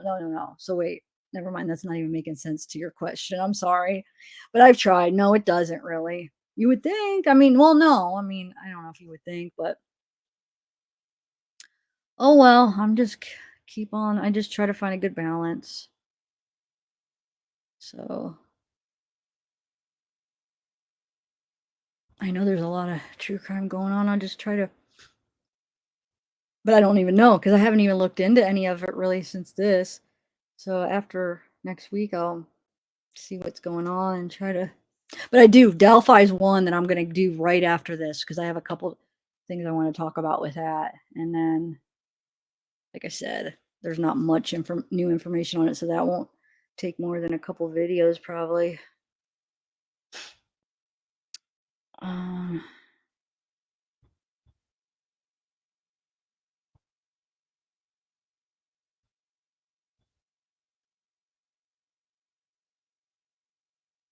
I know. No, I know, but like sometimes I have to because it's a job. So like if sometimes when I'm picking stuff and I spend it all on stuff that interests me, and then I'm not, you know, I'm just not going to pay the bills, and then I have to like not sink because I still never sink, but I'll have to do maybe something I don't really want to do as much, but that's what people want to talk about. So I'll have to do that sometimes.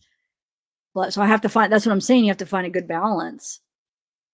So I have to still stay true to myself, but still sometimes, you know, on a business level, try to give what the people want. So I don't know.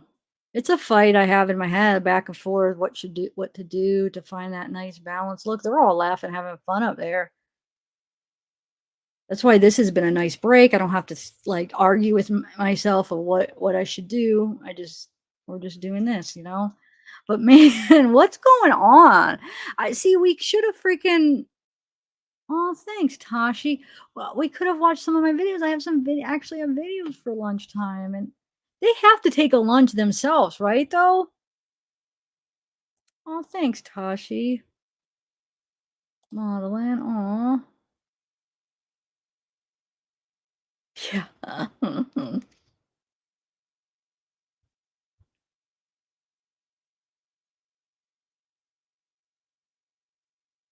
Yeah, it's just sick that those people that are, ugh, every time I start hearing about it and thinking about it, it just like makes me cringe. All the people just. Mr. Tobin? Yes, sir. How you doing, sir? Very well, thank you. Thank you. So no lunch? Okay. Thank you, Mr. Tobin. If you could just come to the center. Okay. Sure. The thing is we're gonna have to watch this Thank you, twice. sir. Like, To the other should we side. watch this now, and then we're gonna have to watch it with the jury too, right? Come on, we should just take our own lunch. Maybe. Mr. Tobin, if you want to. Certainly, thank you. I got to make this relatively short, as you can understand, but I wanted to take up your motion. I have read your motion and the declaration and everything attached to it in all the cases, and I have reviewed it, so I'd rather you not regurgitate that based on our time limit, but anything you wish to add to that is fine. If you want to, if I could focus you a little Please. bit. Okay. Thank you, Your Honor. All right. Yes, sir. As far as your comments about Virginia Rule of Evidence 2:508, that's a criminal rule of evidence. So that's not your strongest argument. And as far as what goes on is when or if the witness testifies, whether it's hearsay or it's third-party knowledge, that's something I'll deal with at trial. So again, not what I'm concerned with. As far as Supreme Court Rule 314, which I would like you to talk a little bit about that as far as intervention. And I got to tell you where I'm at right now. The concern, the issue I have with the argument is intervention obviously would make you a plaintiff or defendant in the case, and it has to deal with an issue that's germane to this case, and this is a defamation case. So if you could just tailor your argument to that issue, sir. Sure, I'm happy to address the intervention. For the record, Your Honor, Charles Tobin from the law firm of Ballard Spahr. Yes, here sir. representing TMZ, which is the publisher of news and entertainment for the celebrity and entertainment industry. And Your Honor, we're seeking to intervene simply to protect the relationship between reporters and their sources when it comes to reporting news in the public interest. We, as the court noted, we really don't have a dog in this hunt as far as Mr. Depp misheard. We're really here purely on the First Amendment-based issue of reporters' privilege and reporters and their sources. Your Honor, the intervention rule, as the court is aware, allows intervention by anybody where the issue is germane to the subject matter of the proceeding.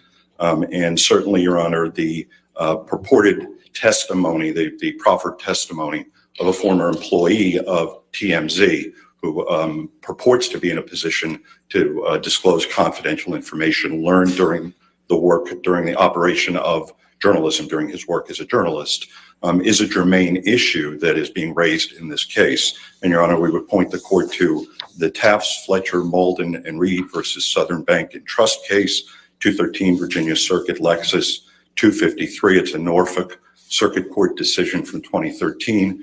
And there it was an interpleader action. The funds had been interpleaded into the court by two trust companies that were fighting over it. And the man who had sold his property, who had no interest in the funds themselves, intervened in the case because he was uncertain as to his liability for excess funds, which was an issue that was not directly in litigation between the two parties. It was not part of the cause of action between the two trusts fighting over the money that had been pleaded into the court. The circuit court held that certainly the rights of that man was going to be affected by the decision-making in the case. He would be prejudiced if he didn't have an opportunity to intervene, and no party was in the position to assert his rights. And so similarly here, Your Honor, TMZ is a news organization. It routinely accepts information, as is common in journalism, under exchanges of promises of confidentiality. If it is not able to intervene in this action, and neither of the parties is going to be in a position to assert the reporter's privilege, it is TMZ's journalist privilege that we're talking about, then their rights are certainly going to be prejudiced. But if the witness, in all the cases, and I reviewed the cases that you had, in those cases, the witness was compelled to testify and came and was forced to testify, so there was an issue about the privilege of the witness. It's my understanding in this case, this witness wants to testify and is not under subpoena. He has been subpoenaed, Your Honor. That's incorrect, Your Honor. He's voluntarily. A subpoena from this court would not be enforceable. Okay. Your Honor, I have a copy of a subpoena that was entered last night compelling Mr. Tremaine to give testimony in this case. And so he is coming under a compulsion under subpoena. Well, and if he takes a stand and he asserts some sort of privilege, then that's something I will deal with at that time. Sure, but I'm here because of the scenario where he may not assert that privilege. Right, exactly. And that's why I'm saying all your cases that you showed were the opposite, where they did assert the privilege. Well, it is a unique situation. Right, and I understand you might have some issues with a former employee, and you have some avenues to go deal with that. But once he testifies and the privilege is waived, we have lost our opportunity to intervene and to intercede. Right. And Your Honor, the privilege, I know, Your Honor, you said you read the case law. I did. Appreciate that. Yes, sir. But the privilege, it has been recognized by the Virginia Supreme Court in the Brown case and applied by the circuit courts uniformly. It is a very important underpinning of the relationship between reporters and sources and reporters and the public. Without the ability to enforce its promises, by current employees or former employees, a news organization will have absolutely no control over being able to enforce its promises. And so we would ask the court to permit us to intervene and to assert the privilege that belongs to TMZ, which is the organization, after all, Your Honor, that would be responsible to the source if the privilege were waived. All right, I understand, Mr. Tobin, your argument. I appreciate it very much. Okay, did the parties wish to be heard?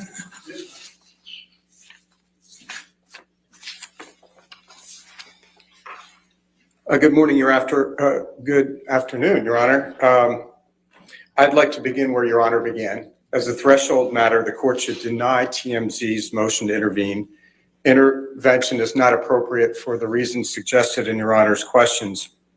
As Your Honor is well aware, intervention is only appropriate with leave of court where a third party seeks to, quote, file a pleading to intervene as a plaintiff or as a defendant to assert any claim or defense germane to the subject matter of the proceeding, unquote. Virginia Supreme Court Rule 3:14.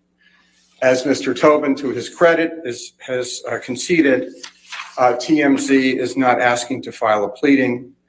It cannot properly categorize itself either as plaintiff nor defendant, and it seeks to assert no claim or defense germane to the subject matter of this action.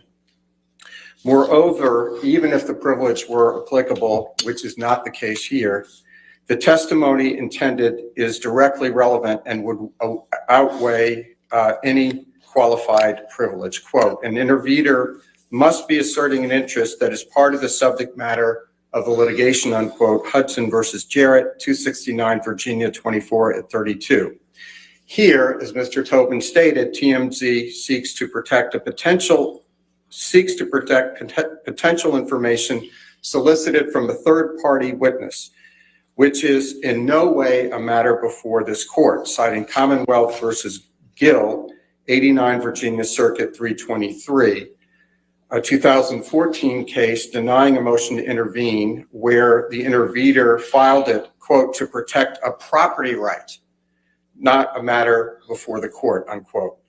The outcome of this trial will not affect TMZ, and it does not have a sufficient interest in the subject matter of this suit to intervene.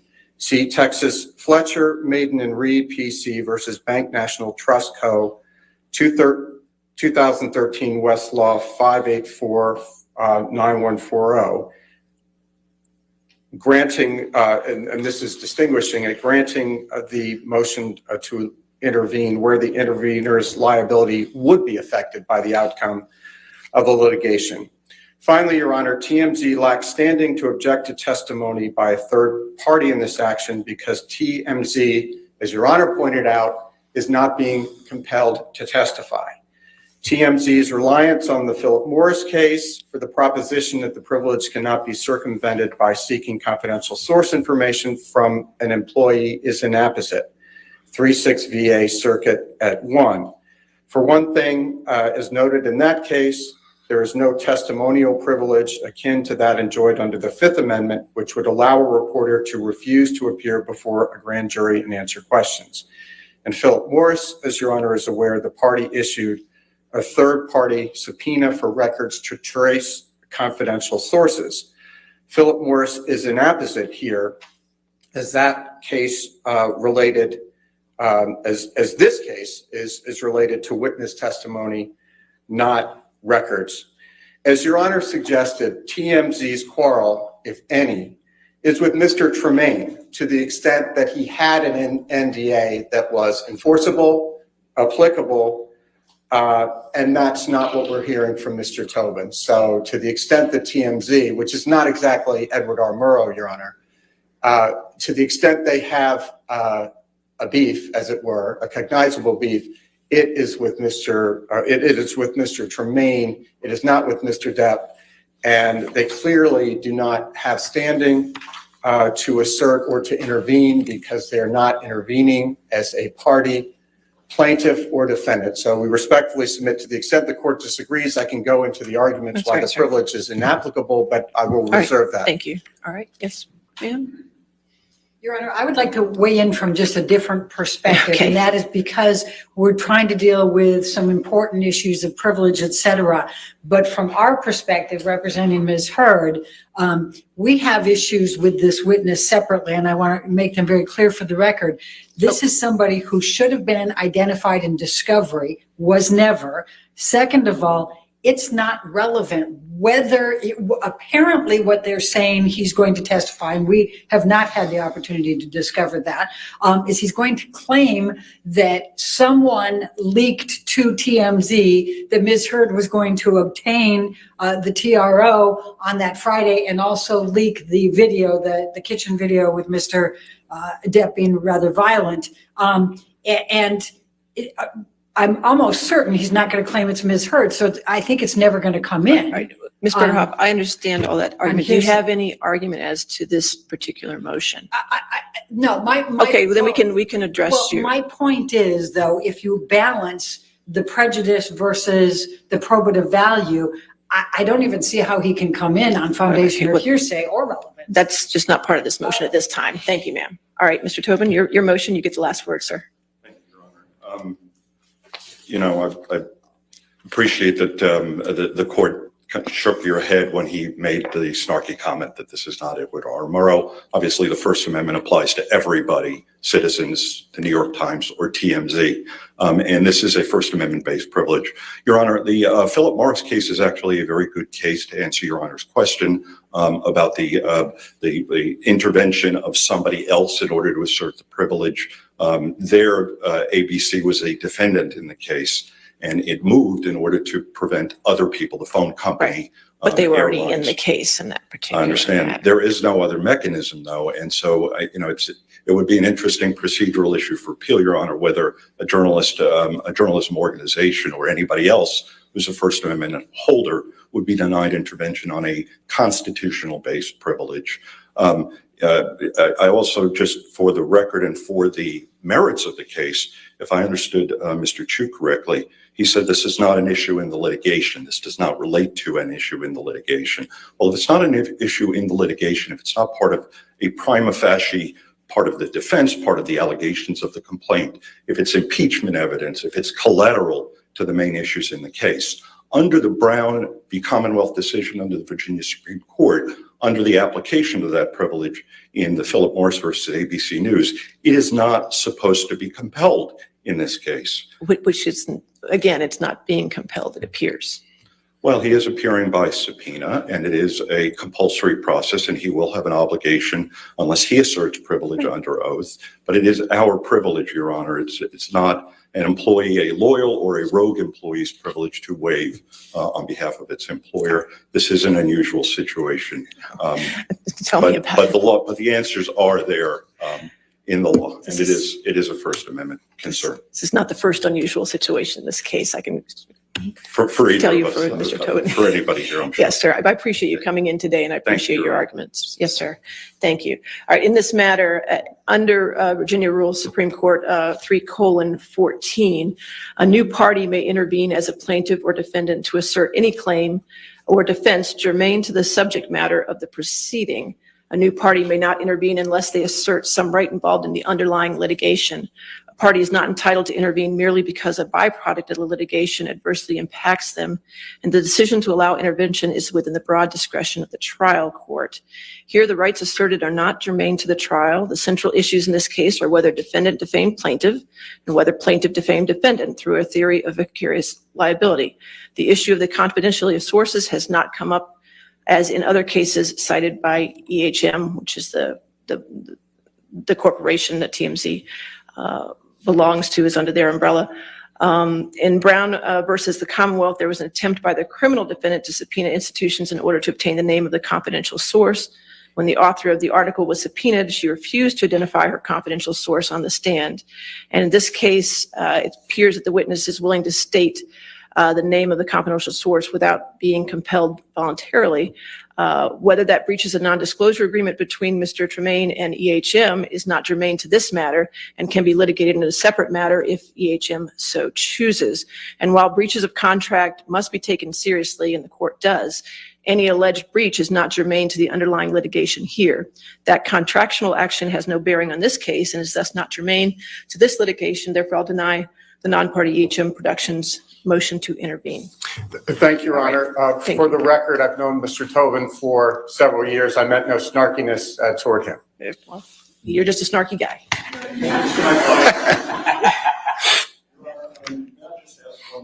Yeah, Ashley, Mr. Your Honor, I am concerned that we preserve the issue fully. And so, For the record, yes. For the sir. record. And so I would ask, may I have the opportunity to object when Mr. Tremaine is questioned by question?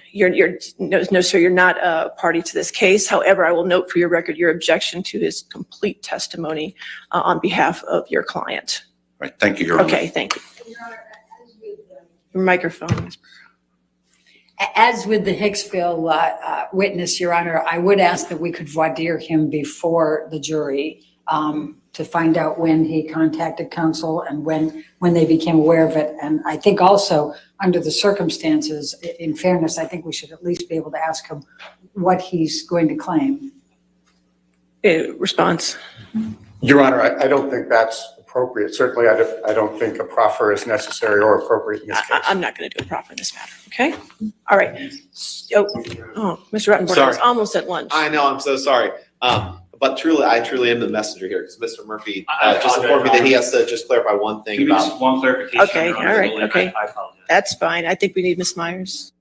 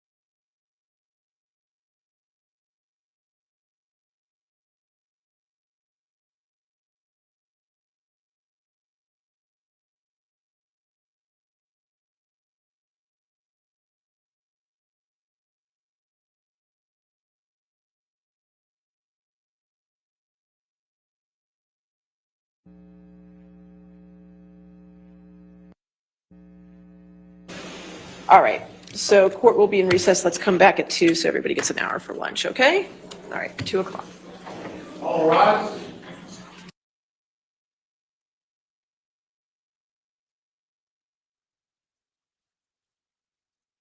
Oh, cool. So we're still going to get an out for lunch, guys. I was trying to... Pepperoni roll and my Italian ice. What are you guys having for lunch? Okay. Madeline, how's your headache? Are you ready for your coffee date? Okay. Well, let me take this off, and while I'm eating, I'll play one of the videos so I can eat. Everybody get your lunch out, and is your migraine away? Are you ready to go, Nikki Lee? Okay, so I'm first gonna play one of that one. Did you guys like that lady that did the body language lady from Court TV and that morning thing, that show? That's what I found her doing Whitney's. Did you guys like her? Or that she is pretty good. I'm gonna play that clip real quick first, and then I have another one too of body language on Amber. Okay, so let me play that while I'm eating. We'll watch it, and then where is it? Right here. Okay, you ready? Johnny runs up the stairs, and I'm facing Amber. He comes up behind me, strikes me in the back. I hear Amber shout, "Don't hit my sister." She smacks him, lands one, and Johnny had already grabbed Amber by the hair with one hand and was whacking her repeatedly in the face with the other. So if you saw there, you see that Johnny appears to look Amber's sister directly in the eye. And this is significant because Johnny refuses to make eye contact with Amber, which has happened throughout the trial. He will not look at her.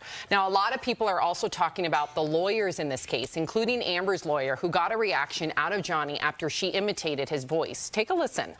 She played a tape in which Mr. Depp said, "You will not see my eyes again." Do you recall that?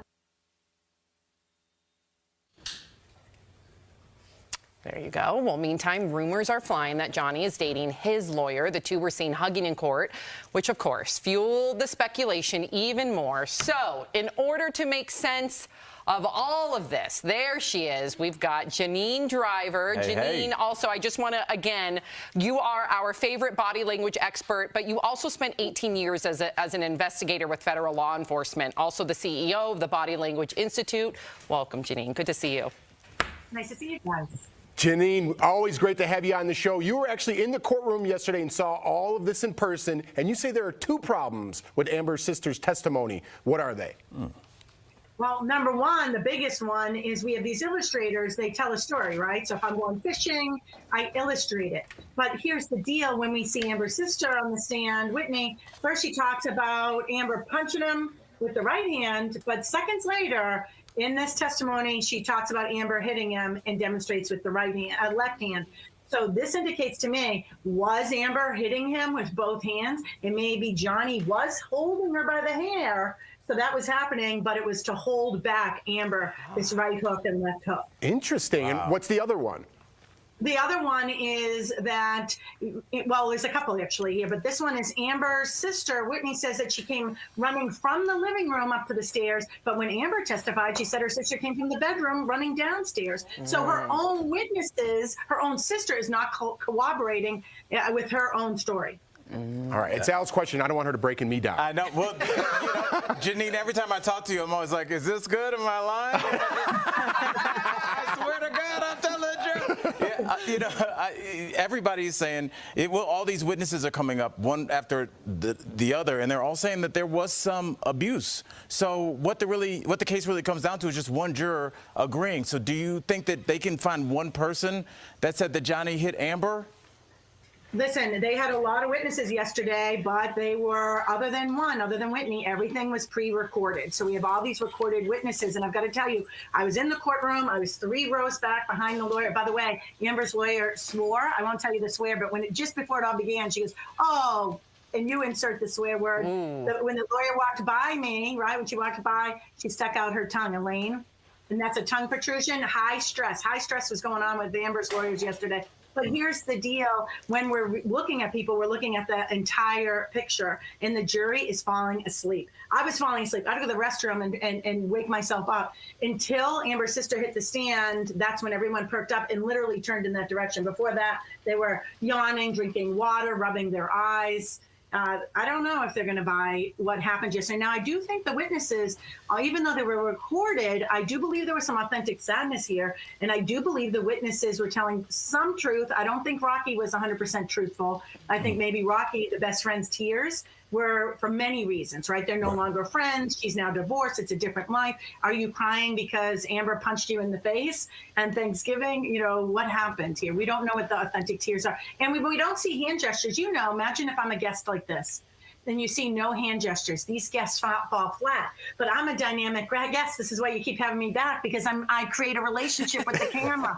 But you're seeing my hand gestures. It makes me engaging. And then you come into my story. I'm using illustrators. I'm telling a story. We want to see the hands. If I were giving a tip to the court, I would make sure our lawyers, make sure when you do these videotape depositions, you don't just see this. Make sure we're able to see these illustrators. I just have to say really quickly, can you imagine being on trial and looking and seeing that the body language expert for the FBI, Janine Driver's in your courtroom? I would be like, oh no. I'm scared just on DBL. No, because no, I was going to say, heaven forbid I'm actually on the stand. I better be telling the truth. Listen, when Whitney walked by me, I swear she must have seen me on your show, because Whitney walked by me. She's walking off the stand. As she walks by, I'm on the edge. She looked at me in the sadness. And I'm like, yeah.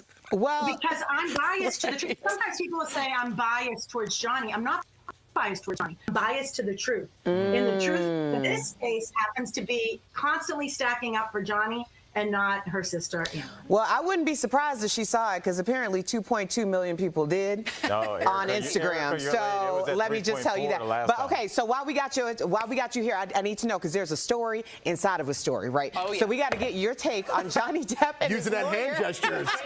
I know. In your opinion, based on their body language, do they have an intimate relationship other than lawyer-client? No, and here's why.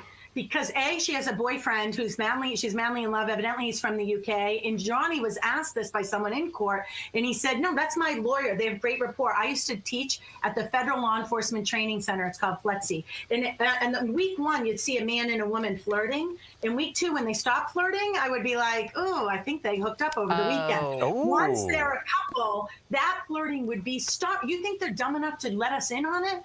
Right. No, this is, I think, to get Amber's goat. And I knew it. I go, Camille is going to be the one that cross-examines Amber. And when it happened, I'm like, I should have bet $1 million on it. I knew it. It's just to get Amber's goat. In my opinion. Janine, I got to get this in. I want to ask you about Amber's acting coach, because she testified yesterday that Amber can't fake cry and that her tears on the stand are real. Let's look at this clip, and then I want to get your opinion. I would say the last year they were together, probably 80-90% of our sessions began with her crying.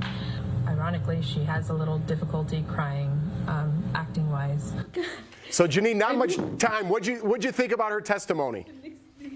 Fake crying. There's no tears. She breathes in with the tissue instead of out with the tissue. This is bad fake crying. I swear, the acting coach validated everything I've been saying since Amber took the stand. It's like a seal of approval saying, Janine Driver, you're right. This was bad crying. I'm sure Amber inside's like, I did do a bad job, didn't I? But I worked so hard on it. Janine cracks me up.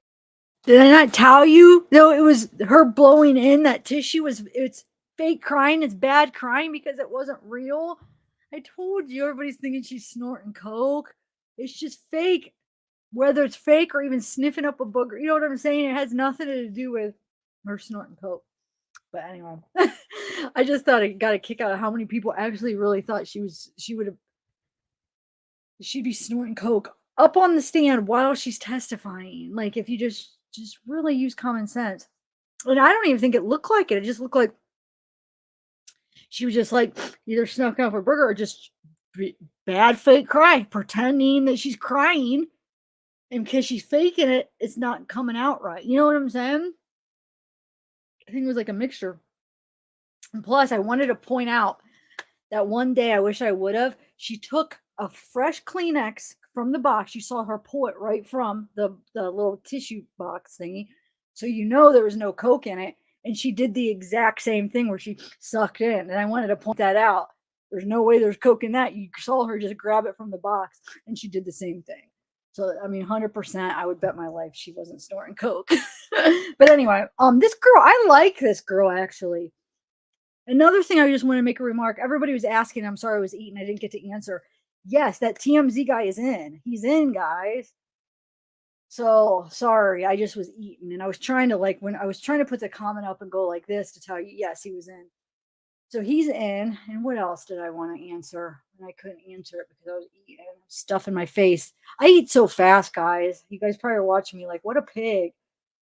What I do. I eat so fast. And then I'm so sick, my stomach, I just can't help it. I don't know. I'm just a fast eater. Probably very gross looking, but anyway, there's something else I wanted to answer that you guys were asking. Hey, Caitlin. Okay, I wanted to ask you this though, but I can't remember what else I want to ask you. But I want to ask you, I didn't realize that. So she mentioned something about Rocky crying, and maybe it was she was thinking about her getting punched. What did she say? Punched? Did she say Thanksgiving or punched? Punched somewhere. I don't know. Some get together. Was there a rumor going around? Is that what Rocky supposedly got punched by Hammer? Did anybody ever hear anything about that? All right, I'm going to start this, but put in the comments if you guys know anything about Rocky being punched by Hammer. I mean, everything she says resonates. I know. I mean, she keeps it real, and she's got the experience to back it up. Janine, thank you so much for your expert analysis.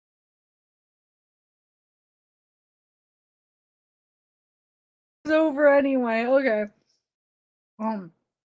But good catch, Janine, about their stories not matching up. I should have thought to freaking check the stories of Amber mixed with Whitney's and see about how they got the little detail where she came from wrong, and then about the gestures that weren't consistent with what she's saying. I mean, what did she say that she was holding? How did she word that? Like the one time she did the different hand, which that wasn't consistent, lie, and also the other time where it seemed like she could have been gesturing. How did she word that? Where she was actually really holding holding Amber back from Johnny or whatever. I forget how she worded that, but yeah, I like her. Okay, so notification when they were shopping for glassware. Okay, well I'm talking. Oh, Rocky. Okay. Yeah, I thought she did say something like Thanksgiving. Okay. Wow. Wait, to pull up what, Jacob? What did I just ask? I already forget. Remind me what I should put a pull up. Okay. Oh, and Awaken the Art. I haven't looked at your email yet. I have to do that still. I forgot for a minute. I got caught up with the Johnny testimony. Because these testimonies have been good. Like, I don't want to miss, it's not like I want to go be doing anything else. I didn't want to miss any of it, All right, so hey, Sugar Buddha. I try to, for instance, real quick, and then I have another video, another body language one. Okay, so just real quick, when I eat, my favorite food is my grandma. It's my grandma that died, but I know I have the recipe for her homemade gnocchis. Absolutely love them, but you get so full so fast because they're like just dough, like dough balls, and they just expand in your stomach. So I always say, I just want to be able to enjoy it, every time. I'll be like, I better eat it slow. I just want to enjoy them and just so make it last. And it doesn't matter. I just, even when I'm trying my hardest to eat slow, I cannot stop myself. I have a problem. I don't know. Especially when something's so good. It's like, I just want to eat it fast. And it's like, gosh, I'm taking a lot of the enjoyment out by eating it so fast, not enjoying it. And then I'll get a stomach ache. But I don't know. can't control it. I guess I know I can, but I can't. You know what I'm saying? I know I have it in me. I just have to work on it harder. Okay, so let me get the other one up. Now, this other body language person I've never heard of, never seen. I just caught her. I like came up when I was looking for different videos for body language. I haven't even watched it yet. And it's like on channel. She's somebody on channel 7, so I don't know if she's gonna be good or not. So we'll experience it together. I hope she's good. All right, hold on, let me get it. Let me know if any of you guys have seen her do anything. And if like I put her on and she's somebody like so horrible that it's ridiculous that you guys have know about her, then tell me and I could take it off. Talking about her body language, what she does is that she will take a deep breath and then hold it as she speaks. And that's somebody under enormous stress. She will cry, but she's crying with her bottom of her face from here down. And there's no crying with her upper face, which is. Real quick, Michelle, no, my grandma, not the one that lives here, my other grandma died after my dad. This past year, my dad's mom died. Yeah, just this past year. So she was the one, not the one that lives here, though. Okay. Is quite unusual. She closes her eyes and disconnects from people. But what she does with her eyes that is so unusual is that she will close her eyes and then move her head. And then sometimes the eyes are back here, even though the head's moved. And these are unusual things, or closes her eyes, moves, opens, closes, but they're still back there. It's uncoordinated. The head and eyes are out of sync. She flips her mood. So she goes from the crying to, sorry, what did you say? Yeah. And then back to the crying. Again, that's very unusual. She was doing that at the beginning. She's incongruently positive when answering questions about, was he wearing rings? That's right. He always wore rings. And yet that was against her saying that. And it's like, something is just wrong. He often wears rings. Not often, Miss Heard. Your words are, I've never known Johnny not to wear rings on every finger. That is what I testified to. She sounds bored and disdainful when she's asked the questions. She does a weird voice when she talks about him throwing the phone. She said, oh, no, you don't. And I'm like, that voice isn't right for that situation. She has arrogance in her twisted body at the end, sort of like she's getting into her own skin of her own truth. She believes her truth. And I ask myself, with all of these things that she does, why, if you were an internationally acclaimed actress, would you do this kind of body language and vocal tone that doesn't help your case? And my first thought was that she mentioned, of course, I did everything. I went to Alcoholics Anonymous and I went, oh, yes, because so many people can have drug and alcohol through their life and they're not affected. But of course, there are those of us who are. And long-term drug and alcohol abuse can lead to cognitive process impairment. And some of this body language where things are out of sync would smell of that. She had very manipulative language in the arguments. She elaborated again in the wrong places. So she talked about, he picked up my phone and threw it out the window. And then she'd say it was a side street. You know, it was a little cobbled side street outside the house. We had a little side street. And I'm like, what has this got to do with it about the side street? Again, it's that irrelevance that we go into. She uses universal quantifiers to build up her argument. You know, he'd always smash up my things. The only reason he did things was to destroy my things. These are words that influence us and make us think, oh, this is always the case, the only reason. She's very vague. Her language, again, is very vague about the violence. She says, at some point I felt, or he was kind of holding me. You know, that's not very convincing. And then when she talked about the poo that was on the bed, she said, why would I do that? I wasn't in the mood. I don't find that funny. I was angry. Actually, you just say, no, I didn't do it. You wouldn't go into you know, I was angry. I don't like that sort of thing. Really? I don't know. That's a lot of omission. I can't remember when he hit me. And then there was the thing about the phones were thrown out the window, and then a couple of minutes later, they're texting. Well, how did that happen? I thought the phones went out the window. That didn't make sense. So all of this kind of manipulative language, leaving things out, adding in words that manipulate, made me think, this is very kind of calculated. She's looking for approval. She's looking for attention, and she's looking for approval. And she's no doubt got it as an incredibly beautiful, world-famous, international artist. She is accustomed to not being called out. And she's been called out here, and she's searching to the jury, to everybody, to Johnny, to whoever she can get. But she is actually facing no longer what she's accustomed to. She's facing a blank wall, and she has to seek more and more strongly to get that attention. The lady cross-examining her, Camille, has been very impressive. Often women will withdraw. You know, I find this working with women in leadership, that will withdraw the air and back off. She has been solid in her confidence and questioning, taking it slowly. I'll ask again. Did you, and I thought to myself, this has been practiced and practiced and practiced for a woman to keep her strength in that situation. And I thought she handled her very well. The settlement, $7 million to charity, and I intend to fulfill those obligations. Ms. Heard, that's not my question. Please, What was try your to answer question? my question. Sitting here today, you have not donated the $7 million, donated, not pledged, donated the $7 million divorce settlement to charity. I use pledge and donation synonymous with one another. But I the same don't. thing. Ms. Heard, I don't use it synonymously.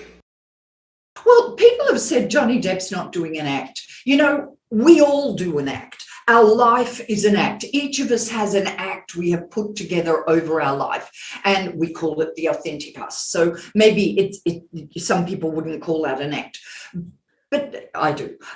His act is that he has chosen something that many of us could learn in difficulty, which is to maintain a neutrality. It is your strongest position. And he's made that very much easier for himself by looking down.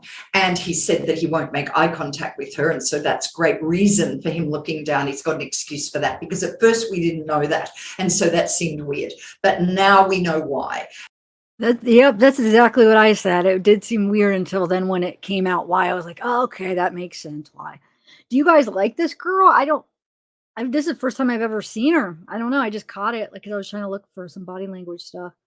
Do you guys have anybody else that you watch? There's this one guy that always comes up for this trial, body language guy. I'm not sure about him yet. He has an accent. I forget what his name is. And then of course I like behavior panel, but theirs are so long that it's too much to do on breaks. But yeah, so it's almost over. We'll just finish watching it. So you said, wait, where did you say Sydney? Or Elise? Did you say Sydney? Oh my God, just got it. So I'm asking you like the question with the answer in the question. Wow. Okay, never mind. And he looks down, we can't see his eyes, and he remains neutral. There have been times where he's broken into, he couldn't contain it anymore, and he laughed and smiled at her answers. But his looking down, maintaining a neutrality so that we can't actually see his reaction, has been a very strong position for him to take. Often we give away everything that we're thinking about, everything somebody says, and this is weakness. You know exactly why Mr. Depp won't look back at you, don't you? I do. He promised you you would never see his eyes again. Isn't that true?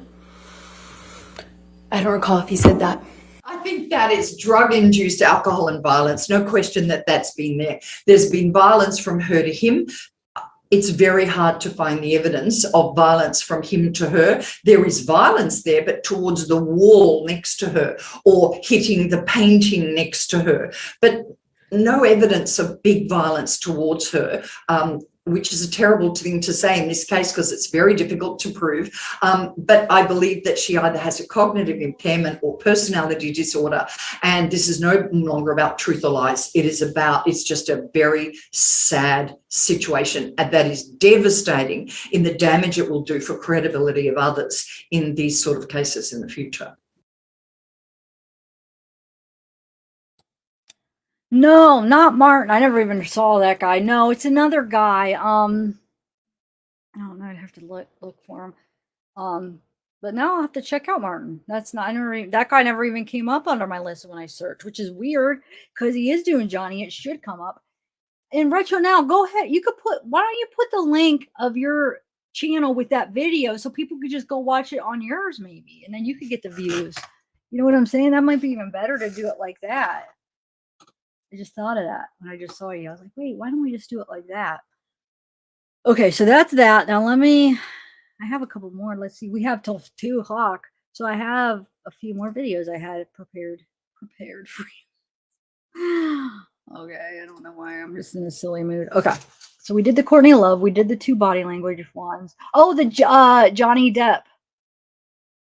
Hold on. This looks like it's going to be cute. I haven't really got to watch it yet. Here we go.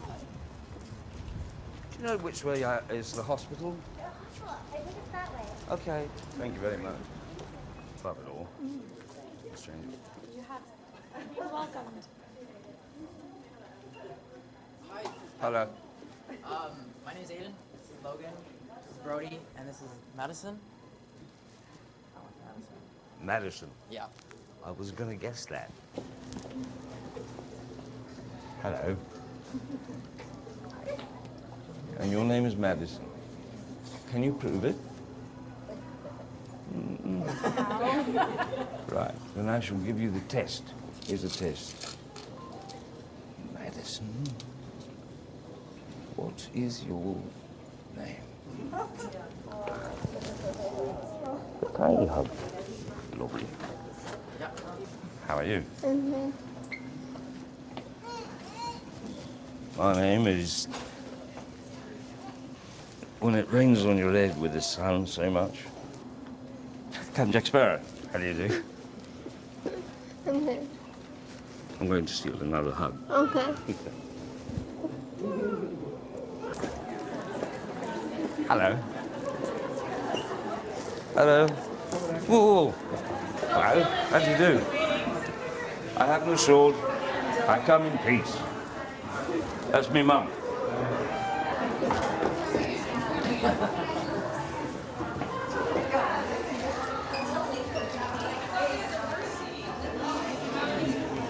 Hello. Hi. Are you going to slash me? Will you be stabbing me now with that sword? So very nice to meet you. In there. Nice one. Oh, look, I'm going to go dump it somewhere because I'm an irresponsible idiot. Oh, are you threatening me, sir? You're aggressive. Who hurt you? Of course someone hurt you. You're hurting me. I want to say this right up front. Nothing below the belt. Good, that was good. Yes. I want you to know that I'm clean. Hey, wonderful. Huh? Hey, It's- you were. No. You're lying. You're lying. You accuse me of lying, do you? I'm getting these strange twitchy pains in my body every now and again. Best response here. I shake your hand.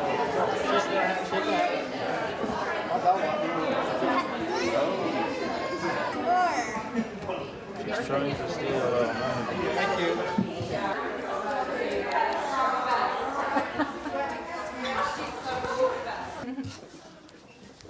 Hi. How are you? Why do you ask? Can I give you that? I'm fine. How are you? Really? That sounded good. This could take hours. Madeline, stop. Oh, she's frozen. Stop thinking about me big bum in the hospital. Stop it. Naughty, naughty. Come back home. Super cool. Yeah, I feel like a little kid inside myself. I was shaking when I was taking pictures. It's disgusting. I didn't You wake have up in the 11 morning years? knowing that I was going to see Johnny Depp today. I'm only 30. I felt the need to...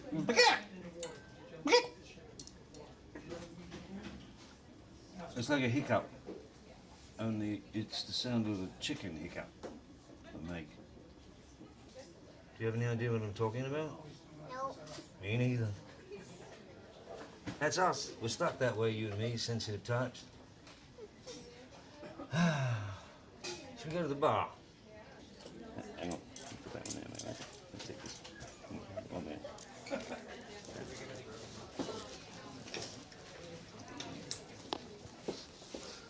I think it is the leak. I wouldn't drink anything out of it, otherwise I don't know what... Oh! What do you say? Do you take a treasure and say thank you? Oh, thank you. Will you take the other one and say thank you? Oh, thank you. Can I say thank you? And if I say thank you, you say thank you? Thank you. Thank you. If you say that again, I'll just melt here. We are. You are? Post-surgical. This way. Your name's Miranda, is it? Yes. So's mine. Let's get down to brass tacks. I have this. I that. For that. Have you been here for a minute? 20 years. I've been coming to this place. 20 years. Mm-hmm. And this is a good send off for me. 20 years is, I'm not even 20. Oh, I'm 20. Oh, she's 20. You 20? Just turned 20 in May. Really? 20 years you've been talking to me. Yeah. I'm gonna guess that you're a very patient Mm-hmm. I think I'd be sick. Ooh. Oh. Just a little. No, I'm gushing. I just peed all over the floor. That was a cool experience.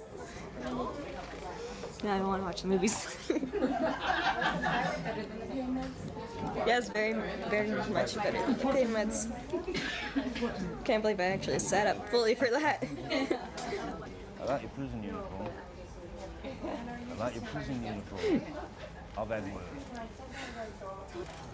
At some Oh, that's point, awesome. something really That. special is about going to happen. I don't think you're going to get any better. Watch out for the. Watch out for the. Watch out for the dreads. Watch out for the dreads. No, be careful now. Watch out. Dreadlocks in here. Can you sit up a little? Yeah, sit up. Go on. Have a seat.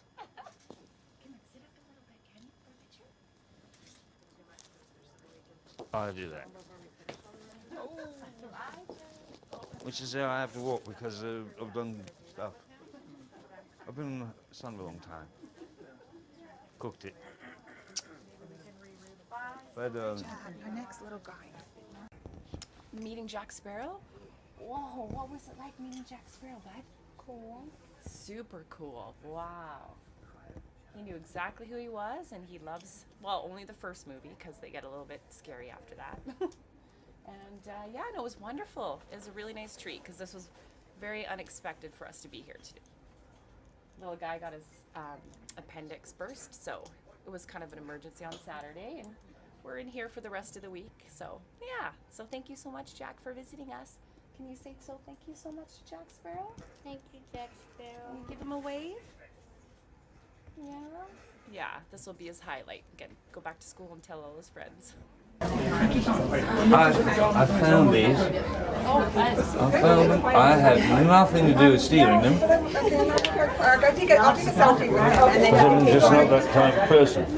Oh my God, this is so cool. Been a rough day. Had part of my beard chopped off.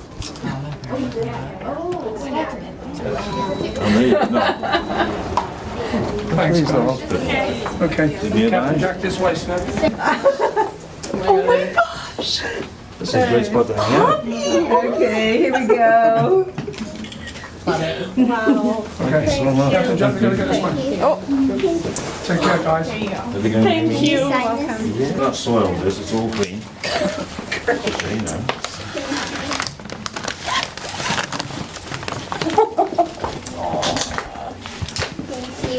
Take care. Thank you. Take care of yourself. Last time looking at the lovely stars up above in that weird sky with a hole in it. Oh, that's me. Those are black holes. They're all the dead stars. Is it? I reckon you're a giant star. Wow, that was so good because that's the first time I actually watched it all. Okay, sorry guys, I wasn't. What's in chat here? I keep forgetting about these emojis. We only have a couple more days to use, to really enjoy these emojis. Let's put a couple up, guys. And anybody wants to be a member to get these emojis, and I'm going to be doing a giveaway. We'll do a giveaway maybe tomorrow for a Camille merch, or if I get the Johnny merch up. But it'll be like you have to be a member to do it. It's because it's one of the perks I offer for the members is, giveaways. So that to be entered. Okay, hold on. So let's put up some emojis. Anybody wants? These are why am I like drawing a blank on how to do this? Okay, emojis. Let's put up some emojis. Whoa, no. Okay. Hold on. Oh, you guys are on it. Do the Amber pooping one. So anybody wants to join? Or if you can't, you could just enjoy the emojis by looking at them. But if you want your own, you'll become a member. And then you'll be entered in the giveaways. There's Amber pooping the bed. Okay. Because I barely ever put them up because when I'm on the StreamYard side, I don't have that option. So like when I'm on my phone, I forget. And I want to be able to enjoy these a little bit while it's going on. Okay. Oh, I'm gonna say, well, Caitlin, I'm gonna as far as like I'm gonna put it up so you guys could like I'll put up the Johnny merch and the Amber merch, or not Amber. Camille's already up. I'm working on the Johnny one, so that'll be up and running where you guys can order it whenever it's live off of Teespring. And then, okay. Oh, thanks, Kate. So what were we gonna do? Wait, what was I just gonna do after this? Hold on. Oh, I was gonna answer some of the comments that you guys had. I feel like wasn't there a comment that somebody asked me something? I know, the Island Girl. Can you believe it? The same stupid dinner thing where it's like you're not getting anything new out of it. You're not gonna get Dr. Curry to admit that it was that she was like somehow like bought to say untrue things because they had dinner together, like that's what it was about. She's not, that's not, so you're not going to get her to say that. Like it was just so ridiculous. I feel like it made them look bad. Island Girl, don't you think? Okay, so no, okay, Kaylee, you understood. You don't have to be a member to order the Johnny merch. Did I say that wrong? I just mean like I'm going to do a giveaway because but no, anybody could order the merch. Definitely. I know I should do. I could do a giveaway to my subscribers sometime too. But I just know one of the perks for the members is the giveaways. So I have to give the perks that people are paying their money for to join. I hope they'll be able to get it up tonight. And wait, Gaily, are you here? Oh, Tennessee, yay! In the house. Gaily, are you here because you said there's pirate font? I can't find it. I looked under my font on my picture editor. I looked under my font for what else? There was another font options that I looked under. Oh, the font that they have on Teespring. Is it called pirate font, or I don't know. I'm not sure what pirate font looks like, but I can't find anything that's called pirate font. Hi, Crime Soap Opera. So today has been a really interesting, fun, good day as far as no zoning. It's been interesting. Great witnesses. Those of you that are just joining, we had Kate Moss, number one, really quick to the point. We'll just do a summary update of people that didn't get to see it. Hey, hi, Italian lady. Hey. Oh, yay. Okay, Modeling. Bye. Is your headache gone? Yay. Hey, Dana Dean. Okay, so yeah, so Kate Moss basically explained the stair incident. Johnny didn't push her. She fell down. It was like a rainy storm or something, and it was something was wet or something, and she slipped. Her back fell down. Johnny turned around, ran back, picked her up, brought her to the bedroom, and then got medical help for her. So Johnny like helped her. She falls. Johnny comes and helps her and carries her to get some help. And then Dr. Curry, she freaking showed Dr. Hughes, just showed how what Dr. Hughes did was not really appropriate for that type of patient setting for a trial. Like how she did it was not the right appropriate way. I know I'm not wording this great. I mean, I totally understand what she said, but sometimes I'm not good with putting into words exactly how to explain it. But basically, the tests were inappropriate. She read some of them wrong. She didn't. I don't know. Help me out on explaining. Well, most of you guys have probably already, the ones that haven't seen it, you said you just went back and watched it, right? So maybe I don't need to explain. But she did awesome. She was very confident and she knew her stuff. Johnny Depp, he did really good. I think at the end, he really came through at the end. I feel like I feel like the last thing he said was like made probably a good impact. And then, and then TMZ guy is on. So they tried to fight the guy, either was that the lawyer for TMZ or the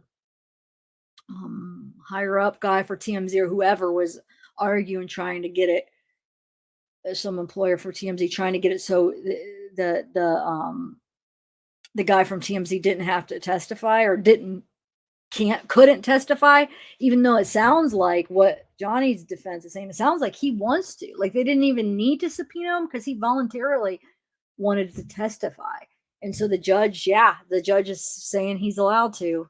And so he's going to testify. So we don't know. The way Elaine made it sound, though, she's like, well, I don't understand why they even want him because I know for certain that she's not going to say that the source came from Amber. So basically, what's the point of it? So I don't know. I don't know what the point of it is then. If it's Amber's not the source, help me out, guys. If Amber isn't the source, is there any other way that would help to have a guy testify about that? Can you see any other reason or any other way that they would want it? I mean, maybe if it's not the direct source, but like maybe she gave it to somebody, but indirectly if she's somehow the source, or is there any other purpose? Because I don't know. I'm having trouble thinking of any other reason that they would really be fighting to have this guy if it doesn't come back that either she's the source or she got something for it. She gained something by it or something, right? Help me out, guys, if I'm missing something. Hey, Jackie.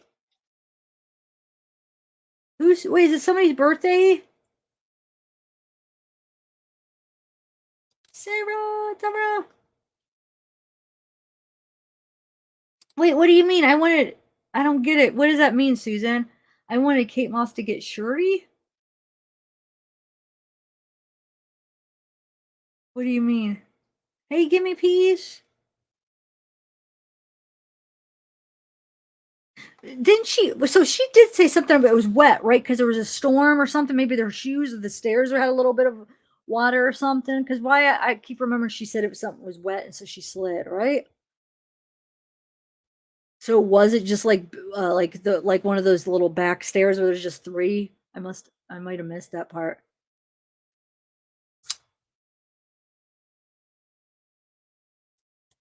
I don't know. It's supposedly the rumor has it, as far as what Court TV, when they listed their list, and then they said, I don't know if it's for sure, but like something about the source of that. Well, no, even Elaine just said it. So it's the source of the leaked TRO, temporary restraining order, that got leaked to the media, and then also the video where Johnny was slamming the kitchen cabinets. That video, I guess TMZ owns, right? Because they're the ones that leaked it. They're the ones that put it out there. So somebody gave it to them. So they're going to go over the source for that, I thought. I mean, pretty sure that's what the whole thing is the source for that and the source for the leaked TRL. Or so then if Elaine's so sure it's not Amber and it's Amber isn't the source, then what other route, like what how is it relevant then, you know? So that's why I'm thinking, is Elaine just trusting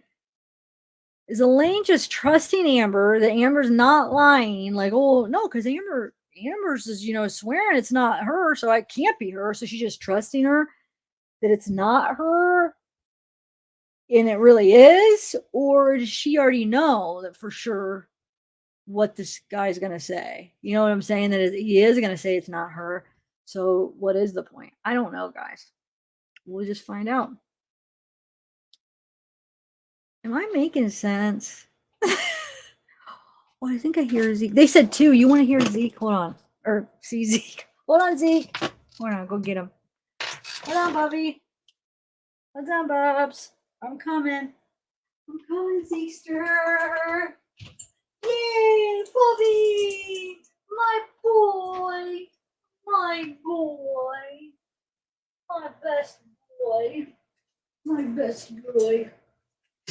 Oh, you got your wet nose on my nose. You got your wet nose on my nose.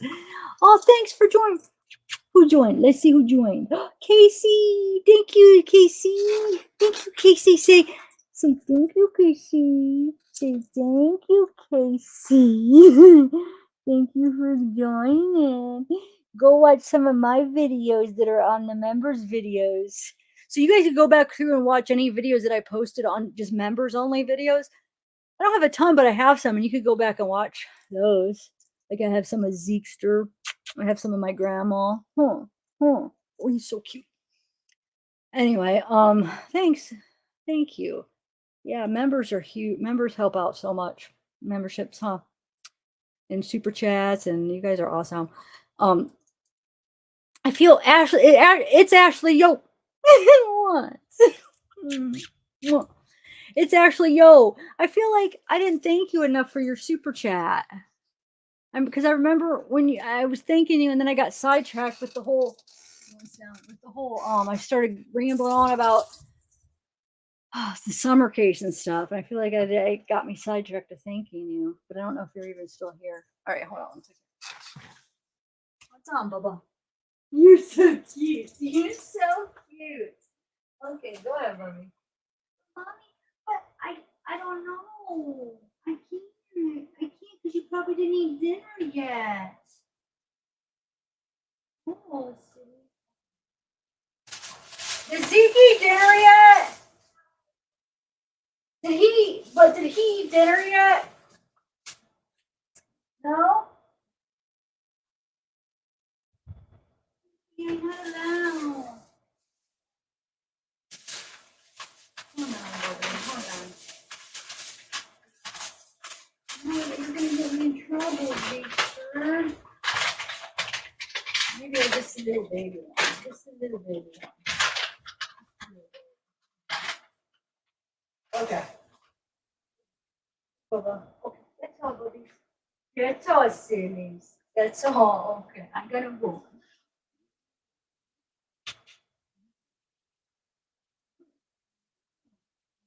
Up here.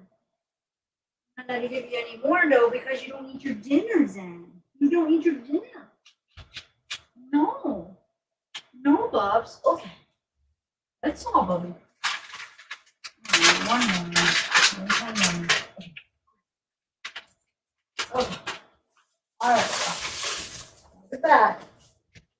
You can come in. You can come in if you want, but I can't give you any more treats. Okay, sorry guys. Whoa. All right. So what was for dinner, everybody? Or what did you guys eat for lunch? So I had a pepperoni roll and my icy.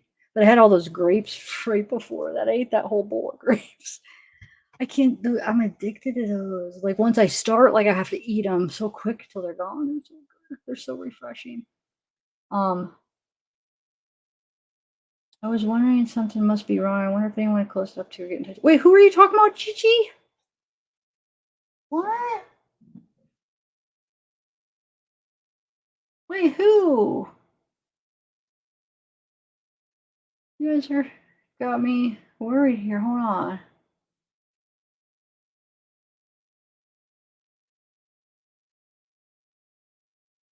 No, but you know what? I want to get a wish list. What I have to do is I have my phone number connected to my old Amazon. When all my accounts got hacked, like last year, like yeah, I think it was about last year. And so like I have my phone number connected to that old Amazon, and I got a new one, and I have to call them to get it off of it to be able to use the other one. And I need my phone number linked to do the wish list. So I do have to do that because people ask. So I could get one for me and Zeke and just put it in the description just to have it. So I'll try to, let me put that on my list. I've been meaning to do that. And also like the, what is that other thing called where you put it and if anybody orders under you, oh, I forget what that's called, but I have to do that too. Okay, so wait, who is everybody worried about? Hi, Halo. Let me see. You guys gotta let me know.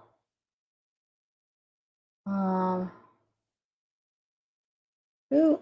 Oh, Linda. Why did I think I just saw her a little bit ago? Is that because you guys put the name in the chat and that's what I saw? I swear I saw her and that like during when I was playing the video or I was doing something and I wanted to say hi. But I was either playing a video or eating or something. Are you sure she wasn't in here? Oh, wow. Vegetarian steak?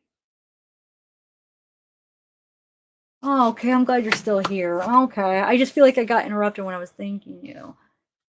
When I was thinking about that when I was eating or when I was doing something and I started like, oh my God, wait a minute. I just like totally got sidetracked when I was trying to thank you. Thank you so much. That was very generous. You don't know Linda Batman? Really?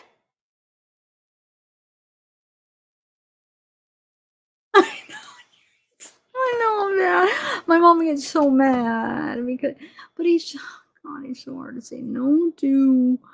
And then sometimes, we'll get to the point where they make noises.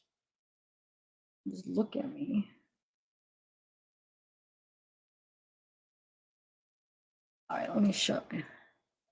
Okay, yeah, let me make sure I got your email. I keep forgetting. Wait, I don't even have my emails up. Hold on a second. Hold on. I gotta bring it up. Let's see. Oh, they have a new updated proton. Okay. Oh wow, I got a lot of emails. Okay, hold on. Let's see. Oh my God. That's hilarious. So the only thing is like to put it on a shirt, I would hope, like if you think if I just put it on like that? And then I like it. I just hope it's high enough resolution. And that I know you don't have any control over that. Hold on one second though. And help me think of what I could use as the caption.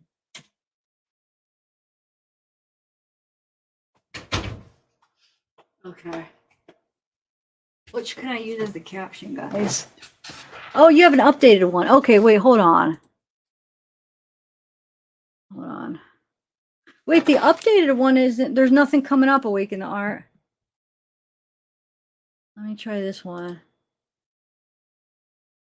Oh, so you blended it a little bit? Hold on, let me just download both of these. I almost like the one that's more, hold on, I'm debating. I almost, like, I know the blended one looks more natural, but I almost like the one that pops out more that looks more fake. But probably not though, huh? I like them both. So I might maybe change, I might like kind of change, not change anything, but change like the coloring, like make it brighter, what is it called? Like the, like stuff you could do in the editing where you make it like brighter, what's the other thing? Clearer, sharpen and stuff like that. Might try to do some of that with it. And hopefully it'll be good enough for resolution for merch. But what can I say? What can I put on it, guys, if I use it? Thank you, Lillican. Yeah, I'm like, but I'm so bad at getting back to emails. I try, and that's my worst. Not that I don't love it, but then it's like I get so behind, and then I'll star the ones I'm like, okay, I got to get back to that, and then by like a week later, by how long later, I have so many that I don't know. I just get overwhelmed. No, I don't want to say get overwhelmed because I like reading them, but I mean, sometimes I'm bad at getting back, and I just feel bad. Like I used to do like one day a week where I would just respond to all, just that would be my email day, and I would just respond to as many as I can. But I haven't done it since the trial. I haven't, so I'm really behind. But no, you can. I eventually always usually get to read them, but like sometimes I don't get to respond to all of them. Yeah, they're on lunch, Kenzie. Yeah, Kenzie, what's up, what's up, what's up? Okay, let me show you. Should I show them Awaken Art? And see if you guys could,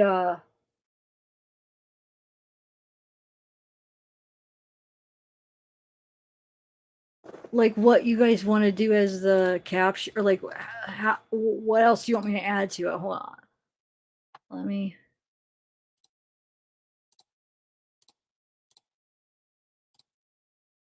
Okay, let me bring it up real quick. You guys could see. I can't promise I'll be able to do this one on there because I'm not sure about the resolution and stuff.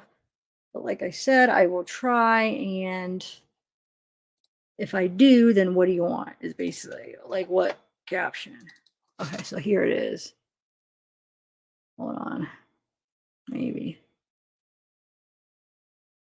Come on, we're gonna be starting here. Okay, so this is the first one, and then that's I guess, yeah, we should do the one that looks, but I don't know why I almost like the one that's like more like extreme, like where you could tell it's fake, but I don't know. I show this one, you guys, the real one, like the one that's blended. First of all, okay, we'll call this one the faker or more fake one. I don't even know if that's the right word to say, because I just want to be able to describe, or where you guys could tell me which one. Oh wait, here, I could do that.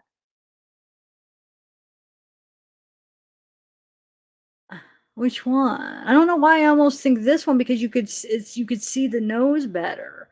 Like it pops out more, but then it's up to you guys. And like I said, it's not for sure, but what can, if I use it, what could the caption be? All right, I gotta get going because I gotta get the screen shared again with the right thing. Hold on.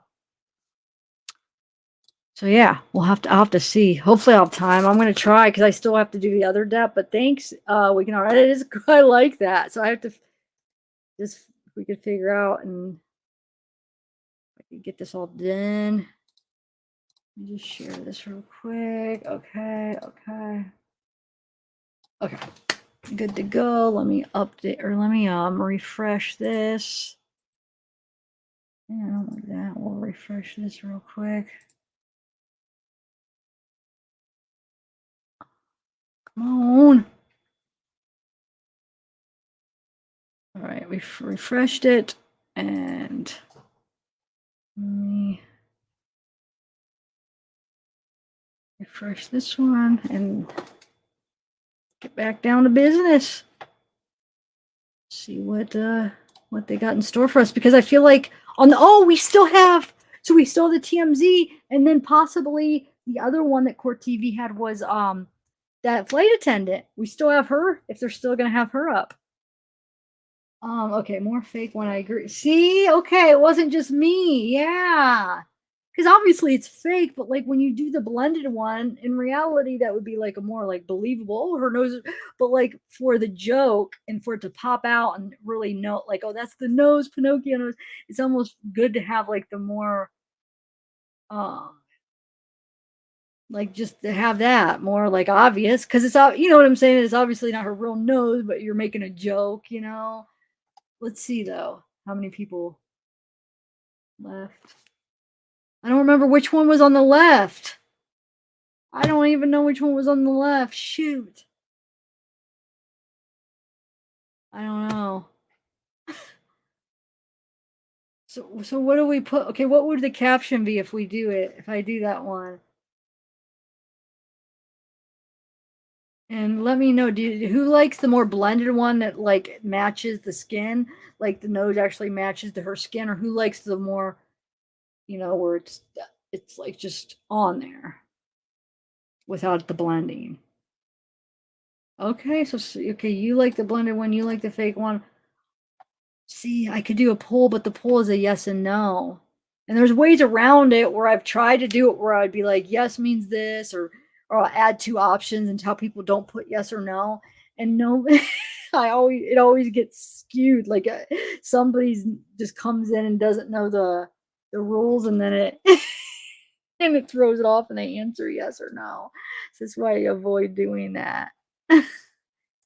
Anyway, yeah, they're coming. It's still not back, but I'm watching. Oh, the blended was on the left. Okay, I'll just have to test it out, actually, even on the merch, what looks better. And also, shoot. Okay, here we go.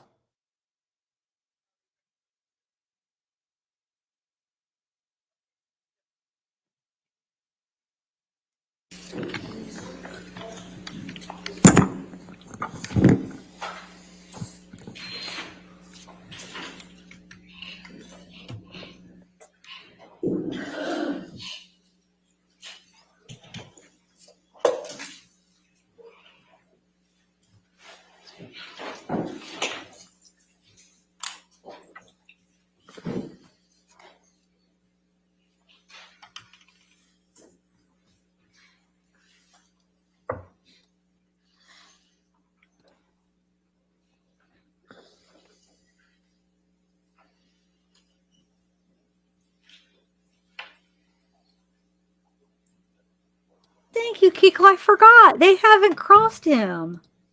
Have they? Wait, did? No, they didn't. Have a seat. All right, cross-examination. Thank you, Your Honor. Mr. Depp, I'd like to start with the honeymoon that you and Ms. Heard took in late July 2015. Certainly. You testify that you took a train ride from Bangkok to Singapore. Is that right? That's correct. And you claim that on this train ride that Ms. Heard hit you in the face, correct? Yes. And left a black eye, correct? Yes. And Michelle, could you please pull up PX 162? Is that already in evidence? Yes, Your Honor. Published to the jury. Thank you. Mr. Depp, this is the picture that your counsel showed you both in your prior, or showed.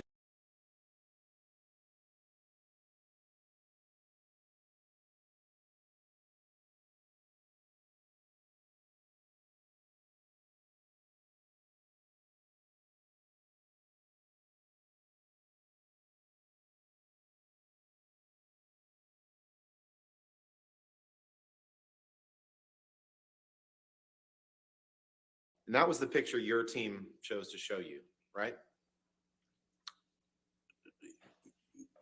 Let's pull up exhibit 1905, Michelle, please. I'm sorry, which number was it? This is a new exhibit, Your Honor, 190. And that's defendants? Defendants exhibit 1905. Okay, thank you. Ask for permission to publish, Your Honor. Or you want to put it in evidence? Okay. Any objection to 1905? With the comments, we have no objection to the photograph itself. We would ask the comments be redacted as hearsay. Well, I'd like to at least question the witness about the I comments. have no objection to the photograph being published. Okay, well, then let's wait a minute. Mr. Depp, you see here, these are 4 pictures of you, right? Yes. Yeah, and below it indicate that they were taken on July 24th, 2015 in Bangkok, Thailand, correct? Objection, lack of foundation, calls for speculation. Overruled. In Bangkok, Thailand, so before the train ride. Correct, before the train ride, because you didn't get on the train ride till the 25th, is that right? Somewhere in that area, I guess. Okay. Your Honor, I'd ask for permission to publish this to the jury. If it's just the photographs, we have no All objection. right. If you want to redact the, just have the photographs in it? Sure. We'll do 1905. 5, just with redaction, so it'll be fine.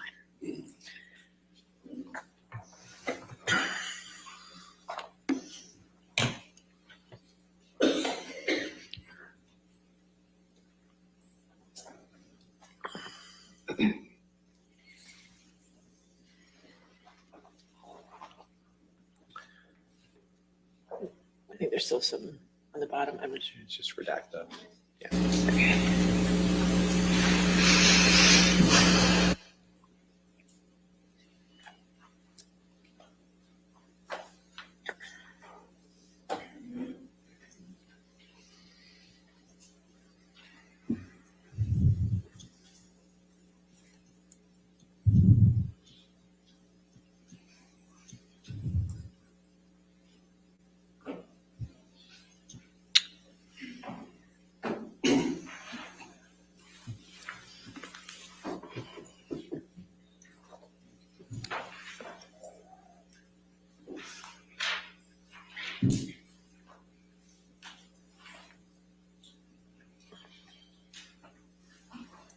Thank you, Michelle. All right, publish. Thank you, Your Honor. Michelle, could you please scroll down to the bottom 2 pictures there?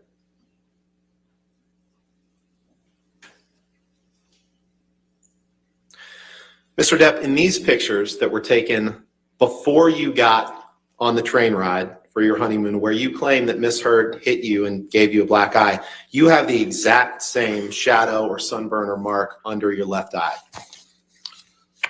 The exact same mark, don't you? That's the, when you get a side light, you see the occipital bone. So that is the exact area. Yep. And it's actually a side light will cause that. Yeah, well, the picture's not being taken from the side, is it? It's being taken head on, isn't it? No. The lens in front, yeah, the light on the side, right, will cause that occipital bone, I believe it's called, to appear sunken. Just like lights on the side of a train car, correct? Objection, calls for speculation. You can take that down, Michelle. That was in fact in the dark. I had a chef, I had people on either side of me, so I don't see where the light fill is from the side there. Mr. Depp, if you could wait for the next question. Next question. Next question. Even the picture your team chose to show you on that train isn't accurate, is it? Let's pull up. Objection, calls for speculation. Let's pull up exhibit 1859, please.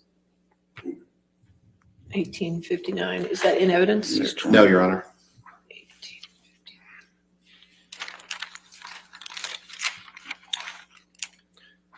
Mr. Depp, this is the same picture or the exact same scene displayed in PX 162 that you looked at this morning, correct? That looks like my face has been, the eyes have been photoshopped. Oh, okay. So this post from the Eastern and Oriental Express's Facebook page, you're saying that that's photoshopped? Is that from their page? I would, sure, why wouldn't they? Let's pull them up side by side, please. Your Honor, I move for the admission of this exhibit. We can just have the pictures. We don't need the... Any objection to the picture? Objection, lack of foundation, lack of authentication. Is that you in the photo, Mr. Depp? It is me, but it's clearly. Your it's Honor, been- I'd move to it's strike been- anything after that, first of all, and would ask for admission of this photograph. All right, just the photograph? Yep. You're gonna, We maintain our lack of authentication, lack of foundation. all right, over objection, I'll allow 1859 and. Thank you, Your Honor. Michelle, could I please get you to? You need to redact it first. We actually have one. It's that will admit or ask to be admitted as 1858. That is just the picture. I already have 18. Okay, so we'll call this 1859 then. So this is 1859. Yeah, we just need to. Okay. We'll fix that exhibit sticker on the bottom and get you that correct 1859. 1859. And Michelle, what I'd like to ask you to do, please, is to put the picture displayed as 1859, just was admitted into evidence, next to PX 162 that was shown to Mr. Depp this morning. Okay. You can pop those, they're both in evidence. Can you try to make them the same size, please? This is the exact same picture, isn't it, Mr. Depp? With radically different quality. And. No, you answered my question. How do you know I wasn't done? You answered my question. So you appreciate it. You're very welcome.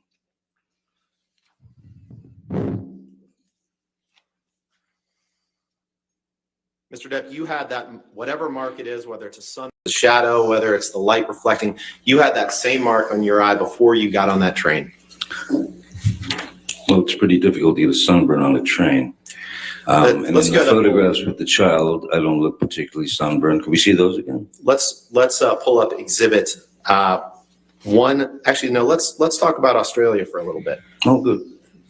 You testified that you've never done ecstasy more than a handful of times in your life, correct? 6, 7 times. Now, you heard Miss Heard's testimony. You've been sitting here. I know you didn't look at her, but you heard her testimony. And you heard her. You didn't hear her say you ingested 8 to 10 all at once. She said she came down after being apart from you for some time, and there were 8 to 10 gone from the bag. Objection form compound. Oh, overruled. I also heard Miss Heard say I reached into a bag and poured a bunch of MDMA down my mouth. Correct. That's right. She didn't say you poured 10 at one time, did she? No, she said a handful. Okay. Which is more than 10, I believe. Okay, the fact is, Mr. Depp, you were asking for ecstasy. You who have only done it 6 times in your life, you were asking for ecstasy and cocaine within minutes of being admitted to the hospital after suffering your finger injury, weren't you? Objection compound. I don't recall that I was begging for any drugs. Yeah, let's pull up plaintiff's or exhibit 393, please. You just said you don't recall you were begging for any drugs? No, I don't, but I do recall being in great pain and great distress, so. Okay. I could ask for a teddy bear as well. Okay. So this has been admitted, Your Honor. This is in evidence, okay? We publish.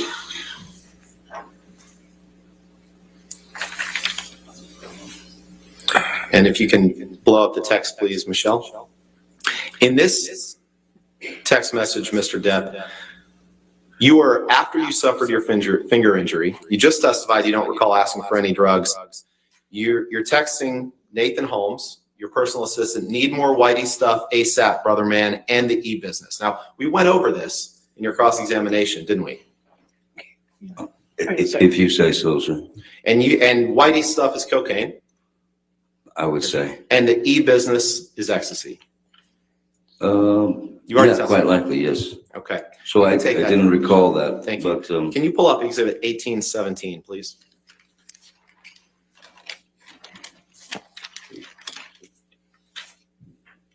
This is a picture that you were shown this morning, Mr. Depp. Yes. And you kind of made some illustrations on the picture and gave your account of what you see here. Mr. Depp, you testified previously that the vodka bottle that you allege cut off your finger was a handle of vodka, correct? Yes. You've already testified to that. Second bottle, there was a handle on that bottle, Right. yes.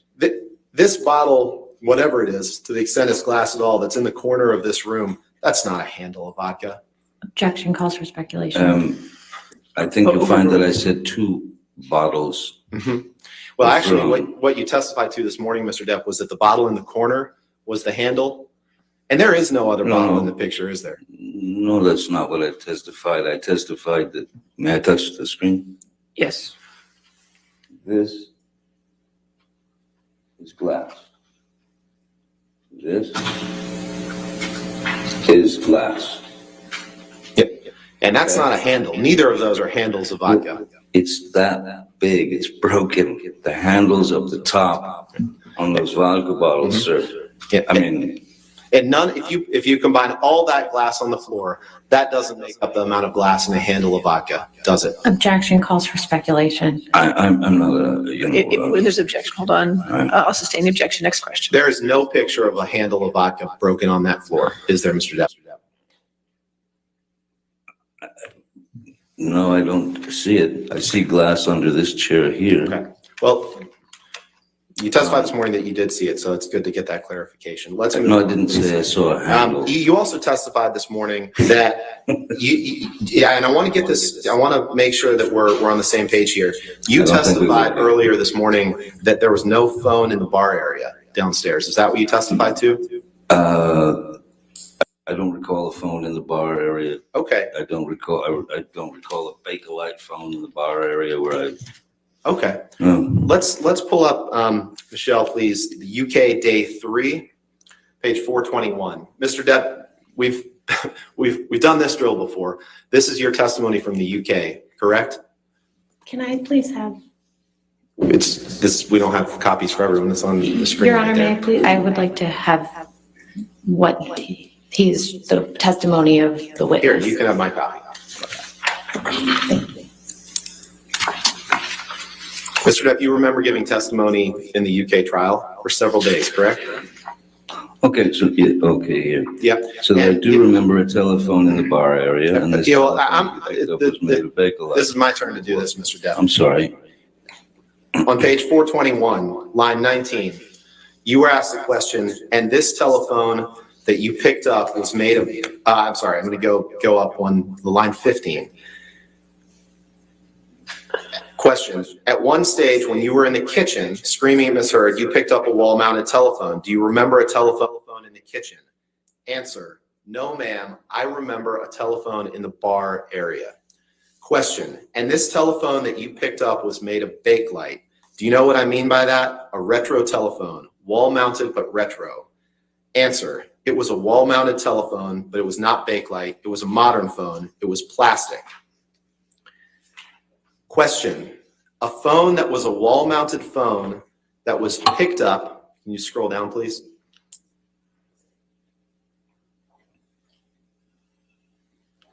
Question, a phone that was a wall-mounted phone that was picked up by you, held in your right hand, and you were repeatedly smashing it against the wall in your right hand. Answer, that is possible. But I do not, if that is the case, I do not believe I spent very much time on the phone. I remember ripping the phone off the wall. That was your testimony, correct? It seemed to be yes. Thank you. You answered my question. Thank you. Mr. Depp, you've claimed before, you've said, if I'm angry and I've got to lash out or hit somebody, I'm going to do it. And I don't care what the repercussions are. Anger doesn't pay rent. It's got to go. It's got to be evicted. You've said that before, haven't you? Have you a quote from me somewhere saying that? It's my question to you. You've said that before, haven't you? Well, actually, let's refresh your recollection. Can you pull up the Ghost in the Machine article, please? Possibly about paparazzis.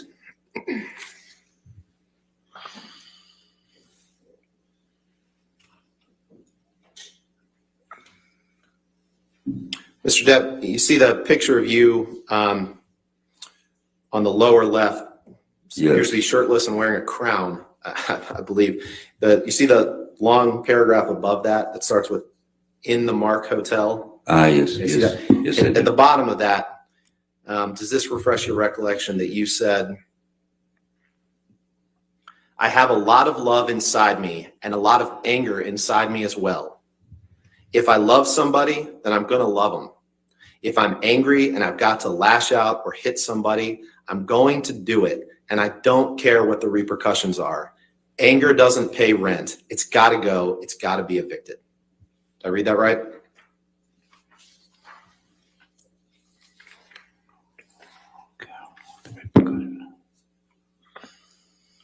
You did read that right, yes. Thank you. You can take that down, Michelle, please.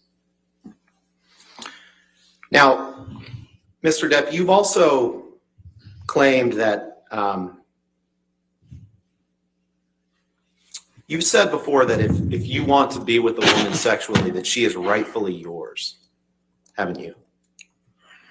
Could you repeat that? And you've also said that with Could you respect- repeat that, please? Yeah, that if you want to be with a woman sexually, that she is rightfully yours. That's ludicrous. You've also said that with respect to women that you want to be with, you've remarked, I need, I want, I take, haven't you? Equally as ludicrous, no. Can you pull up DX883, please? You can pull it what you like. I've never said those words.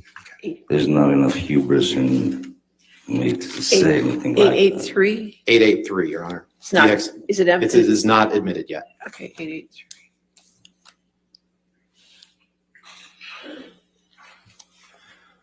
Mr. Depp, these are text messages from you to Stephen Deuters on February 22nd, 2017, correct?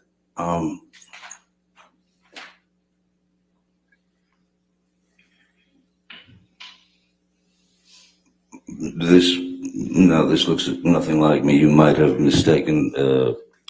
Mr. Depp, we can show the full unredacted. You've looked at a number of text messages in this case, and the words him as the identifier, that's you, correct? In every text message we've seen in this case. Yeah, sure. It still doesn't mean it hasn't been screwed with. That's not anything that I've ever said or written. You want to see the whole thing unredacted? We can look at that too. No, because you could have typed it up last night. No. Yeah. I can assure you I didn't type it up last night, Mr. Depp. Your Honor, I'd move for the admission of Exhibit 883. All right, any objection? Objection on relevance grounds, Your Honor. All right, well, do you want to approach for a moment? Let's take a look.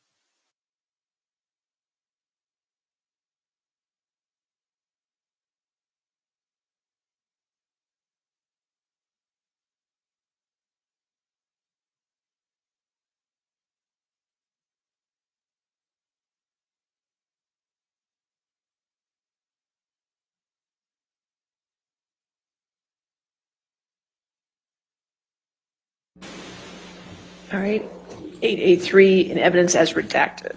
Thank you. Mr. Depp, you're aware that these are text messages. You can see the bottom right where it says Depp and then it has a number, 8129. Those are produced by you in this litigation. You understand that, right? I understand that, sir. Okay. All right, Michelle, could you please, let's take a look at the top text first. Mr. Depp, on February 22nd, 2017, you texted Mr. Deuters, right, exactly. Molly's pussy is rightfully mine. Should I not just bust in and remove its hinges tonight? Did I read that right? You read it right. And the one beneath that, you say, I want to change her understanding of what it is like to be thrashed about like a pleading mackerel. And then in all caps, you write, I need, I want, I take. Is that right? You read it right. But I did not write that. Perhaps someone else. You wrote every on my other phone. text that you produced that came from you in this litigation, didn't you? Not necessarily. Sometimes you give your phone to people and they Now, text when you from got it. off that plane Excuse me? from Boston, I'm sorry? when you got off the plane from Boston, you knew Miss Heard was angry with you, didn't you? It was pretty much a given. Objection calls for speculation. And you understood her to be angry, right? She was always angry, yes. And you asked Mr. Deuters, same person, you can take this down, Michelle, please, thank you. Same person that you texted in that last exhibit. You asked Mr. Deuters to communicate with her on your behalf, correct? I don't know what you're talking about. You'll have to explain. You asked Mr. Deuters to communicate with Ms. Heard by text to speak to her about the incident, correct? About what incident? To speak to her about the plane flight. The plane? The Boston plane. The Boston plane. So you're saying that I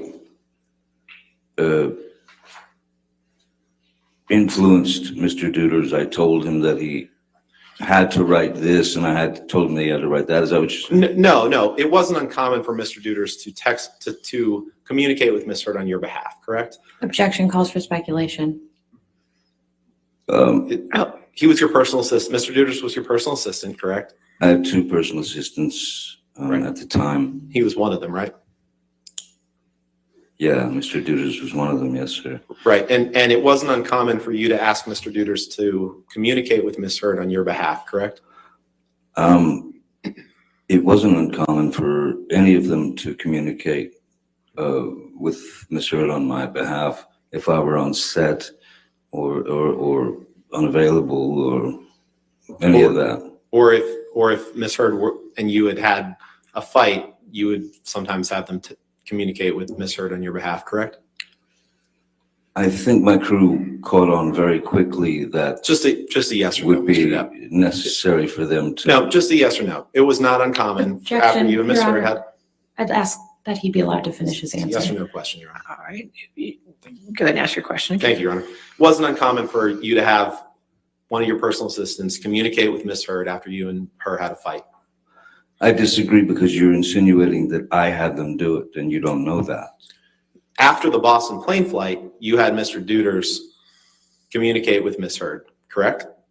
When I'm asked what to do, I said placate her, just placate her like we always do. And you told him, send her whatever message you need to send to placate her, I'm sorry, correct? he's sorry, he feels bad, yes, because any other answer, it would turn into World War III. Okay. Can you pull up Exhibit 229, please?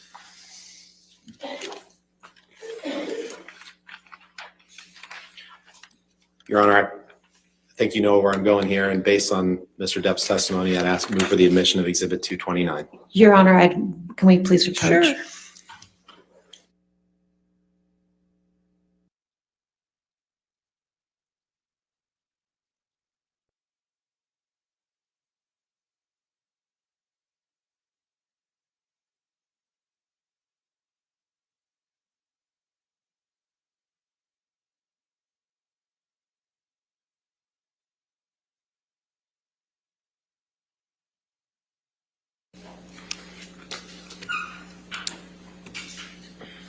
Mr. Depp, you were pretty angry after Ms. Heard got her temporary restraining order, weren't you? Angry. I was, more than anything, I was hurt. And you testified earlier this morning, you claimed that you somehow were responsible for her getting the role with Warner Brothers, correct? That's what you testified to this morning. You also tried to get her fired from Aquaman, didn't you? After the temporary restraining order. Which question would you like me to handle first? One question, sir. You tried to get her fired from the Aquaman after the temporary restraining order, didn't you?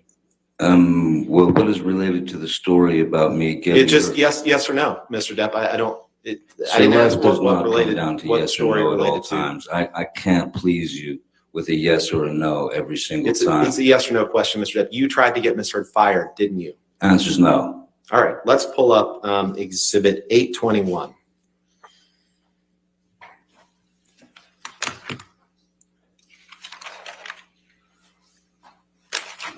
Is that Mr. me Depp, trying to get her fired?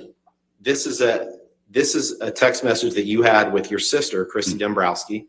She was the first witness in this case, right? She doesn't work at Warner Brothers. She can't fire Amber. Yeah. This is a text message you had with her on June 4th, 2016, isn't it? June 4th, yes. Your Honor, move for the admission of Exhibit 821 as redacted. Any objection? We would object on relevance grounds, Your Honor. I'll overrule that objection, 821 in evidence.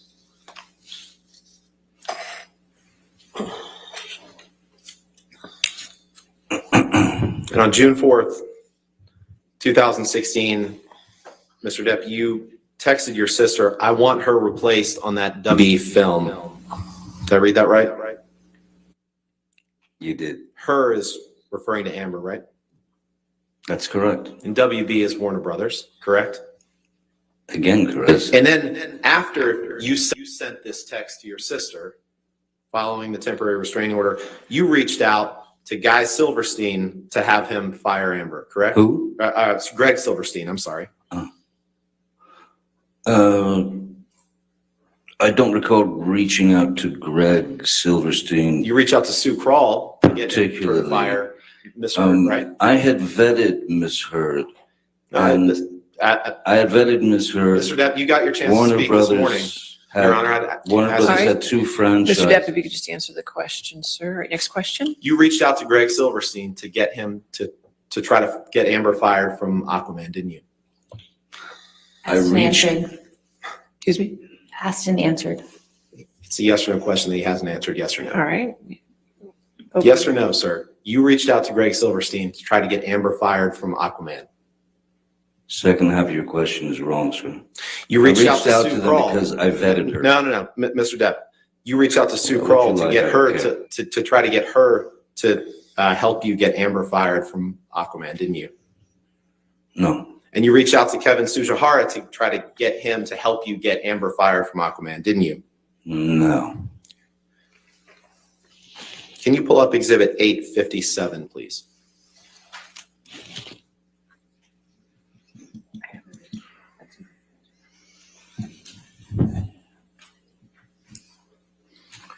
Mr. Depp, this is a text message that you sent to Christian Carino on August 15th, 2016, correct? This is already in evidence, correct? Or is it 857? Parts of it are. Oh, so not this. Not this version. Well, this can't be 857, then don't. 850. Sorry. Mr. Unbur, you can't do this to me. I'm sorry, Your Honor. Understood. We'll call it 857A. 857A. Okay. All right. Yes, sir. Thank you. My apologies, Your Honor. Mr. Depp, you sent this text to Christian Carino on August 15th? I most certainly did. Okay.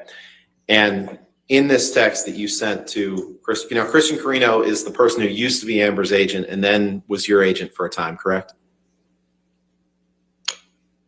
That is correct. And in this text, Your Honor, permission to publish, please. You want to put in evidence first? Move for admission of Any 857A. objection? No objection. All right, 857A, as redacted, will be in evidence. Thank you, Your Honor. And in this text, Mr. Depp, you said, she's begging for total global humiliation. She's going to get it. I'm going to need your texts about San Francisco, brother. I'm even sorry to ask, but she sucked Mollusk's crooked dick and he gave her some shitty lawyers. I have no mercy, no fear, and not an ounce of emotion, or what I once thought was love for this gold-digging, low-level, dime-a-dozen, mushy, pointless, dangling, overused, flappy fish market. I'm so fucking happy she wants to go to fight this out. She will hit the wall hard, and I cannot wait to have this waste of a cum guzzler out of my life. I met a fucking sublime little Russian here, which made me realize the time I blew on that 50-cent stripper. I wouldn't touch her with a goddamn glove. I can only hope that karma kicks in and takes the gift of breath from her. Sorry, man, but now I will stop at nothing. Let's see if Mollusk has a pair. Come see me face to face. I'll show him things he's never seen before, like the other side of his dick when I slice it off. Did I read that right? You did. Now, not long after this, you can take that down, Michelle, thank you.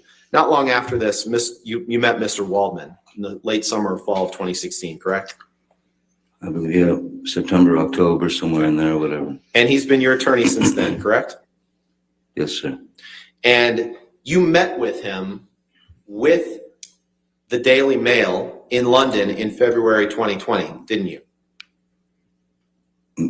I'm sorry, again? You and Mr. Waldman together met with the Daily Mail in London in February 2020, didn't you? Are you asking me a question about my attorney and I? Yeah, that you two met with people from the Daily Mail in London in February 2020. Was that during the London trial? No. No? No, in February. I don't recall it, though. Okay. I don't. To the extent Mr. Waldman testified that you did, you don't dispute that, correct? I just don't, I don't recall it. Okay. You don't disagree with Mr. Waldman's testimony that you and he met with people from the Daily Mail in London in February 2020, correct? If that's Mr. Waldman's testimony, then. Okay. But I just didn't necessarily know who these people were. Right. The same month that the Daily Mail released alleged tapes between you and Amber. Objection Correct. calls for speculation, lack of personal knowledge. I'll sustain the objection. Next question. Now, Mr. Depp, you testified, and I wrote it down before lunch. You said, Ms. Myers asked you something about, how does it feel to make you, or how does it feel to be here? You said, I've been living with it for 6 years and waiting to be able to get the truth out. Remember saying that? Yes. You also said, I've spoken up for what I've been carrying on my back. Something to that effect. You remember saying that? Yes. And you've claimed several times in this proceeding, Mr. Depp, that this trial is your first chance to tell your story, haven't you? Yes, sir. But that's just not true, is it, Mr. Depp? That's not true. No, for me it is true. Okay, well, here's the thing. The fact is, Mr. Depp, when Dan Wooten wrote an article that was published in The Sun calling you a wife beater, you brought a lawsuit against The Sun in June of 2018, correct? Yes, I brought And that was 6 months before Ms. Heard ever wrote her op-ed, correct? I don't know. And in the summer of 2020, there was a several-week trial in London against The Sun, correct? Ms. Heard was not a party to that trial. Not my question, Mr. Depp. In the article that The Sun wrote that you sued over, you sued for Mr. Wooten calling you a wife beater, correct? Objection asked and answered. Sustained. Next question. And in the trial that you subsequently brought, you called a lot of witnesses, right? I don't know what a lot is. I don't know. Many people testified on both sides of the trial, correct? Yes, many people. And many exhibits were introduced, correct? Like a trial, yes. And you, just like in this trial, you were on the stand for several days in that trial, correct? Yes, sir, I was. And that trial involved the same factual issues that you are litigating here, which is whether Objection you committed calls domestic for abuse illegal. against Amber Heard. Sustain the objection. Next question. You brought that case against The Sun because you were angry at The Sun for calling you a wife beater, correct?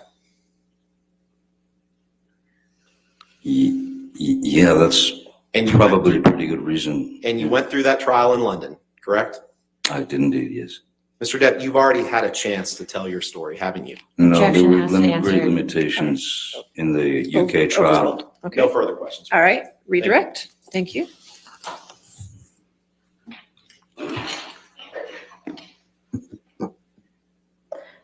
Mr. Depp, Mr. Rottenborn asked you some questions about the UK trial. Why do you feel that this is the first time that you've actually had an opportunity to tell your story and, as you said, get the load off your back? As the UK trial was me suing Dan Wooten and The Sun for defamation for calling me a wife beater. the UK have there are different laws, there are different ways they handle things. There are also limitations in evidence. Some things can be brought up, some things cannot be Your Honor, brought up. he said it calls Mr. for legal Rottenborn. conclusion. He's talking about limitations in evidence in the English. Your Honor, he's talking about his experience testifying. Overruled. You'll be okay. Yes, there is a very,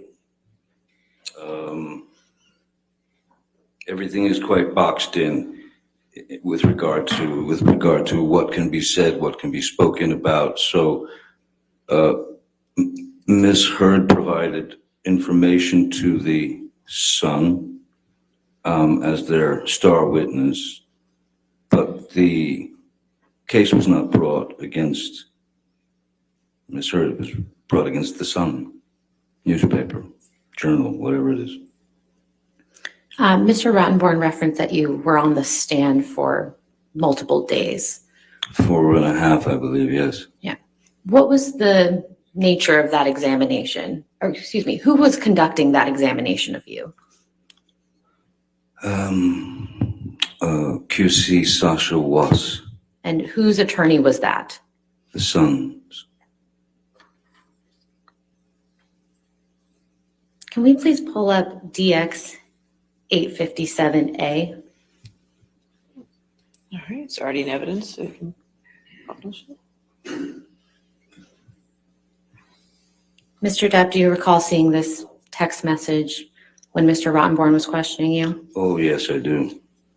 Can you explain what you're conveying to Mr. Carino in this text message?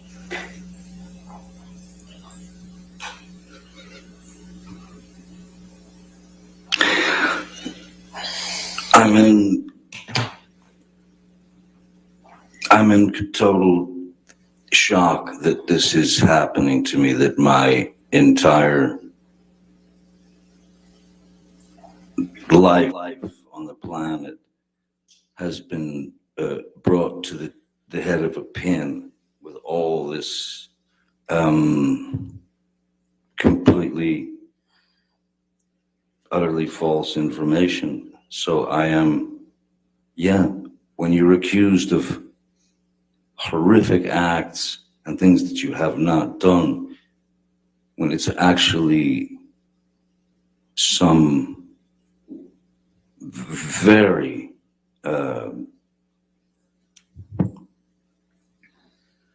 ugly things that are going out there into the world about you on a nonstop basis by Ms. Heard and her team, you have a tendency as humans to get very, very irate and angry, not to the point where you go out and hurt someone, not to the point even where you assault a cabinet. But you do get irate. You do wonder why this person is doing this to me. So many things go through your head. And then you've got your family, you've got your kids, you've got your parent. My mom, thankfully, didn't get to read any of this because that would have killed her. But my father, my family, everyone that I've met, the people that have supported me, suddenly I'm scum. Why? Never had to happen. One little lie. So yes, very angry. Could we please pull up Defendant's Exhibit 821?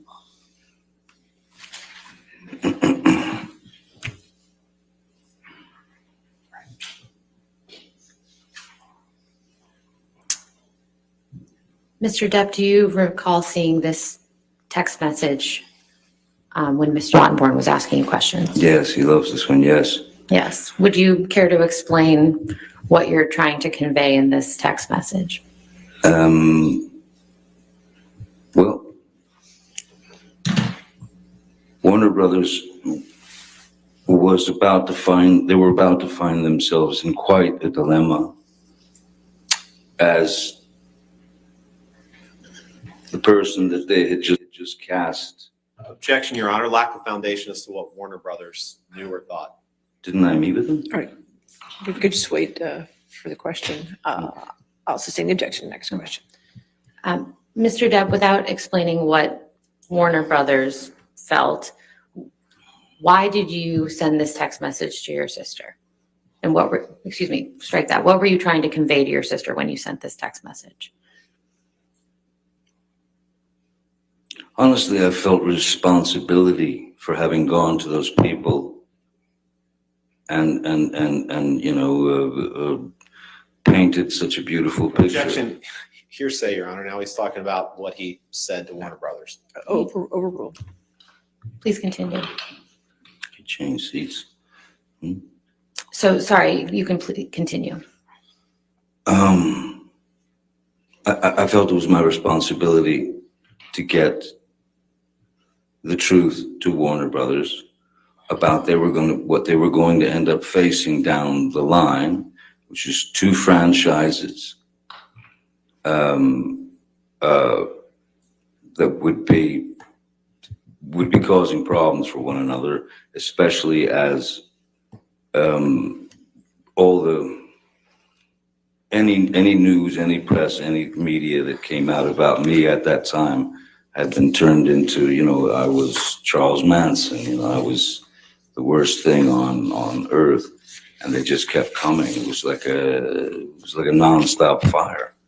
So my responsibility, after having painted a beautiful picture of her for them, was to tell them, I think you better. Objection, Your Honor. He's getting into what he claims he told Warner Brothers or wanted to. He's saying what he wanted to tell them. He's not saying what he actually told them. I'll sustain the objection. Next question. Mr. Depp, you mentioned 2 franchise films with Warner Brothers. What 2 franchise films are you referring to? There was Aquaman and Fantastic Beasts, the one that I was in. And why did you feel a responsibility with respect to those 2 franchise films? Warner Brothers was starting to get quite upset about some of the things that were being said about me in the press that were constant hit pieces. You know, on one level, yes, it's just acting, it's just movies, but it's business and it's your word. And I had given my word to them, and I felt responsible that I had to tell them exactly what was going on, and that it was going to end up ugly. And which of those 2 film franchises were you a part of? I'm sorry? Which of those 2 film franchises were you a part of? I was in Fantastic Beasts and Where to Find Them, and I was in the Fantastic Beasts: The Crimes of Grindelwald.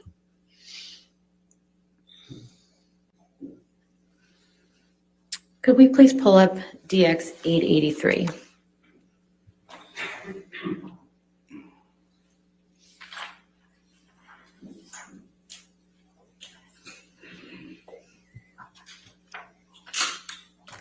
Now, Mr. Depp, do you recall seeing these text messages during Mr. Ronborn's examination?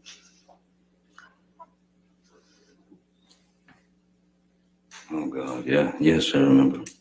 And you didn't seem to recall these text messages. Is that it truly is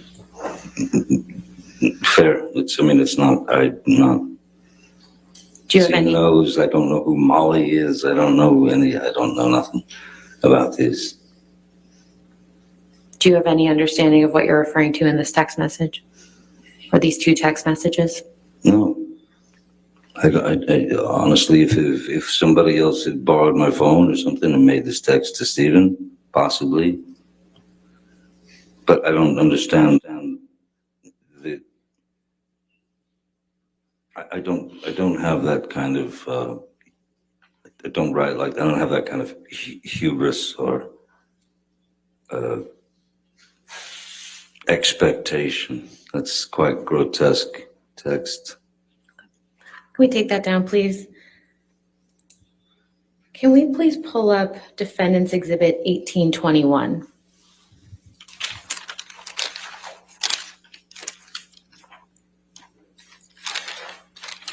Mr. Depp, do you recognize this document? That is behind the bar, yes. Okay. And do you see Mr. Rodborn asked you some questions about whether there was a telephone Yes, in now Australia. I see a telephone there now. Yes. And did you recall that telephone being there? I don't recall the telephone being there, but I can see it now. Can we please pull up Defendant's Exhibit 1820?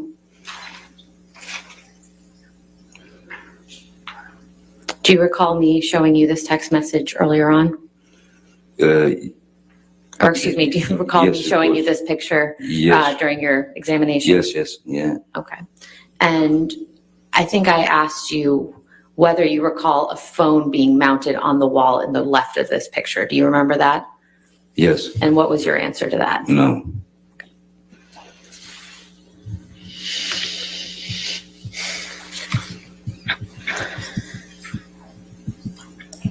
Mr. Depp, Mr. Rottenborn asked you some questions about your honeymoon. Do you remember that? Yes. And I believe you had testified that you and Miss Heard were on the Orient Express together. That's correct, yes. Where had you been prior to being on the Orient Express? We had been in Australia. And then made it over to Thailand to catch the Orient Express. If we could bring up the Plaintiff's Exhibit 162 again.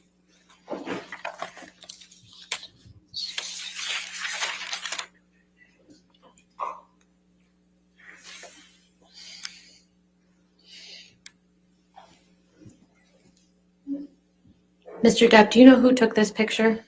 Malcolm Connolly. And despite what Mr. Rottenborn showed you about the picture of you prior to this, do you see a bruise on your face in this picture? I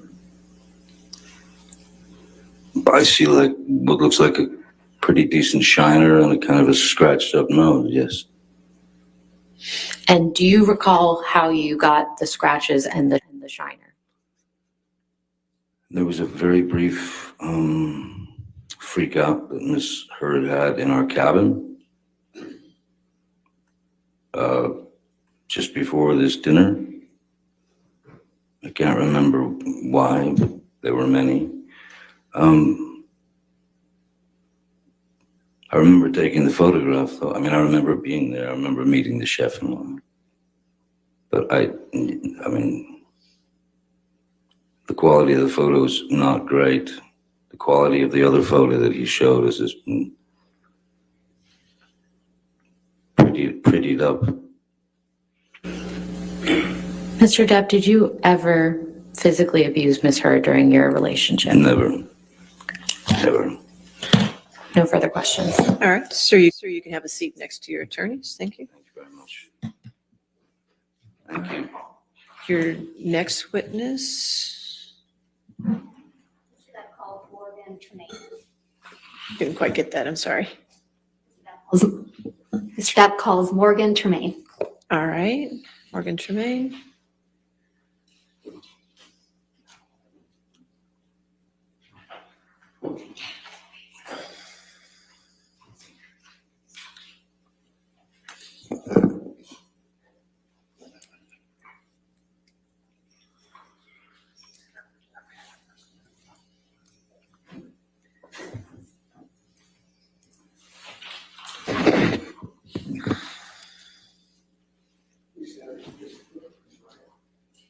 Do you solemnly swear or affirm to testify truthfully in this case in penalty of law?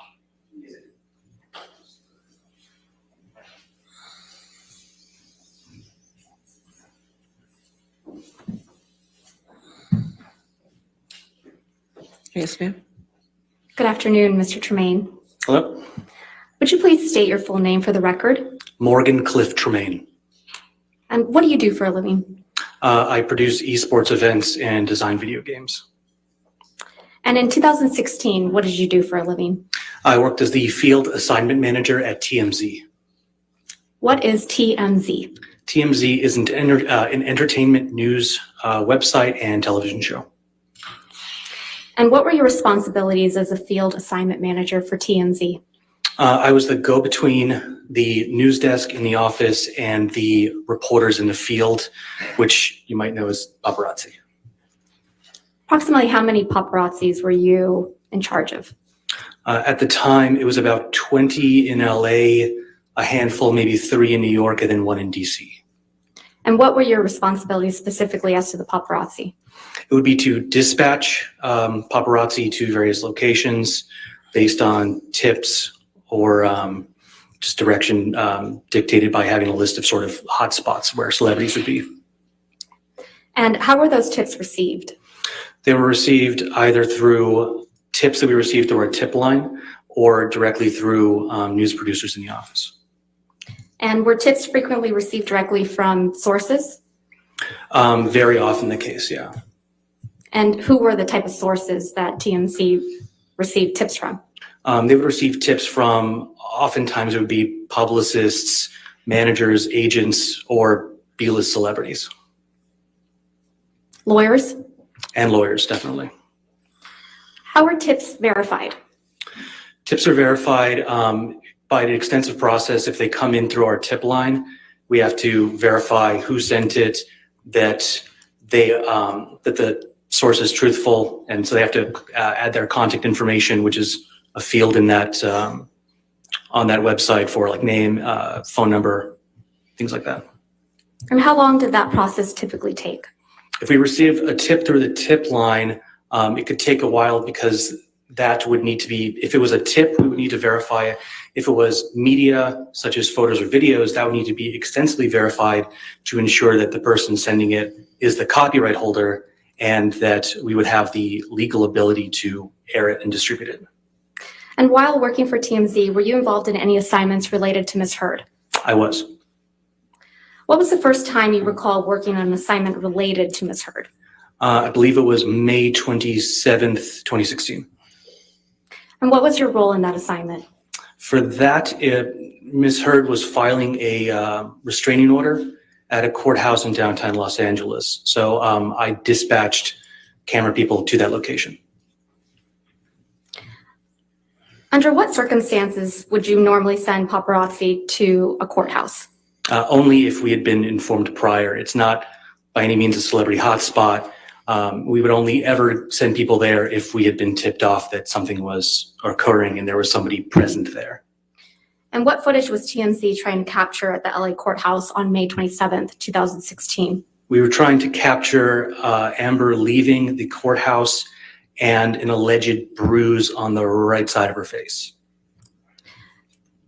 What was your team of paparazzi supposed to do while they were at the LA courthouse on May 27th, 2016? Objection, Your Honor. Hearsay and foundation. What were they supposed to do? Right. She's asking for, I don't think there's a foundational I'll hearsay. overrule the objection at this point. Go ahead, Mr. Tremaine. Can you state the question again? What was your team of paparazzi supposed to do while they were at the Los Angeles courthouse on May 27th, 2016? Their objective was to capture her leaving the courthouse, and then she was going to sort of stop and turn towards the camera to display the bruise on the right side of her face, the alleged bruise. Did your team of videographers get the shot of Amber Heard? We did.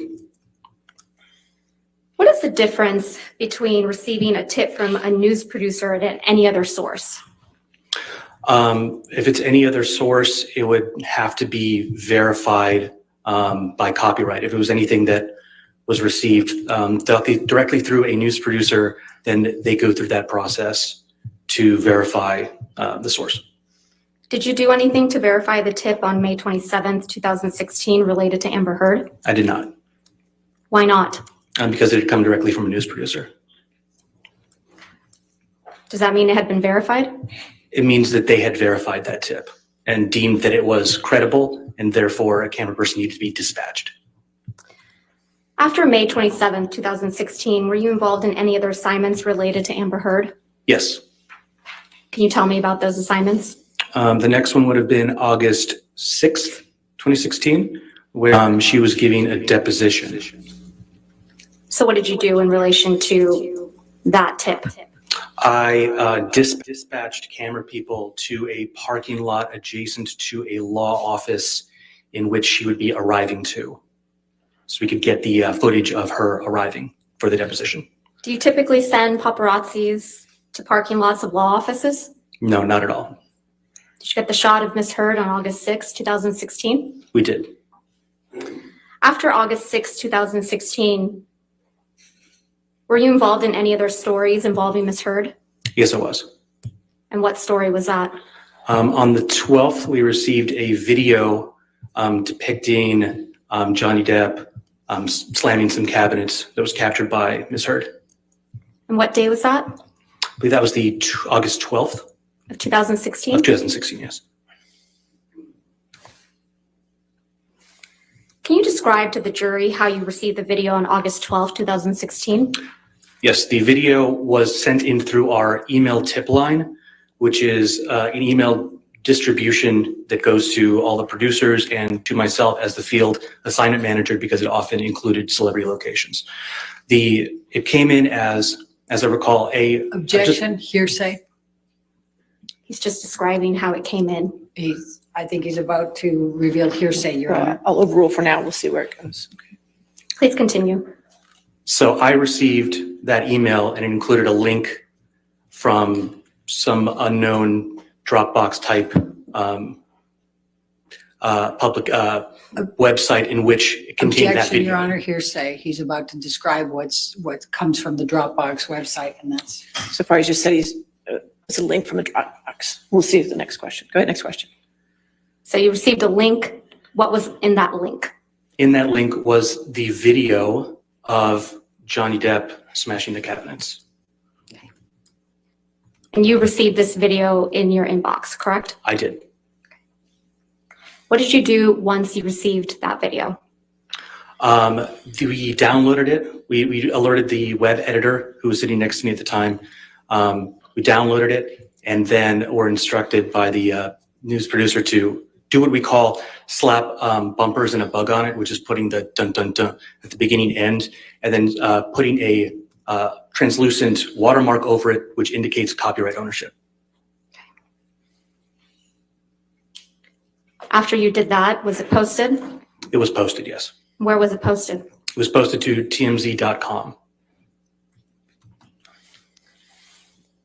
Did you do anything else related to Amber Heard on August 12, 2016? Yes, I received a tip that Amber Heard would be arriving at LAX, and so I dispatched camera people to film that exit, or her arrival to LAX rather. And why did you do that? I was instructed to. How long does it take to post a story after media's been received by TMZ? After media's been received, it could take any length of time depending on who owns the copyright. How does TMZ obtain copyright over images and videos? The only way to obtain copyright over media would be if we shot it ourselves, if it was sent to the tip line, source verified that it was from the original copyright owner, and then either purchased from that person or given to us.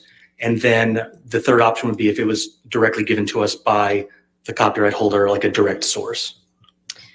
And how long does it take to copyright something TMZ has received through the tip line?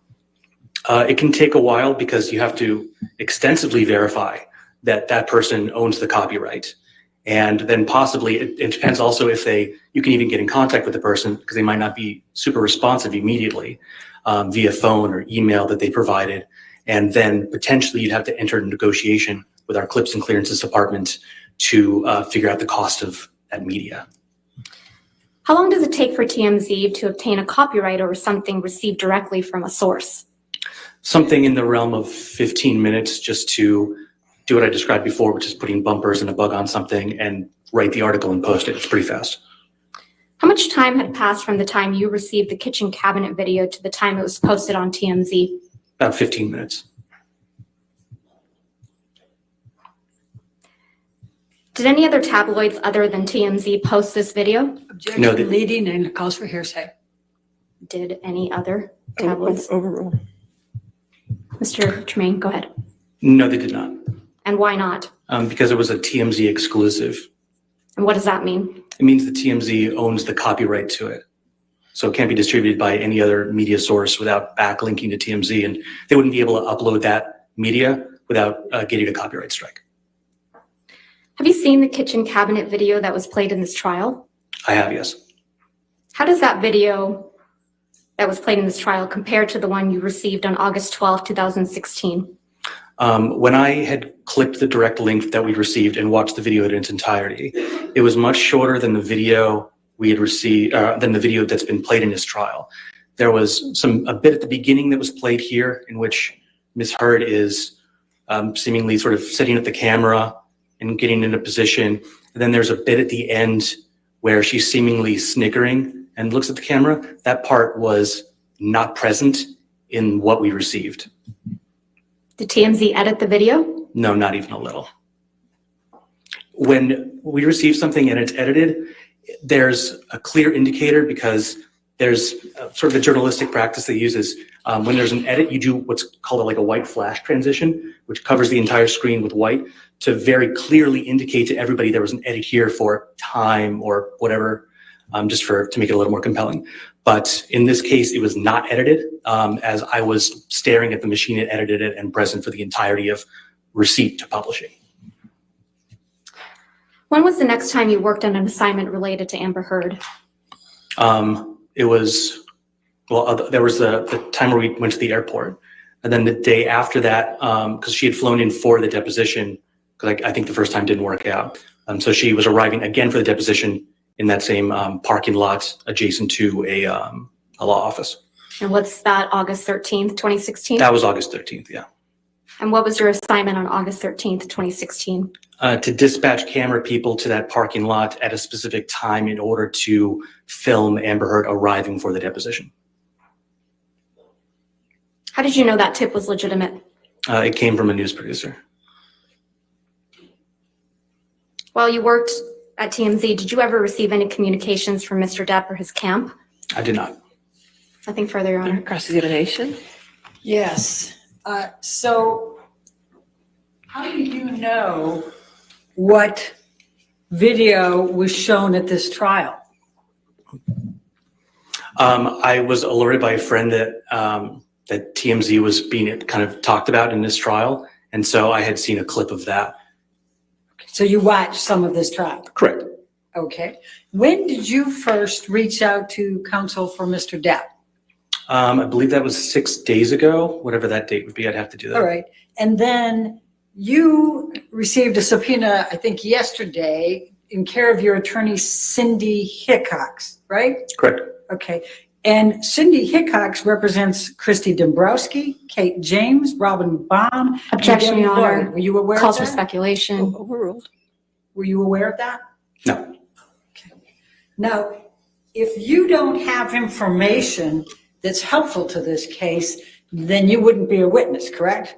Objection. Calls for speculation. Sustained. Sustained. Next question. I'm not aware. Okay. You know this case is being televised, right? I am aware that there are cameras. And so this gets you your 15 minutes of fame, doesn't Objection, Your Honor. Argumentative. it? I can ask that question. Overruled. So I stand to gain nothing from this. I'm actually putting myself kind of in the target of TMZ, a very litigious organization, and I'm not seeking any 15 minutes here. Though you're welcome to speculate. I could say the same thing by taking Amber Heard as a client for you. A little argumentative, don't you think? Oh, hardly. I find that to be purely logical. Thank you. Now, are you aware that Mr. Depp's attorneys were well aware of the TRO that was going to be presented on May 27th? Objection. Calls for speculation. Were you aware of that? Lack of foundation.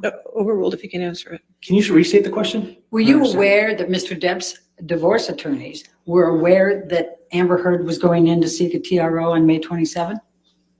I don't think I understand the question. I don't think so, no. Okay. It's kind of a Do you complicated question. know whether Blair Burke, one of Mr. Depp's divorce attorneys, had a very close relationship with TMZ at that time? Objection calls for speculation. Overruled. If he knows. I was not aware of that. Okay. And when you said that you were dispatched twice, once to film Amber in a parking lot for the deposition, and then it didn't work out, and so you had to do it another time. How did you know it didn't work out? Because TMZ.com posted an article saying as much. Okay. And I was not dispatched. Do you I know worked in the office. why the deposition did not work out? I'd have to reference the article, I forget. So do you know? I didn't write that story. I wasn't involved in the Do actual you know journalism of that. which side? Do you know which side would have known or not known whether that deposition was going to work out? In other words, the people representing Mr. Depp or the people representing Ms. Heard? I wouldn't know. Okay. And then the video clip. You don't know who provided that, correct? Correct. Not testifying to I have that. no further. All right, redirect.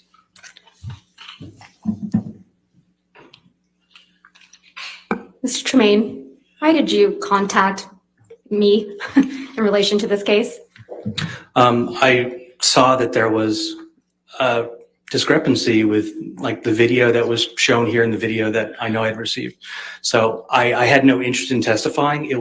I had reached out simply to maybe try to help with the timeline of things or help with the case in any way, just by virtue of understanding the timeline of the stories that were published and kind of how that can be unclear.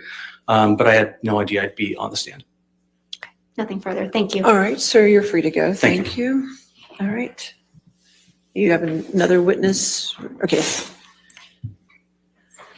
Mr. Depp calls Brian Neumeister, Your Honor. All right, Brian Neumeister.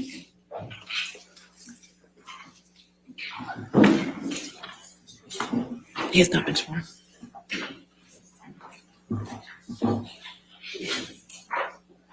You solemnly swear or affirm to testify truthfully in this case on penalty of law.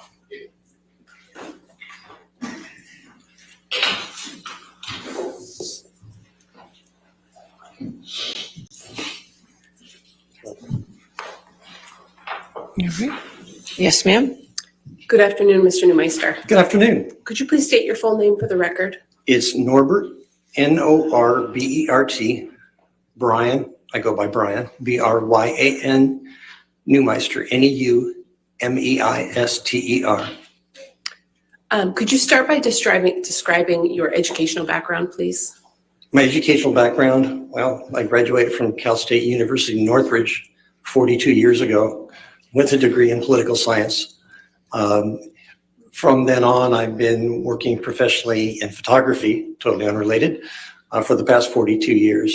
And that would also include videography, audio, and a few other different binary related tasks. Where do you currently work? I own USA Forensic. What is USA Forensic? USA Forensic is a digital forensics company. We are boutique. We're very small. We work. We have offices in Grosse Pointe Farms, Michigan, and in Phoenix, Arizona. We work with varying types of clients because to us, data is data and it takes no side. So we could be ending up working for prosecution, defense, law enforcement, the Innocence Project. We have a contract with the Department of Defense. We do classified and unclassified work. We've done classified work with various agencies. We've worked with DOJ, and I've worked in 23 countries as a photographer. What's your title at USA Forensic? CEO. Did you also found USA Forensic? Originally, in around 1990, it was called Skymeister. And that is because of the amount of helicopter photography time I have. About 10 years ago, we changed it to USA Forensic while still doing a lot of the same tasks. And you described, I think, some of the entities that you work with. What kind of work do you do for those entities that you mentioned? We do audio forensics, which is clarifying audio, for example, sting operations or audio that may have been picked up on surveillance or any other type of recording, removing background sounds. Video clarification, we do a lot of work with Axon I'm cameras. just going to check on relevance based on the discussion we had earlier. This experience has absolutely nothing to do with anything. All right, do you have an objection to him being moved in as an expert in the field? Well, she hasn't moved yet. I'm objecting to the relevance of the testimony on the subject matter right now. I'll overrule the objection. Thank you, Your Honor. Go ahead, Mr. Neumeister, you can continue. Where I left off is we do a lot of work with Axon police cameras because they don't really handle low lux levels or low light levels very well. So we clean up, we are beta testers for a program called Input ACE, which is part of the Axon company used by police officers. We clarify their cameras to better see what happened at night, for example, in different scenes. We do the same with surveillance cameras, any kind of camera, cell phone cameras. We also do cell phone forensics, computer forensics, and cell tower forensics, along with photographic forensics. What types of cases do you work on?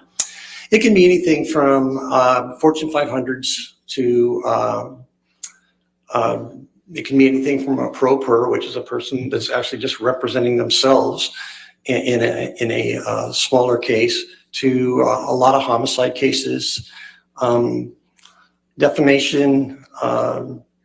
It could be any kind of case that requires cell phone extractions or computer extractions. Could be money laundering, could be the Department of Defense identifying a voice, that type of thing. Satellite imagery, basically anything with binary information. Have you been retained as an expert before? Oh, yes. I would say we average about 150 to 200 cases a year. In the last 4 years, we've done over 600 cases, and that would be in U.S. federal courts, U.S. district courts, various state courts throughout the United States. We just wrapped up a case that was an overseas case, wrapped up yesterday. We do U.S. military court. We have a case coming up in front of the U.S. Supreme Court. So it's really varied. I've done quite a few U.S. district court cases. Have you testified as an expert in digital forensics before? Yes. And what people sometimes don't understand is only about 2% of all cases go to trial. So 98% of the time, you're actually just doing the forensic work and getting it to the parties. And as we say, data is data. It really doesn't take a side. We don't have a narrative. So very often it's just providing the data for the attorneys to work with or the parties. Have you ever been excluded from testifying as an expert regarding any work that you performed? No, but you have to take into account that sometimes there might be curbs put on what, for example, in this trial, there's certain boundaries. Or if you're working with a pro per or with a attorney that is not very familiar with electronics. And the thing is, again, they teach Latin in law school, not binary. And binary is the universal language these days. So sometimes in the legal system, it's a little bit hard to explain to attorneys what exactly we're doing. So we try to break it down and make that work. What is digital forensics? Digital forensics is anything that you are using, like your television set, your cell phone, your computer, anything that runs off of binary information that has coding in it. How long have you worked in digital forensics? Well, I actually started off in analog, so it's been 40 some odd years. I started off as a cameraman. My first cameras were film cameras. When I was a kid, my dad was a director of sales and sales service administration for the NBC television network on the West Coast. So I grew up around television cameras. My first cameras were cameras people might not have heard of, Leica, Hasselblad, cameras like that. I trained with some of the best photographers around at the time, William Wallner, Niall Latham, really excellent photographers. And I started shooting videotape from helicopters, and I logged about 14,700 hours of video. And at that time, oddly enough, since we were the only helicopter, a television helicopter, we were the only helicopter in Phoenix. At the time, the sheriff's department did not have a helicopter. The police department did not have a helicopter, nor did Aerovac. So we ended up doubling up, being a news crew as well as an air rescue crew. So as far as forensics, analog probably from 1980 to 1990 and digital from 1990 through current. How'd you get started in it? Really by osmosis. I started in the production field. I usually don't do that much TV work anymore. I did shoot part of an episode, a program called Planet Earth for the BBC last year. I don't normally do television anymore. It's just 99% forensics.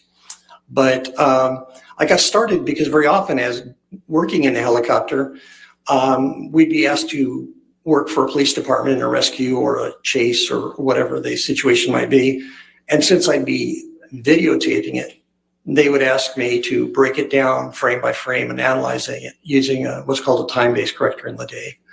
And so word got out that I could do unusual things because I'm pretty good with machines. And it just ended up, more and more people started calling and it just became a full-time job. Have you received any professional certifications in forensics? Yes, but again, most hackers and people who do interesting work don't have any certifications because the certification is usually like a week-long course. I've been doing this stuff 42 years.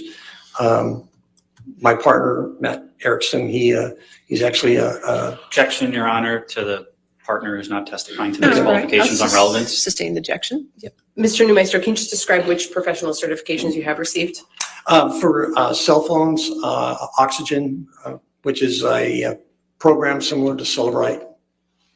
But these are programs that are used by law enforcement and by private parties to extract data from cell phones that has been deleted or which is critical in a lot of cases, deleted data, or just to what we call image a cell phone. In other words, get every bit of data that's possible on a cell phone. And again, every cell phone is different. The next would be in cell tower forensics. Are you a member of any professional associations in your field? Yes, the IEEE, which is the International Engineering Society. And the reason I belong to that is about 40% of the world's white papers on electronics are published through IEEE. So they have a huge database on anything from microwave technology to telephone transmission technology.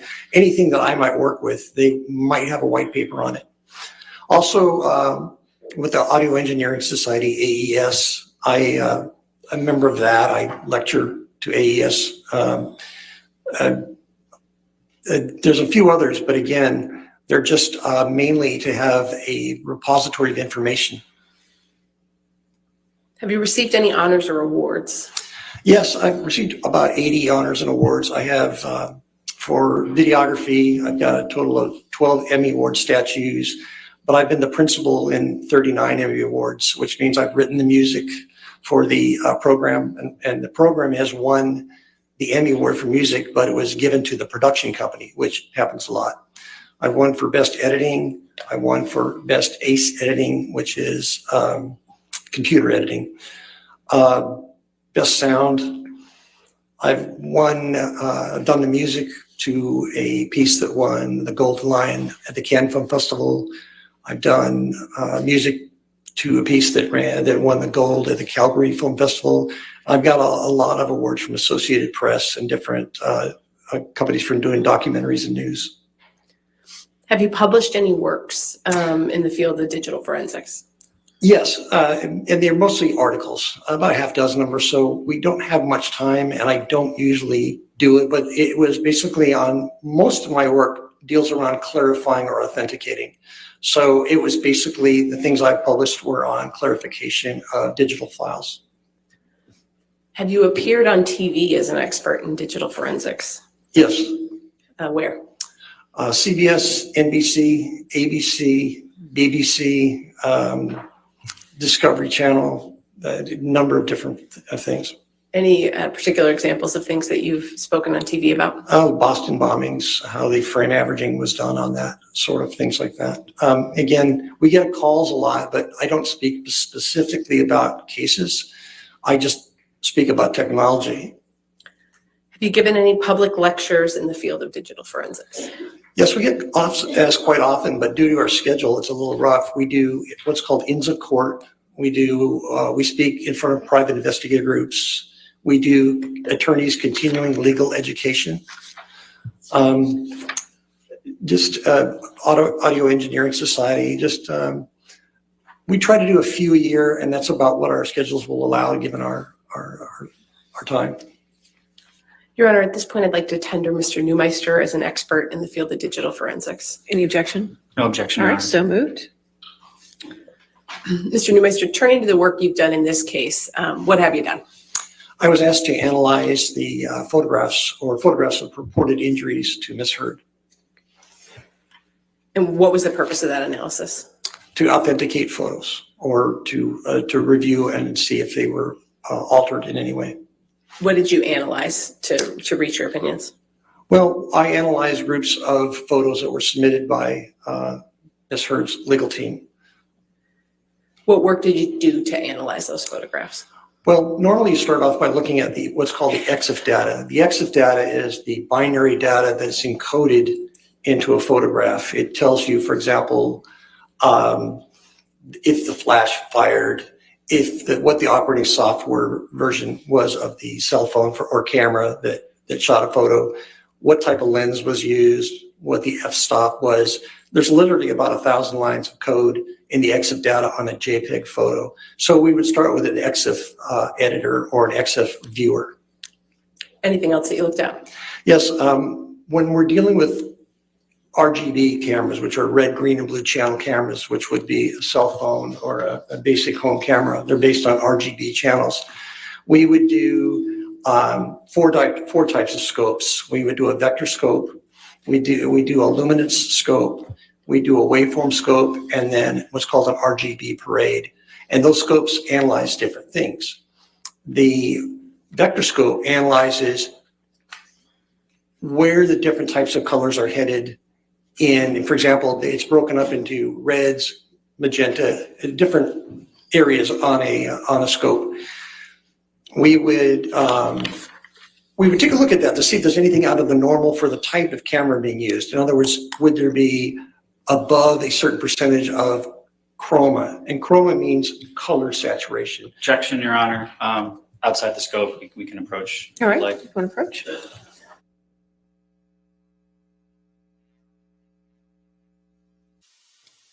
It's one girl. Well, it keeps sounding like the sound's gonna come back on.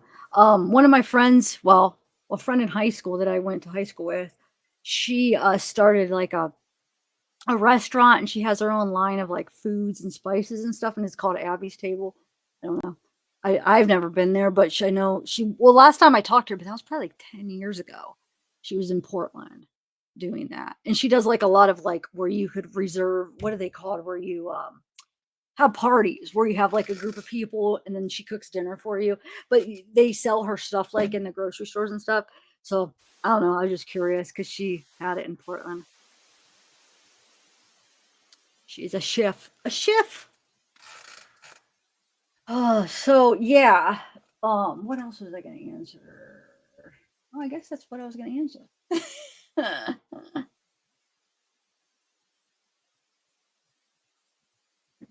Oh, okay. When was the conviction, Jerry?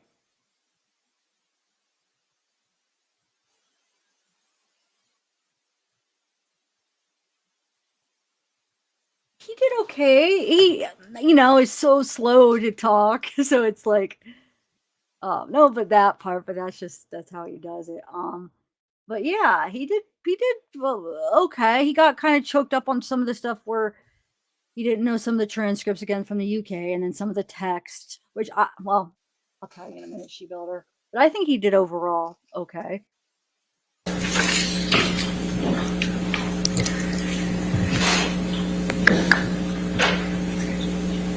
Mr. Neumeister, based on the analysis you performed in this case, have you formed any opinions?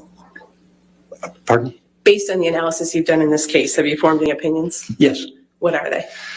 Well, three basic ones. One is quite a number of the photos have been through a photoing, at least one, possibly two. objection, Your Honor. Foundation, which photos is he referring to? We have to go through this one by one. One's in evidence. Mr. Neumeister, in terms of the photos that you looked at and that you formed opinions about, do you understand if they've been submitted as evidence in this case? Yes. Okay.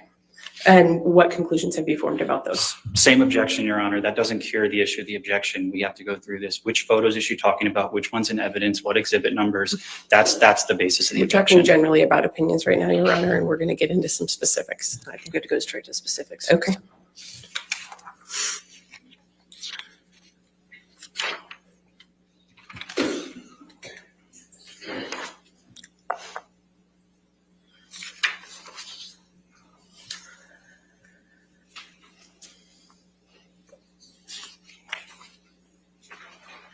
Mr. Neumeister, have you prepared a demonstrative that aids in your testimony with respect to any of the photos that you looked at in this case? Yes. I'd like to pull up plaintiff's 1303, Your Honor, if I might approach. All right.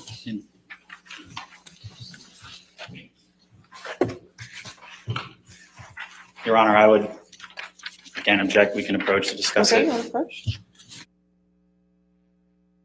Wait, are you serious? You really know who the Abby's table? Really? Like how? Cool. Tell me about it.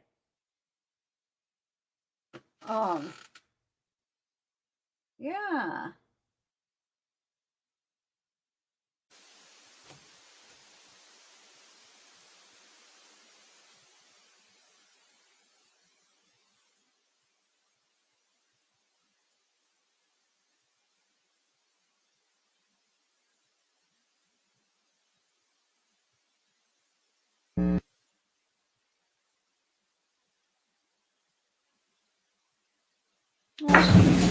Oh.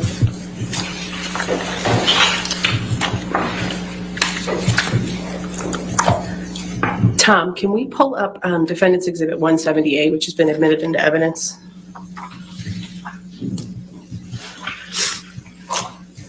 Mr. Neumeister, does this photo appear to be one that you have analyzed as part of your analysis in this case? There were many versions of this photo. I would say there were dozens of different versions with different chromatic values, different file sizes, different physical sizes. Some had been through Photos 1 or Photos 3, which are photo editing software programs. Your Honor, at this time, I'd like to show Mr. Neumeister's demonstrative, Plaintiff's Exhibit 1303. All right. Any other objection? I would object again, Your Honor, because the photograph in 170A is not in evidence. All right. Or, yeah, I mean, the photograph is in evidence. None of the photographs use wishes to show the jury are in evidence. 1303 is in evidence over objection. Not in evidence, I'm sorry, as a demonstrative. Just as a demonstrative. I'm sorry. Could we go to publishing this three, please? And Mr. Neumeister, what does this demonstrative show about the photos that you analyzed? Well, they appear to be similar. However, if you look below at the file sizes, one on the left is 712 kilobytes. The one in the middle is 489 kilobytes. And the one on the right is 524 kilobytes. Now, what's unusual about that is these photos will not digitally fingerprint with each other. They won't hash. In other words, forensically, they don't match. But the thing is, you could say, well, it was sent through email. Maybe it's a different size. The file sizes, for example, would be possibly, you can select the file size, you send a photo, but there's no way to authenticate any photo that was presented in the way the evidence was collected. And so what conclusions do you draw from that? Well, this is just three of many of the same type of photos that are all different sizes and have different chromatic, which means color. Objection, Your Honor. We just had a ruling on this. All right. Sustained objection. Mr. Neumeister, stick to your opinions that relate specifically to what you analyzed about the EXIF data, please. All three of these photos had to go through some type of transformation to change sizes. We can take that one down. You mentioned Photos 1.5 and Photos 3.0 earlier, I believe. Photos. What is that? Photos 3 and Photos 1.5 are editing programs that Macintosh or Apple put out with their product. It's for editing photos. In other words, you would put a photo in and you would change the colors, or you would crop it, or you would clarify it by enhancing, for example, the sharpening, or you could darken it. But when you save a photo through an editing program, you leave a mark on the EXIF data. And what is the EXIF data? The EXIF data is the data that is embedded in a photograph that tells you a lot about the photograph. And again, in the early days when we were using film cameras, you would write down the f-stop, which is the light setting. You would write the type of lens you use, the time of day, the type of film stock, the type of filters you're using. Now with digital cameras, that's done electronically, and there's about 1,000 lines of code, of which 50 are probably important, that tell you what the camera was doing. So what's the significance of EXIF data in your photo analysis? Well, in this situation, I can see that normally where the operating system of the camera would be, which means the version that the operating system the phone is running on, it would normally say something like, I'll just throw out an arbitrary number, 9.1.3 operating system for iOS, which is Apple's iPhone operating system. Instead of saying that, it says software, Photos 3.0 or Photos 1.0. That means that the photo had to be rendered, which means composited together in an editing program.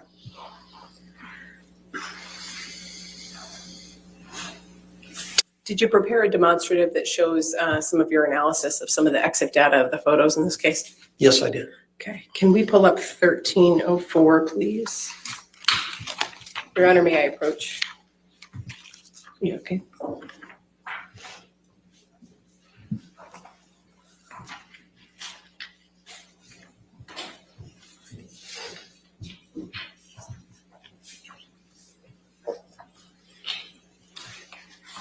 Permission to publish as a demonstrative, Your Honor. Any objection? Any objection, Mr. I'm sorry, Murphy? Your Honor. My It was just to co-counsel's talking. publish I'm it so sorry. as a demonstrative.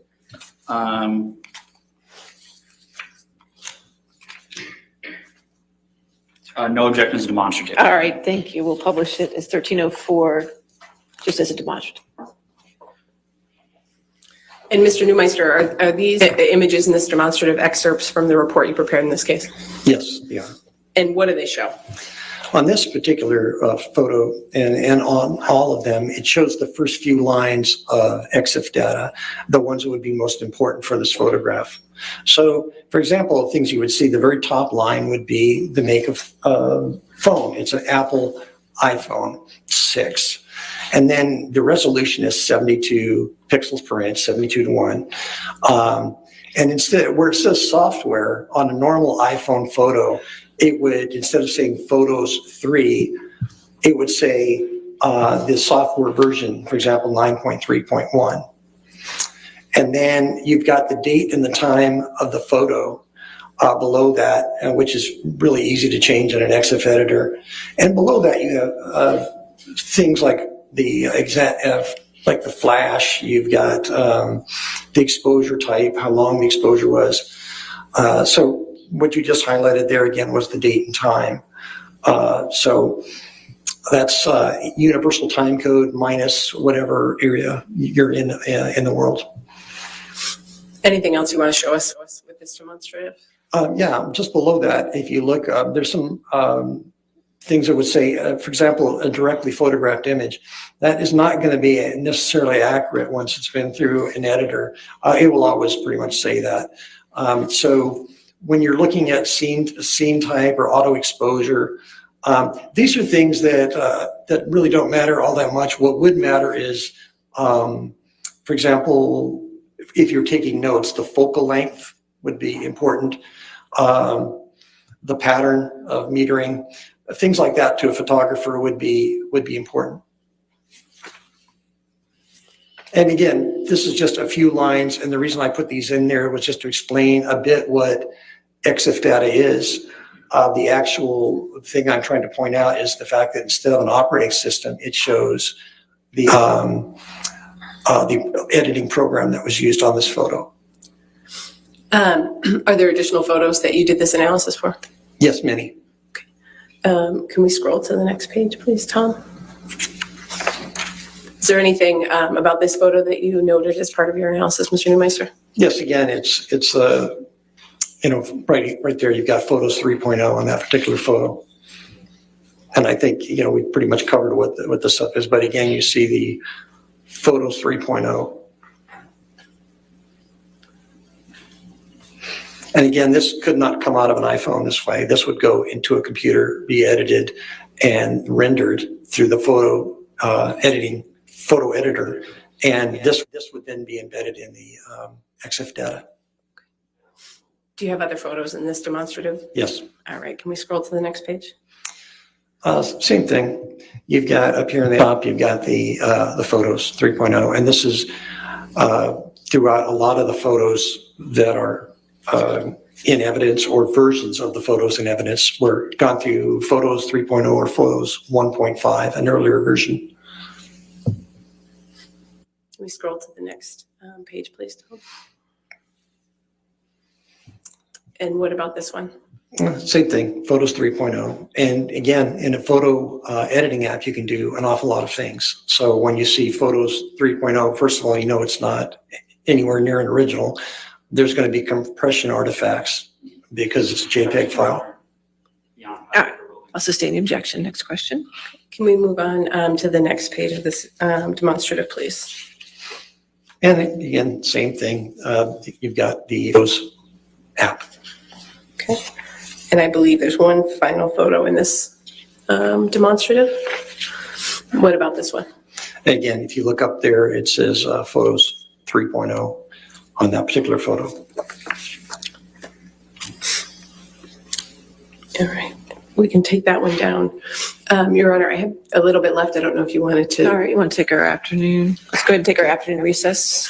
Just do not discuss the case and don't do any outside research. Thank you.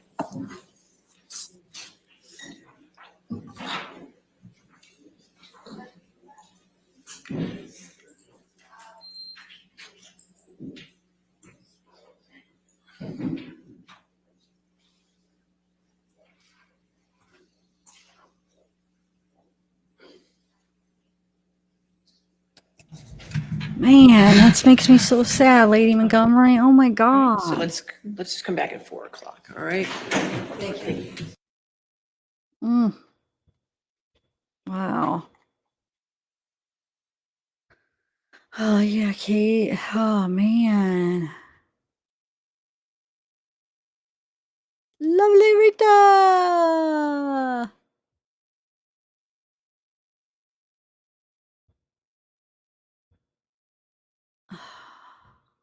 I don't even know what to say. I just feel like, oh, wow. Poor little Libby. He's so freaking cute.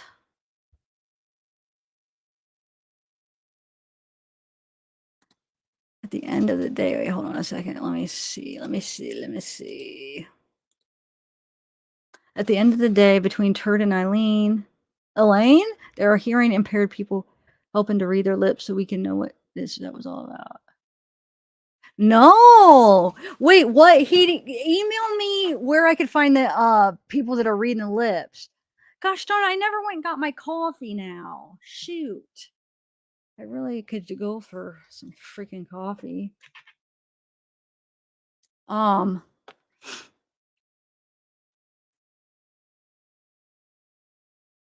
this is just the morning or the afternoon break, Sarah. So maybe they might start the next witness because they still got to do the cross exam. So, oh, Maria, thank you. Oh, hey, I was looking for you yesterday. What was it? I don't remember. It was something I wanted to ask, and then you were gone. You said something, and then I wanted a clarification on what you said, and I asked. It was right at the end. Right? I'm pretty sure it was you. Yes. So I wanted clarification. And so I was asking you, and I think you were already gone. And I kept saying, Maria. And, but I don't know what it was now. Does anybody remember yesterday? And then I saw you this morning, You were like one of the first ones that left a comment. It was before I was ready to go, and I saw the comment. And then I feel like once I got into chat, like, I don't know if I seen you right then again, but I was gonna ask you this morning too, and I never did.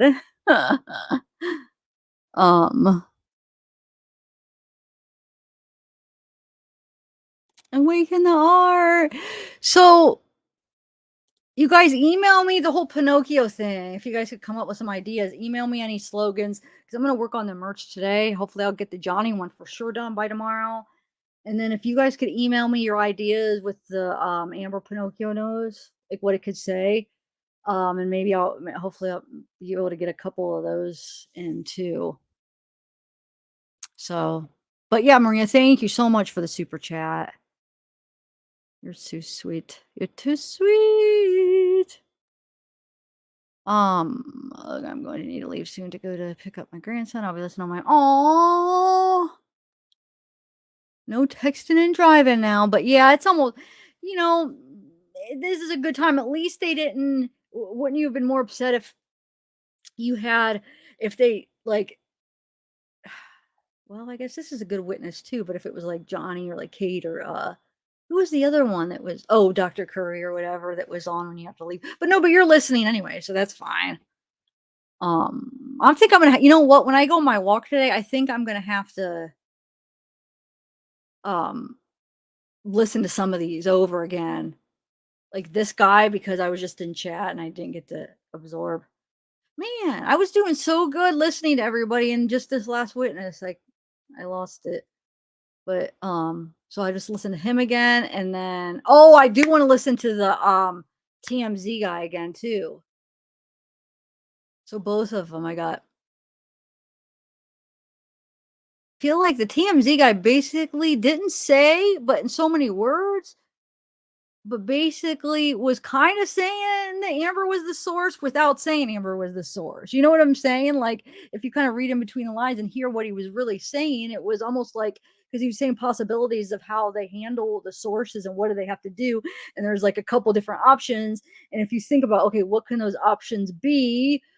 And if it's not this one, because he said it didn't come from the like a producer or how did he word it, but basically that it came from a individual. If you just kind of like follow what he's saying, he's basically saying that Amber was the source. That's what I took from it, but that's why I want to watch it again to make sure I heard it right, because I was in chatting, so I couldn't like fully focus and put it all together in my head to see exactly what he was saying. But what I just grabbed in my head that quick while I was chatting, that's what I think I heard. So I'm gonna listen to that, and then yeah, I know, me either, May. So you ordered yours yesterday before me, right? Were you the first one that ordered it? And then I ordered some like around lunch, or maybe it was the break. I ordered mine like around the end of the day yesterday. Gosh, I know. I think I got 2 hoodies, a long sleeve shirt, and a tumbler. So then when I get the Johnny ones up, I'll probably order like more. I'm gonna have so many hoodies and shirts. Oh my god. You can never have too many hoodies. Hoodies are they're really comfortable. Ask there's a lot of people, Bella, plus there's a lot of other people that ordered it. They really are. Like, I mean, to be honest, Bella, aren't they comfortable and soft inside? Anybody else that has them? And they're from the same brand, and I'm not just saying that. Like, they really are. I don't know. They're really. I feel like I just like them. So, and I don't even get the premiums. Like, I just get the classic. I mean, you guys get the premiums, but I just get like my hoodies are just the I think they're classic, or just not the premium ones. They're not even that big of a price difference, but like I just get the cheaper one. Well, I mean, none of them are real cheap. I mean, I know but I mean, the ones that are not premium, whatever they're called. Yeah, those are all my hoodies, and I think they're really good quality. I don't know. I can only imagine what the premiums are like. I don't know how they could get much better. Like, what are the premiums? Like, what do they do to add to, like, how do they make them better? I have no idea.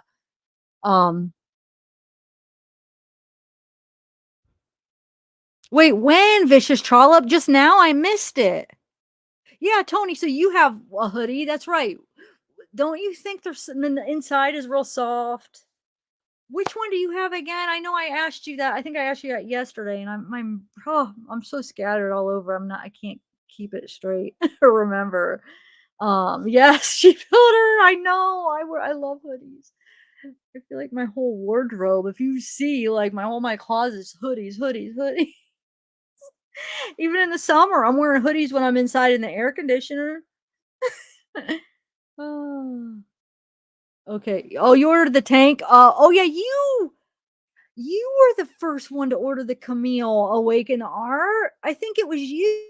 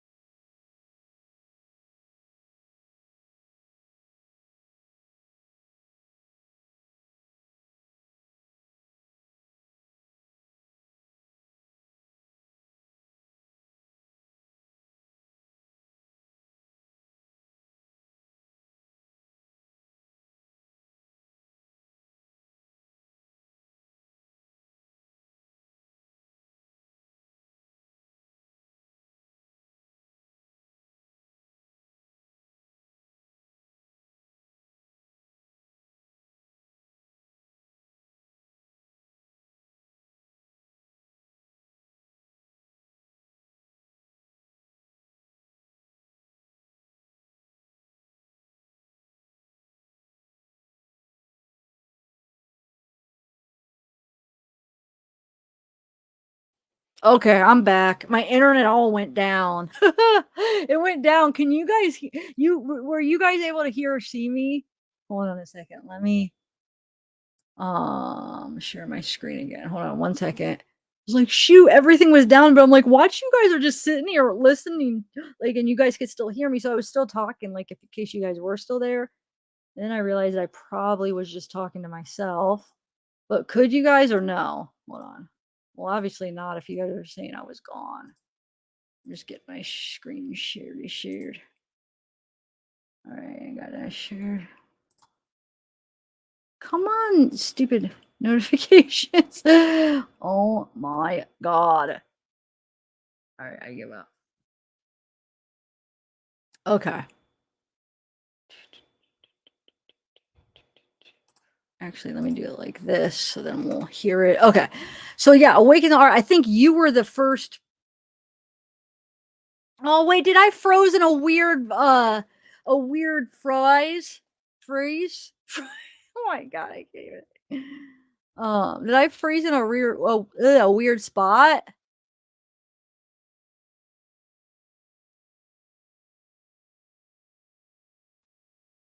Wait, what's going on? Who's back there? Are you talking about the Jose thing? No, that's what I was trying to ask you, Kate. I asked you like 3 times, and then when somebody said it's Jose from freaking Summer, I realized, I'm like, am I supposed to know who Jose is? That's freaking, I can't even believe it. And I was just talking about that case. Like, did he, I don't want to say that, I don't want to be triggered, but what happened to him?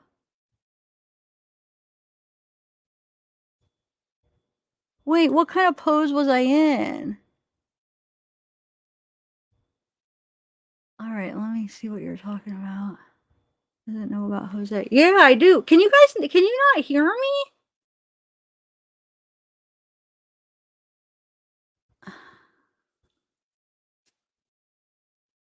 So we have. Oh wait, I have another video to play, guys. Hold on a second. I have a couple more. I think I have one more. Just like a Camille. Here's a combination of Camille.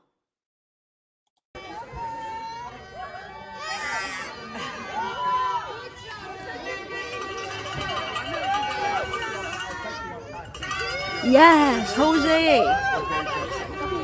Camille. Hey, Camille.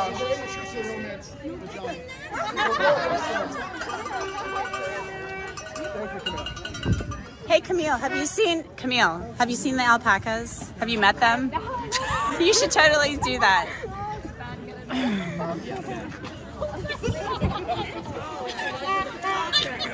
Did you send me a bunch of people my way? You love it. You guys want, you can do this. Is it really? Are you with your package? Oh yeah, Come on, Camille, you were trying to Sorry. Sorry, don't grab his backside, buddy. No, mi amor.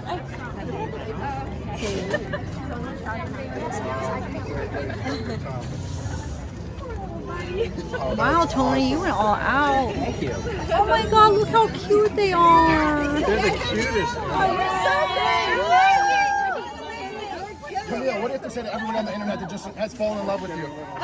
They say, Camille, the internet's saying that you are the breakout star of this trial. They're saying you're the breakout star.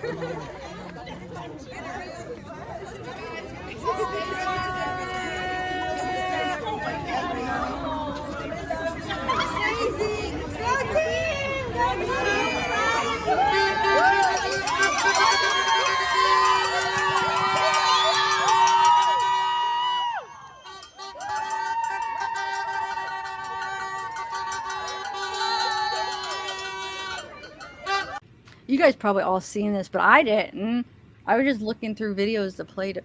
And then look, this is, well, I recognize the three, but the other people I don't recognize. Because that's the one that asked Johnny.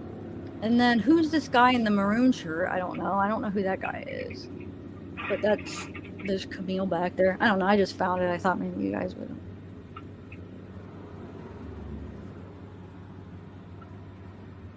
I know. I wish I could do tie-dyed. Are you guys hearing me? I feel like there's still comments saying I'm froze. Hold on. Okay, that's over.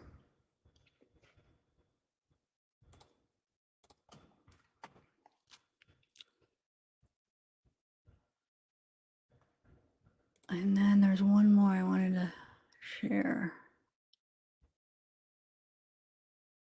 Where did I put that now?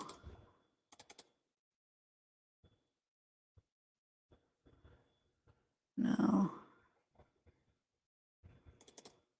Wait, where did it go? It was just something that that Amber posted on her Instagram. Hold on. Where'd it go?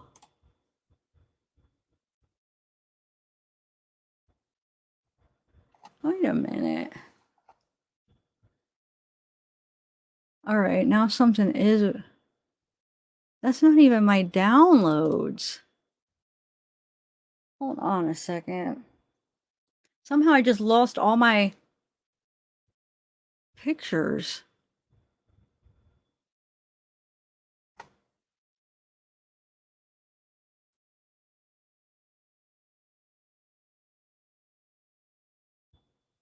Oh no, I'm on there. I'm not froze. All right. Or wait. Can you hear me? Hello? Oh yeah, I am. Okay. I just wasn't talking. Anyway. All right, we got 3 minutes.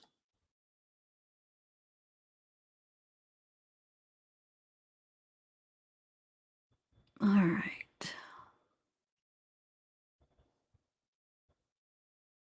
Let's see. Wait. I'm just catching up on the chat. I can't believe that he's dead. Wow. Let me see what you guys said because I did talk about it. Yeah, Jose.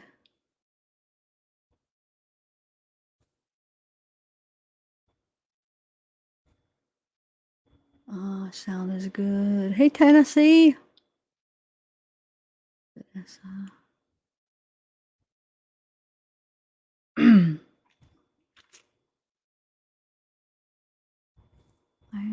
Sorry, I'm just catching up on comments. Okay, video and audio quality is good. Okay, so we're good.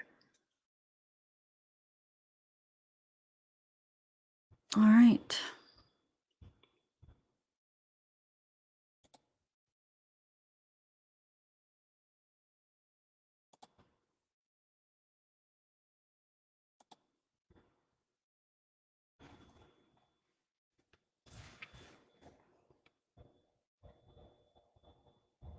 One minute. So, okay, so we have the cross-examine of this guy, and then if they have the freaking flight attendant, oh my God.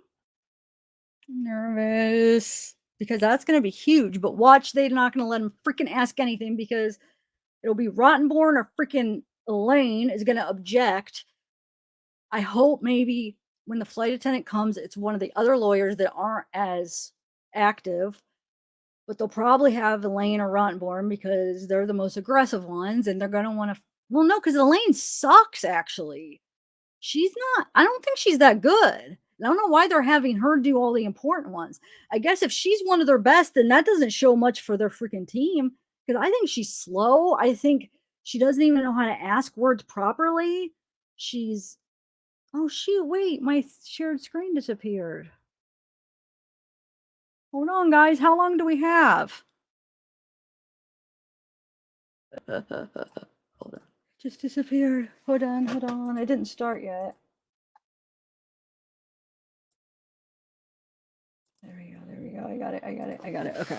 Wait, it is start. Shoot. Hold on, guys. Sorry, it just disappeared on me. All right, I got it. Whew. Okay. Oh my God, that was close. Anyway, what am I saying? Hold on. Let me get my banner up. Okay. Anyway. Now, what were we saying?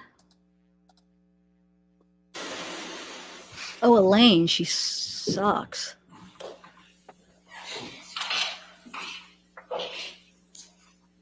Did I miss anything, guys? Did it already start? All right, we're ready for the jury. Oh, never mind. Okay. Yeah, she's not that good. Yes, Your Honor. Sorry. I'm sorry. Under pressure.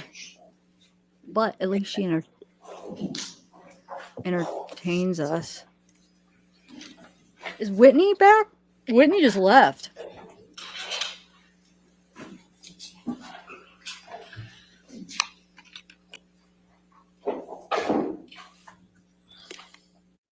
I don't know, Susan. I don't know. Because this is fun. And I don't know. No, I love my true crime. It's hard to get people involved in these new cases, you know? I just like to have, like, you know, a lot of people attention on. I don't know. But yeah, I don't know. There's plenty to actually talk about. Okay, I don't know be who, seated. Your next question. Thank you. Mr. Neumeister, do you have another demonstrative prepared that shows a photo with EXIF data reflecting that it was saved in Photos 3? Correct. Photos 3, yes. Your Honor, we have a video of these photos, and we're happy to play it once so that counsel can review, if that's all right. Okay.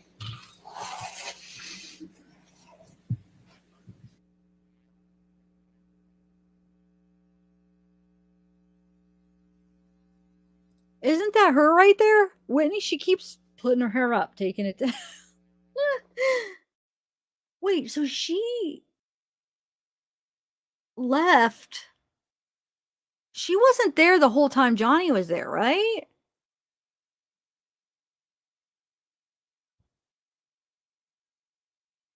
I'm trying to think if she ever, I don't think she was. I think she left the whole time. I know she left at least part of the time, Johnny. Or wait, no, Miss Lassie, you were the one saying that she was there, but we just couldn't see her. Because, she might have been, because look, at that angle, if she was sitting right there, the lawyer would be standing right in front of her. So maybe she was. God, I wanted to see her face when Johnny was saying that about her then.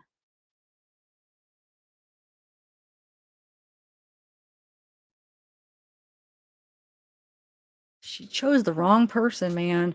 She should. Johnny would have taken care of her, taken her in as like his sister, his own sister.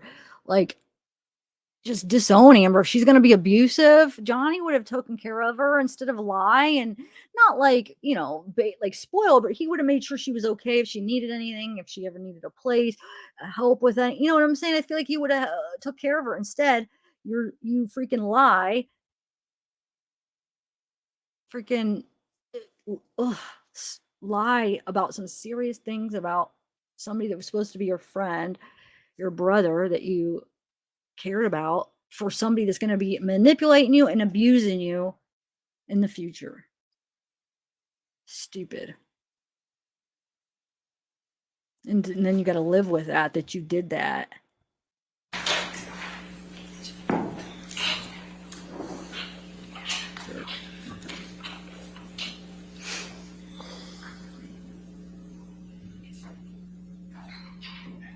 Oh, she did? We couldn't see her, but somebody said she was still there, but we just couldn't see her. I think she might have left too. All right, here we go.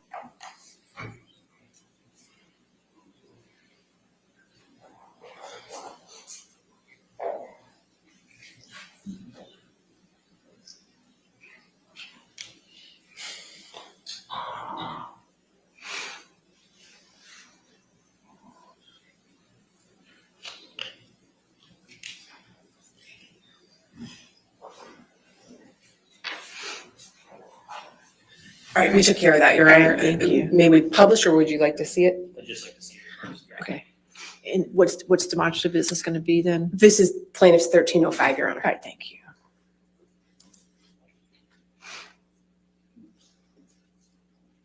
Could you play it? Take it.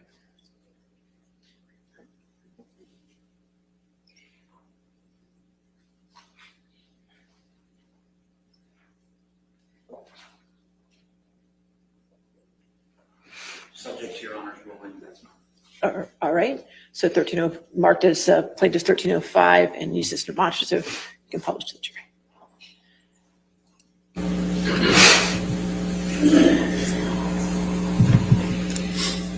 Mr. Neumeister, we're going to go ahead and play the demonstrative that you prepared, and then after the jurors had a chance to see it, if you want to explain to them what the demonstrative shows, that would be great. Yes, ma'am.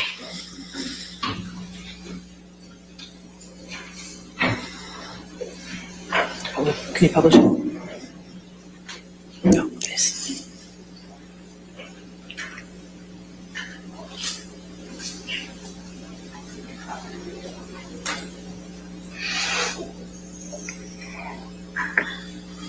So, Mr. Neumeister, what was depicted in that video? The same photo treated two different ways. One was marked with the original or with the operating system from an iPhone, which is iOS 9.3.1 on that particular photo. The one this is 9.3.1, there is a graphic below indicating it. The second photo is marked Photos 3, and it looks quite a bit different. And just, Tom, could we pull up defendant 708?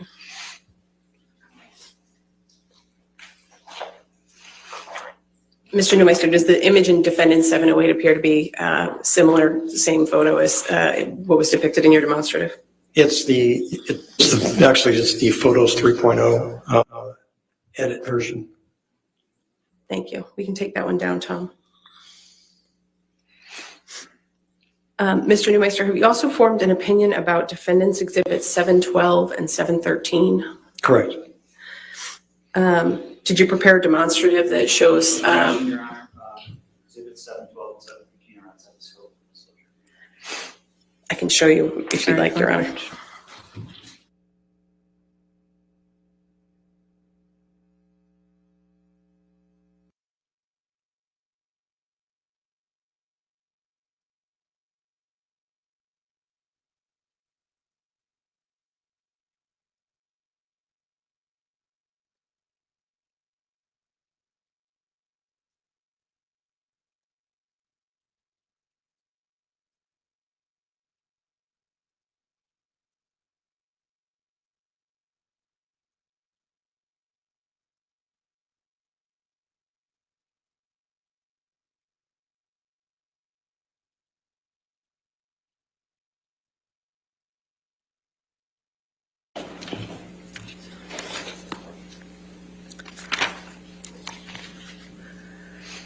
All right, could we pull up Plaintiff's Exhibit 1306, Tom? And Your Honor, this is another video that, can you pause that, please? This is another video that we prepared. It's not published yet, so I'm happy to play it once through. So that Play it once through. This is 1306.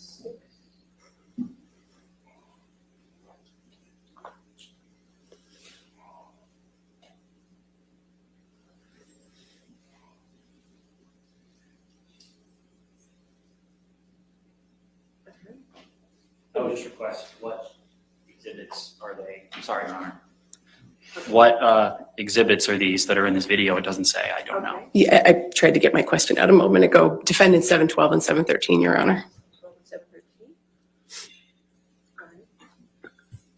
Okay, 1306 then will be a demonstrative as identified and published. And if we could go ahead and play that, please. Tom?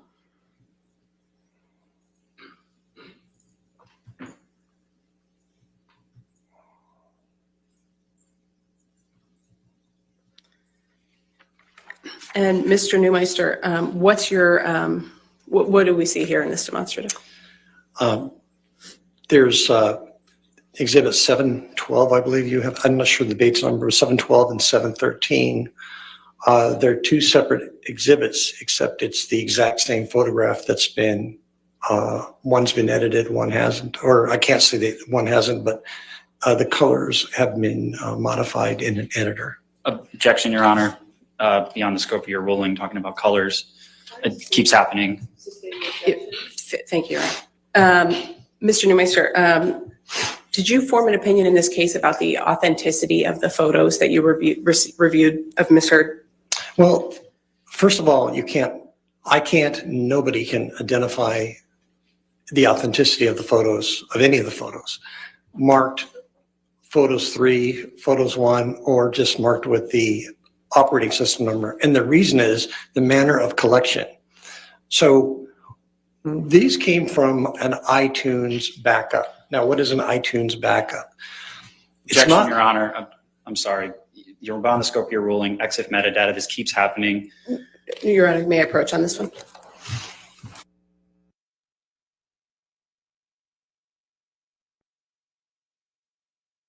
Yes, she is, Kim. See, if you're responding to my comment earlier, I was talking about when Johnny was testifying. I think she wasn't there for some reason. I think she left when he testified, but I can't be so sure because the lawyer could have been blocking her, but we couldn't see her. So I'm not sure if she left.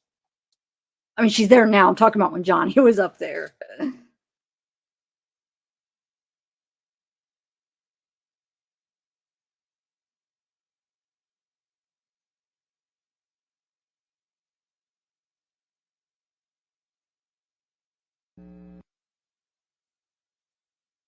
Exactly, Elise, I know.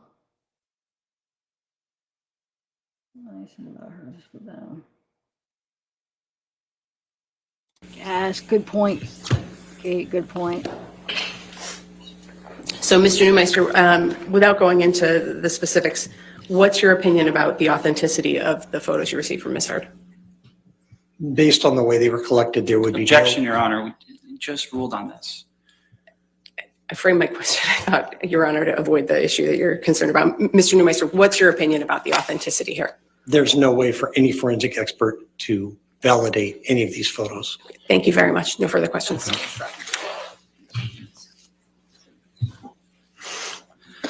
Good afternoon, Mr. Neumeister. Good afternoon. Your only degree is in political science, correct? 42 years ago, correct. And you have no degree whatsoever from any academic institution in computer science, correct? That's correct. And you have no certifications in computer forensics, correct? That's correct.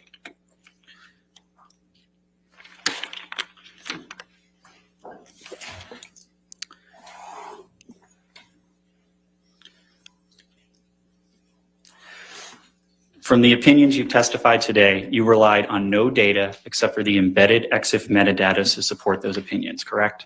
Incorrect.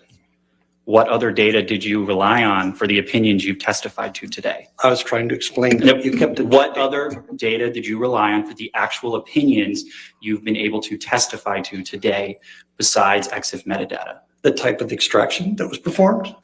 You're asking the question. For the actual opinions you testified to. That is what I would use. I would also use vector scopes. Objection, Your Honor, that was not responsive to my question, Your Honor. If you want to approach.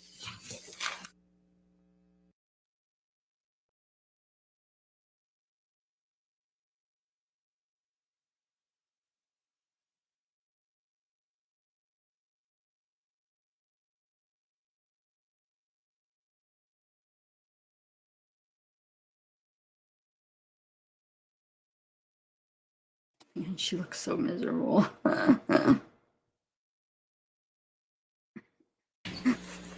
Sir, you can answer that question. Pardon? You can answer the question.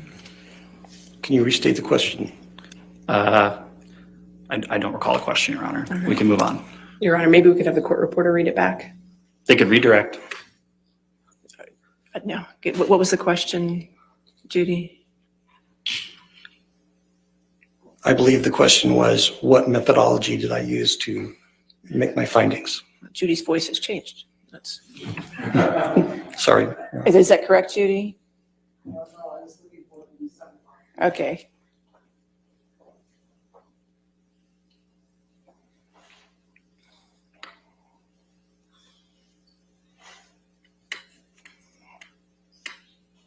Asking for the actual opinion she testified to. Question before that.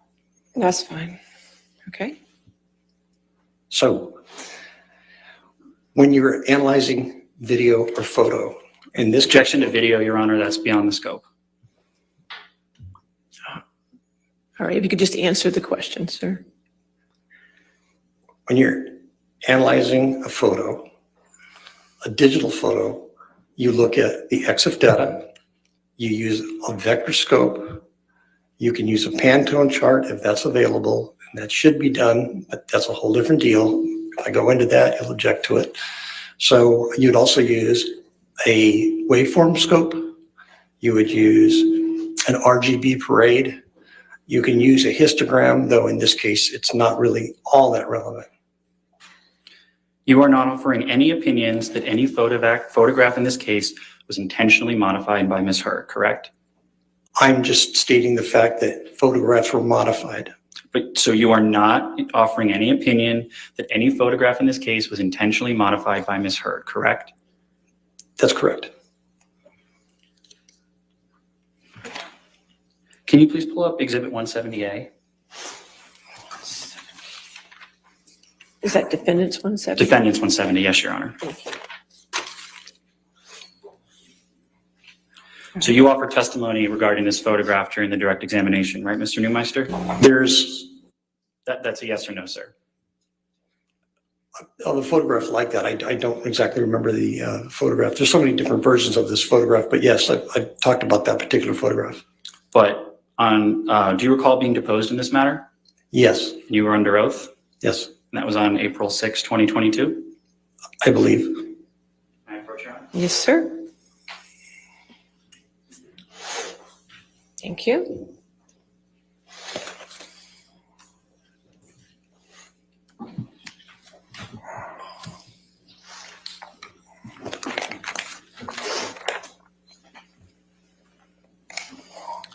So, Mr. Neumeister, if you could please turn to page 76.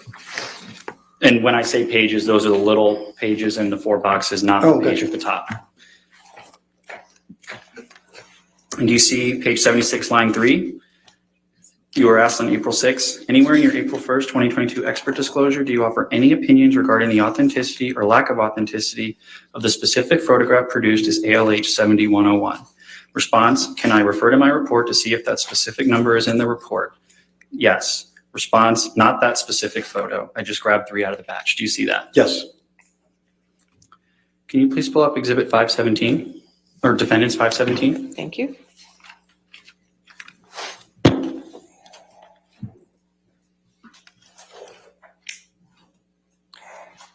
You are not offering any opinions regarding this specific photograph, right, Mr. Neumeister? That's correct. My testimony's been limited here.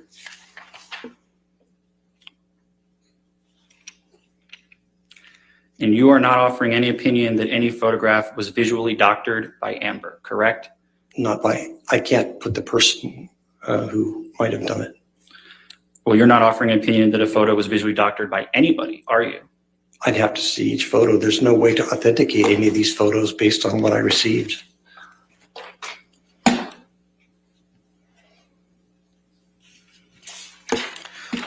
So you testified about photos 3. Do you recall that testimony? Correct. Photos 3 is a photo editing and photo sorting application, correct? It's a photo editor and photo sorter, as are a number of editors. So when you reference Photos 3.0, you never did any independent strike that, Your Honor. So when the software of a photograph in the EXIF metadata says Photos 3.0, that could be just saying that the photo was saved in Photos 3.0, correct? Unless you looked at a scope of the photos, that would tell you that the parameters of the photo do not meet that of the cell phone that it was taken on. But the notation Photos 3.0 in the software EXIF metadata, that does not in and of itself mean that the photo was edited in Photos 3.0, correct? It means that you've recompressed the photo and it will not hash or digitally fingerprint with the original photo. But it does not mean in and of itself that it was visually edited in any way in Photos 3.0, correct? Again, it's not the same photo because you're using lossy compression once you save it. So you have changed the photo.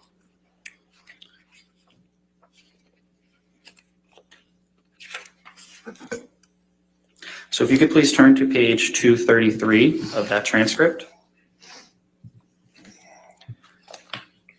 And line 20, do you see question? When it says exit software, okay, Photos 3.0. On to 234. That's just saying it was saved in Photos 3.0, right? Response, saved in 3.0. That's correct. Question, that notation in and of itself does not mean that the photo was edited in 3.0, right? Answer, that's correct. Did I read that correctly? Yes. A file has not changed visually just because it has been processed through Photos 3.0, correct? That's incorrect. Can you look at page 128 of your deposition, please?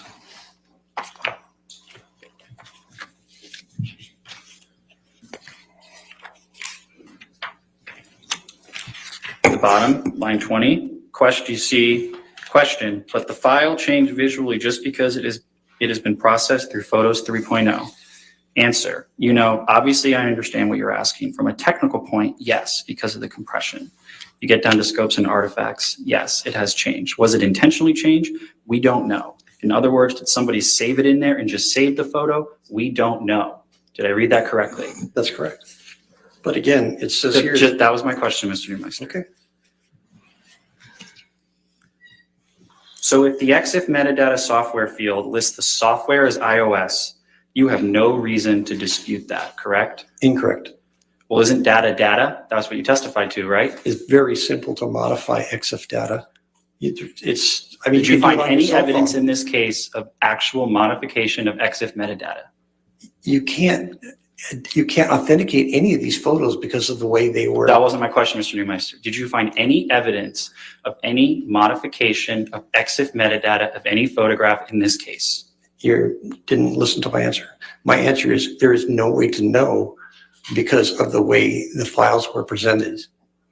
So you found no actual evidence of it, correct? That no one could. I'm not asking if anyone else could, Mr. Neumeister. I'm asking, did you yourself you found no evidence of any modification of EXIF metadata of any photograph in this case, correct? Now, I understand trying to control the narrative, but there's no way to answer that scientifically because given the evidence we were given, there is no way to positively or negatively answer that. It's not a question that can be answered. It is a question, Mr. Neumeister. The question is, did you yourself, you found no affirmative evidence of any modification of software EXIF metadata of any photograph in this case, correct? You found no actual evidence of that, did you? No one could tell either way because. I'm not asking about anyone else, Mr. Neumeister. I'm asking about you. Did you found no evidence of that, did you? Objection, Your Honor, asked and answered. He's not answered what he found, Your Honor. Overruled. There's not a way to answer that the way you're asking the question. You have to restate it. You're trying to control Your Honor, the he's not narrative. responding to the All right, question. could you just answer yes or no, sir, to the question? It's not a yes or no question. Did you, yes or no, you found no evidence of EXIF metadata modification of any photograph in this case, correct? That's incorrect. Okay.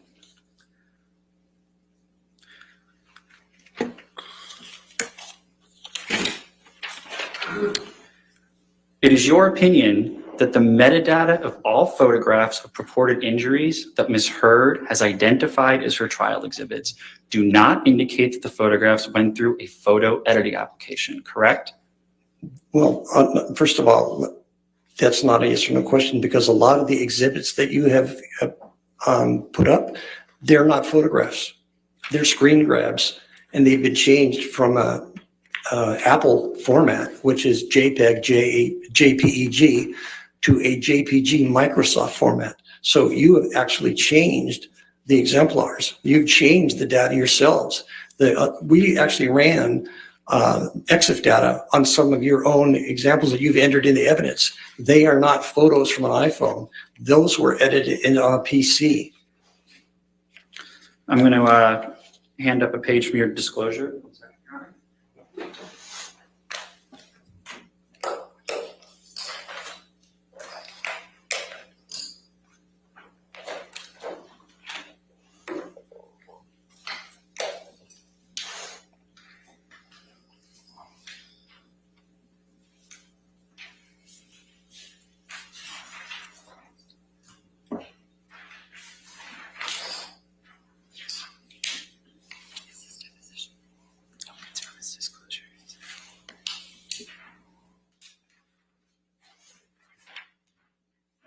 Yes, sir.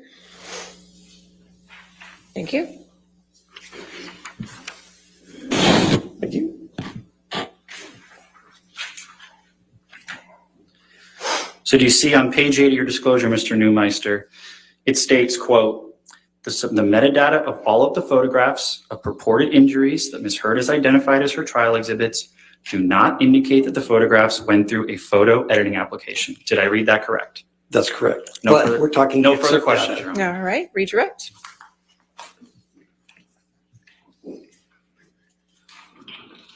Mr. Neumeister, Yes. a moment ago, Mr. Murphy was asking you some questions about your opinion about the trial exhibits that Ms. Heard has offered in this matter. And he asked you about your opinion that they don't indicate that they've gone through a photo editing application. What can you tell us about that? Well, first of all, in this last exhibit, it says metadata, not EXIF data. So that's two different things altogether. We're talking EXIF data, and on the report, I put metadata because I was requested to cover meta and EXIF data. So it's taken out of context. The EXIF data is the data based that's embedded in the photo. Metadata can be the file data about the file itself, two different things. So the way the data was collected, it was an iTunes backup is a backup. Objection, Your Honor. Backups outside the scope of Your Honor's ruling beyond EXIF metadata. I think you opened the door on the. I overruled the objection. Thank you, Your Honor. Go ahead, Brian. An iTunes backup is only a backup of things that are on an iPhone that have not been deleted. It does not have the critical operating system. It doesn't have any of the files that would validate the path of a photograph in that phone. It does not have a lot of the log files. It does not have the Knowledge C database, which talks about usage of the phone and the patterns of how data was handled. All it is the photos you decided to save, not the photos you deleted. So it's a very limited database. Without the system registry or without the system operating system, there's no way to tell, because it's very easy to modify a photo on a phone and have it just read iOS 9.3.1. But with the actual phone, if you were able to get a hold of the actual phone, and in 95% of all cases we work, we have the actual phones. It doesn't matter if the phones are 10 years old or 20 years old, or not 20 years old, but 10 years old. The reason is if people have something they want to keep as evidence, They don't throw out their phones. They don't recycle their phones. They save their phones. So people ask how we're doing phones on 13-year-old cases. Because people do not throw out evidence. They keep the phone. So in a situation like this, there are no forensic extractions. In fact, the extractions we were provided were backups of iTunes, just exports. So it's third generation, and there is no way to verify the file paths and the history of any single photo that we've looked at. No further questions, Your Honor. All right, thank you, sir. You can have a seat in the courtroom or you're free to go. Thank you very much. All right, your next witness.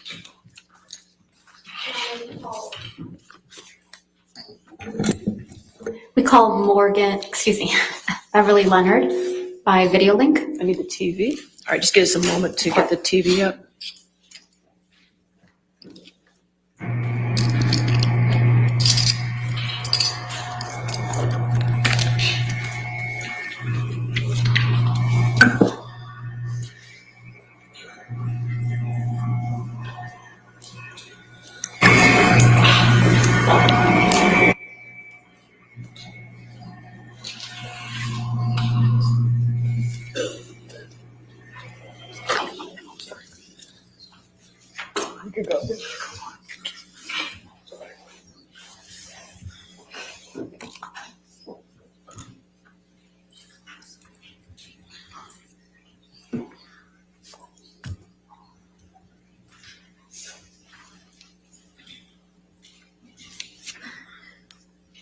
All right, Ms. Leonard, can you hear me?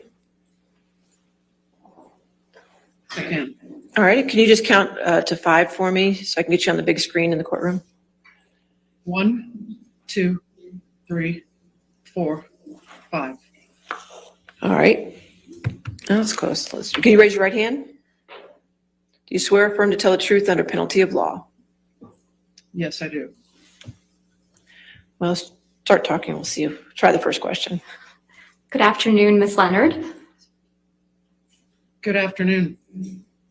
All right, Ms. Leonard, if you could speak a little louder for me and try to count to 5 one more time. I'm just trying to get you on the TV screen.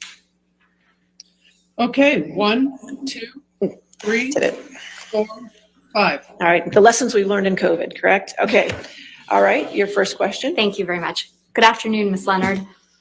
Good afternoon. Would you please state your full name for the record? Beverly R. Leonard. Where are you testifying from? I'm testifying from my home in Arizona. Are you familiar with the defendant in this matter, Amber Heard? Yes, I am. And how are you familiar with her? I met her in 2009 at SeaTac International Airport. Why were you at the airport? I worked there. What happened when you met Ms. Heard in 2009?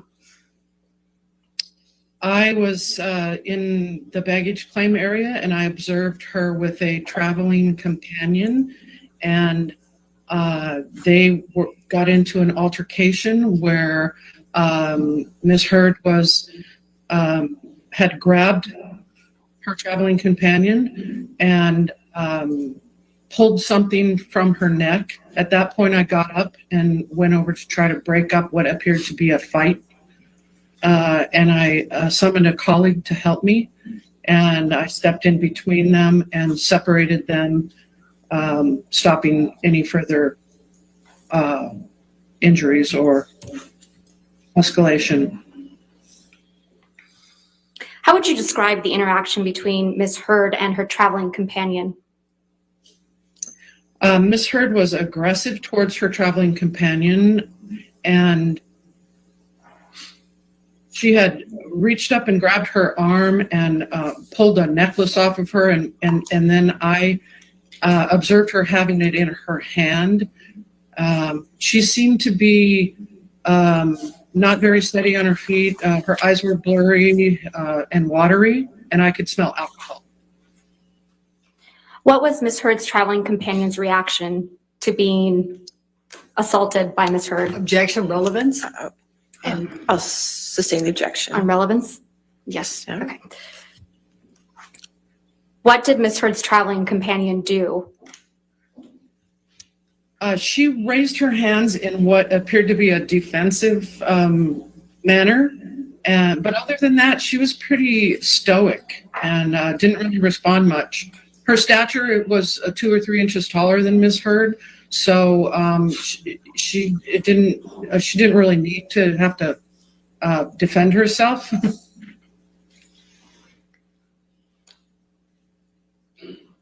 How would you describe Ms. Heard's demeanor when you stepped in between Ms. Heard and her traveling companion?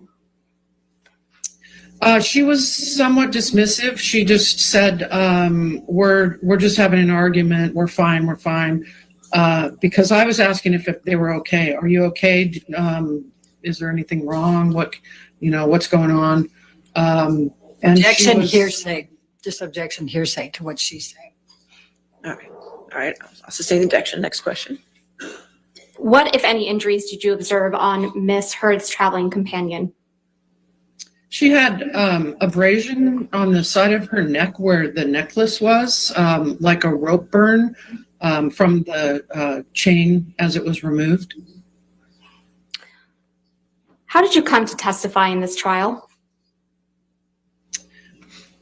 I became aware of this situation, specifically this trial, because I was sent an email anonymously. I don't even know who it came from, asking. Objection, hearsay. All right, I'll sustain the objection.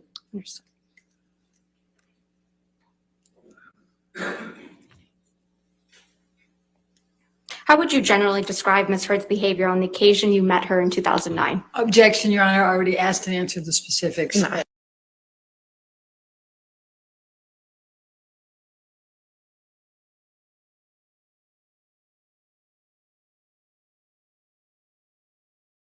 Yes, Your Honor. Okay. Cross-examination. Ms. Leonard, when did you contact counsel for Mr. Depp? Late last night. Late last night. Okay. And this happened in 2009, correct? Yes. 13 years ago, correct? Yes. And you know that this trial is being televised, right? Yes. And so you know that if you have something that might be significant to say, that way you can get on television, right? No, I had no desire to be on television. I actually waited for a call and wondered why I hadn't been contacted. All right. But you reached out and contacted them last night, correct? Yes. Yes. Okay. All right. Thank you. I have no further questions. All right. Any redirect? Nothing further, Your Honor. All right. Thanks, Ms. Leonard. You're free to sign off. Thank you. All right. All right. Your next witness. Your Honor, may we approach? Sure. Thank you.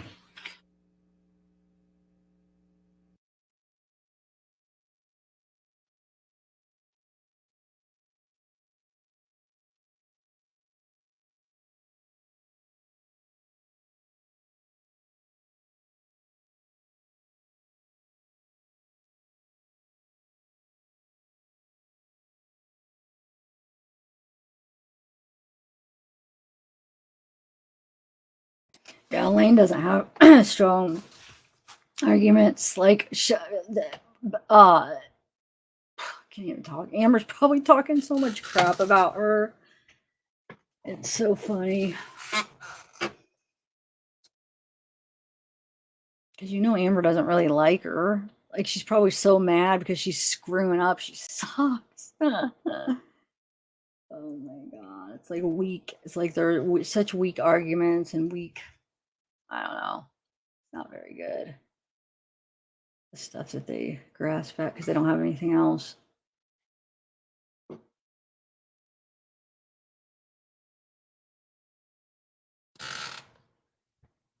Oh, bye, Linda.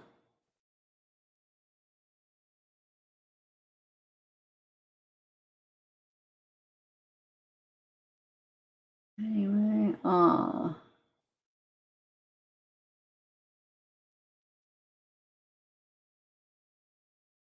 right, I'm just.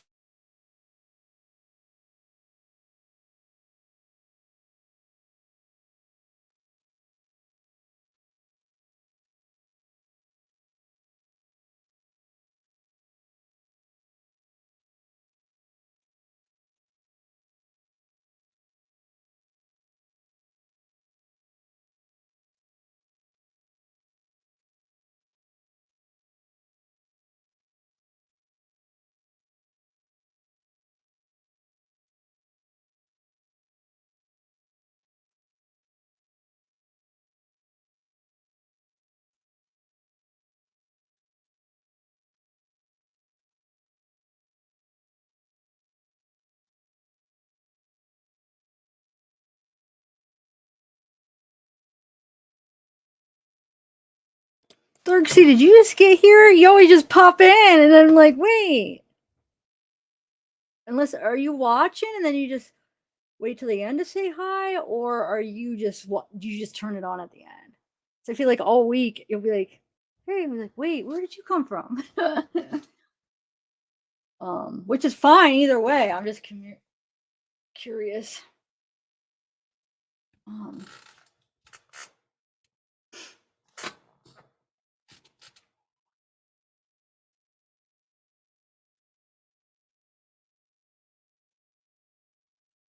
Oh, good, Batman. Meditation. Good, good. That's very good. I haven't meditated in forever. I need to.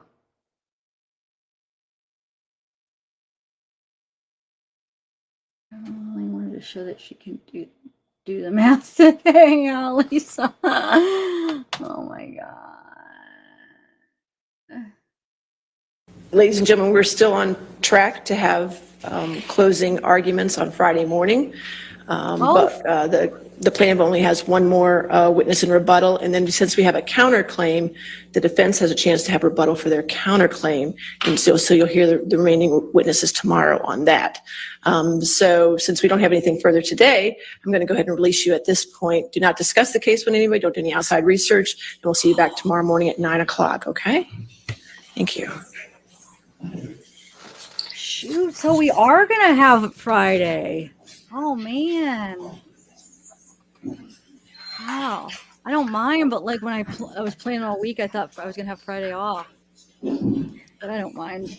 You know, though, when you're just like playing in your week and it just is thrown off. Because every other Friday, it's not.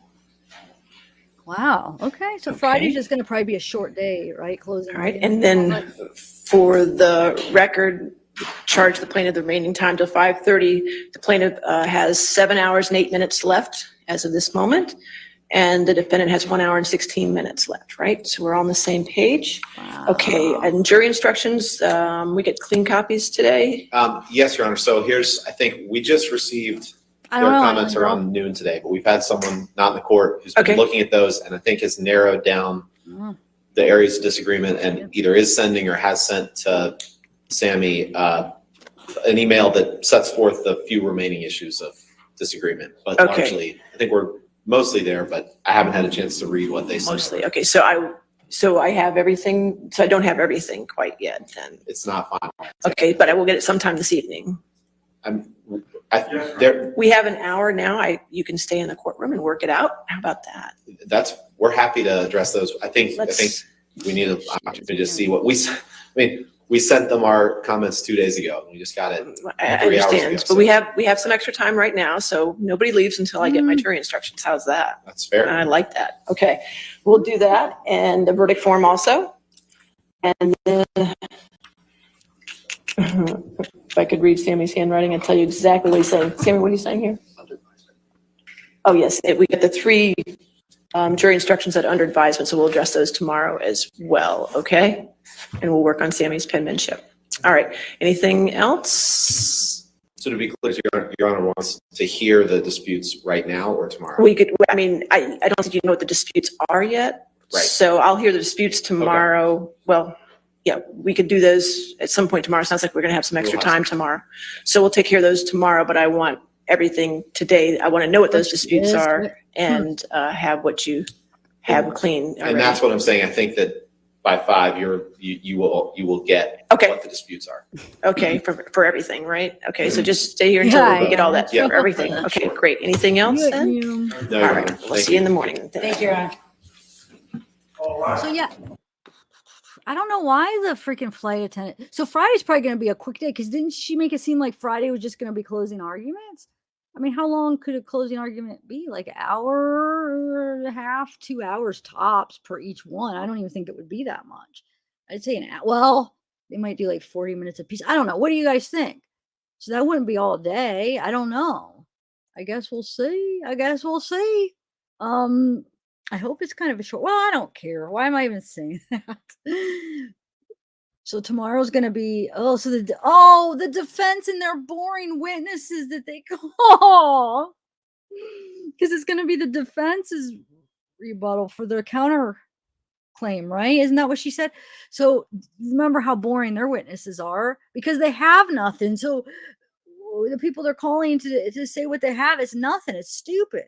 They're just grasping at stupid stuff. So it's gonna be one of those days. Ron Boner is always complaining on how long it took to get something. I know. Toshi. I know, Island Girl. I like a Shudge SBO. Yeah, she is, Monolin. So I ate 2 suckers today during that. Not too bad. I was able to stop at 2. It's pretty good for me. I think I hear Zeekster. I know, Monolin, I know.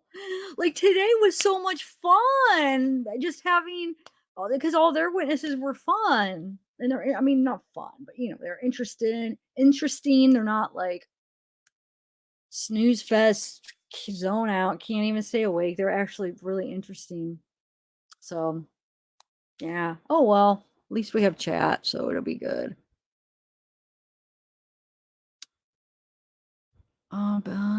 My friend's ex had BBD. I don't wait, Darksea, did you ever answer me?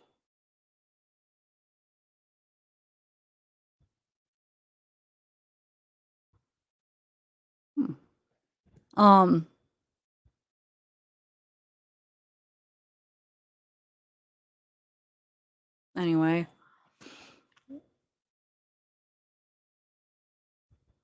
Just waiting for the scratch. That's true. Good point. So it won't be. So it'll probably be an early day tomorrow, huh? I bet. Bye, Awaken the Art. Thank you. Oh, thank you. I'll email you. Thank you for the Pinocchio, Amber. You guys email me some of the slogan or some of the ideas for the Pinocchio, Amber. I can't promise I'll get to it, but I'm gonna try, and I'm for sure gonna try to do the Johnny one first. But yeah,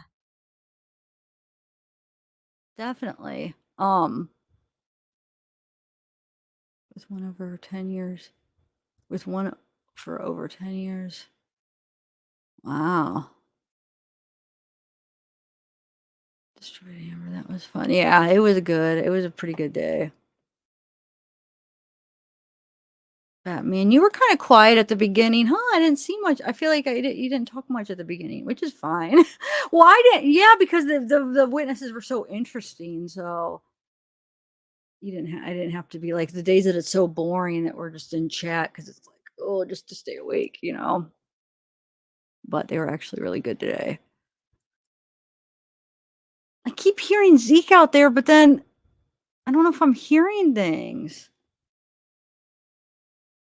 Because he'd be scratching at the door by now if he was I don't know. Anyway, 7 hours, 8 minutes, so it will take a while. Yeah, but I mean, if it's because wait, remind me? Did she say they don't have any more rebuttal witnesses? Johnny's side doesn't, right?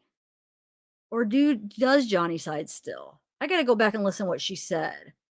Because if Johnny's side doesn't, then and it's just theirs, and if they only have an hour. But if it isn't, if Johnny's side still does have some, then maybe there's a chance that the flight attendant is going to be called, which will be huge. Well, thanks, Bat. I mean, I didn't mean like super. I hope you didn't take that the wrong way. Like I meant like your super chats. I just meant chatting. But thank you so much. Because normally you're a lot more you talk more, which is fine. I know sometimes just everybody's more talkative than others. It's fine. I hope that didn't come across wrong. Yeah, but I mean, what I'm saying, Lori, if Johnny's rebuttal, if they're done with their witnesses, and then it's didn't they say that then it was tomorrow was the Amber's defense rebuttal for the counterclaim, right? And then they only have an hour. Then are they going to even need to use it? Like, is Johnny's going to need to use the 7 if they're not calling anybody? I don't know. I guess we'll just wait and see, because I'm probably sounding like more stupid just the more I'm talking, asking questions. Because nobody really knows I'm sure, right?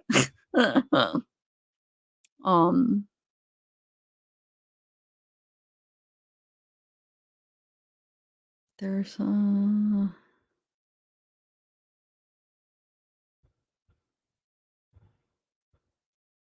okay, Batman. Cool. Thanks. I'll have to watch it. Yes, it's over. Yep. Bye, Tashi. See you guys tomorrow. Cool.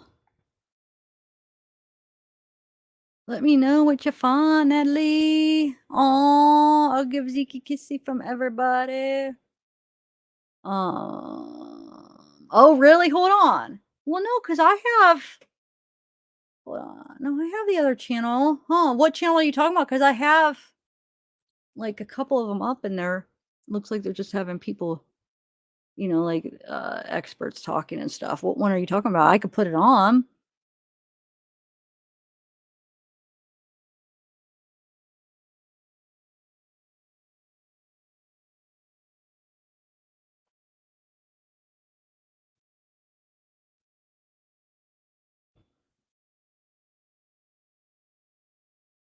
Witnesses were spicy. Yeah, they were, Alex.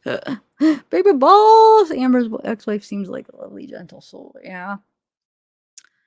Hawk's Nest. Is it over or on break? It's over. Oh, I just answered yours already. Anyway.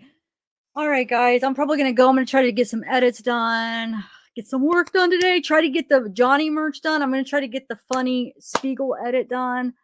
Maybe do a little bit of research. And thanks everybody for making my day better every morning. I'm sad thinking about how it's gonna be over. And then I'm gonna be back to it just gives me something to look forward to every day.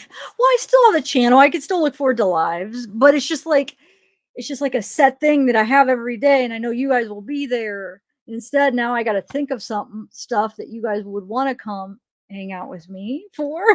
Because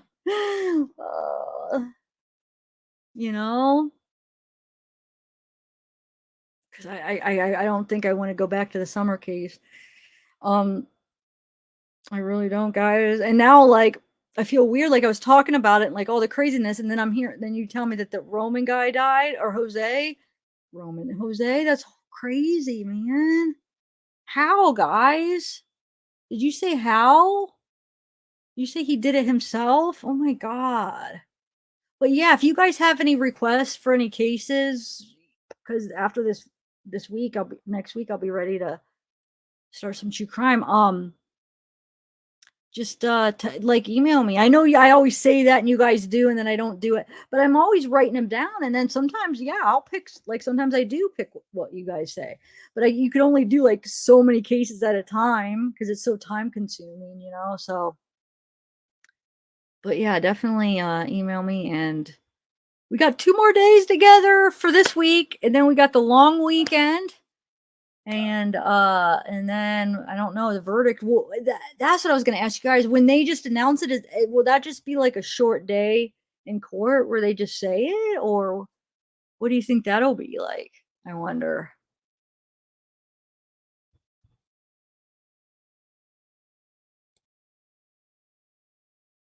Tomorrow, I don't know though, because the way that each witness they could take, one witness could take forever. So I don't think I think tomorrow's going to be a long day because it's the rebuttal of the countersuit, and it's so I don't unless because they only have an hour. That's why I'm confused.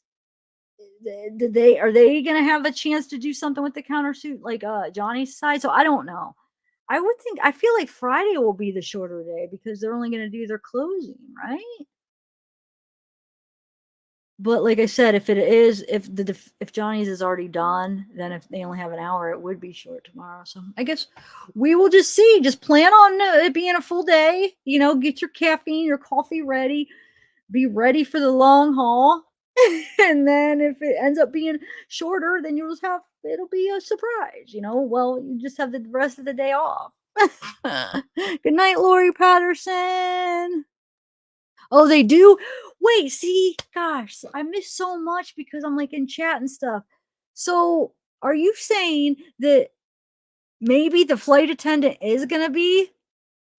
Because they still have that flight attendant that they're supposed to maybe call. Like Court TV had like potential witnesses. They got a inside that supposedly like the talking to one of the defense, somebody in his defense or whatever, where they said those were potential, probably the witnesses, but they didn't call all of them. If you look at the list, it's not everybody, it seems like, but I mean, hopefully it'll be the flight attendant because I think that's huge.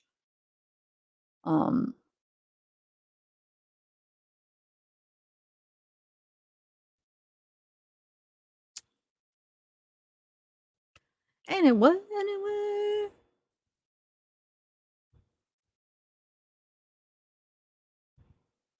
Sorry, I'm just reading. I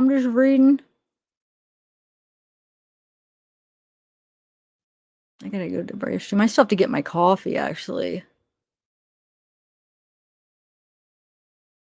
Island Girl, thank you, baby. Bella, thank you. Hawk's Nest, Heavenly Clouds, Batman, Modeling, Short Nice, Mamma Mia, Heavenly Clouds.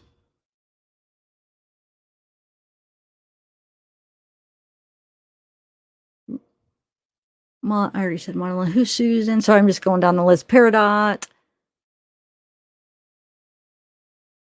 And that's it.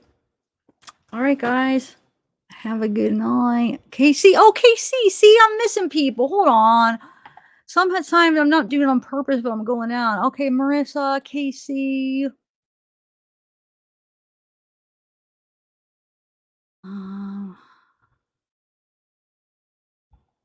So tomorrow at 8:45. Wow, man. Wonder if like that Jose, if it has something to do with what they drove him to do, you know, like this whole thing that's going on. Like, wonder if he got a lot. So I'm saying this drama and all the craziness, if he got a lot of crap. I don't know, man. Jodi Arias, really? Wow.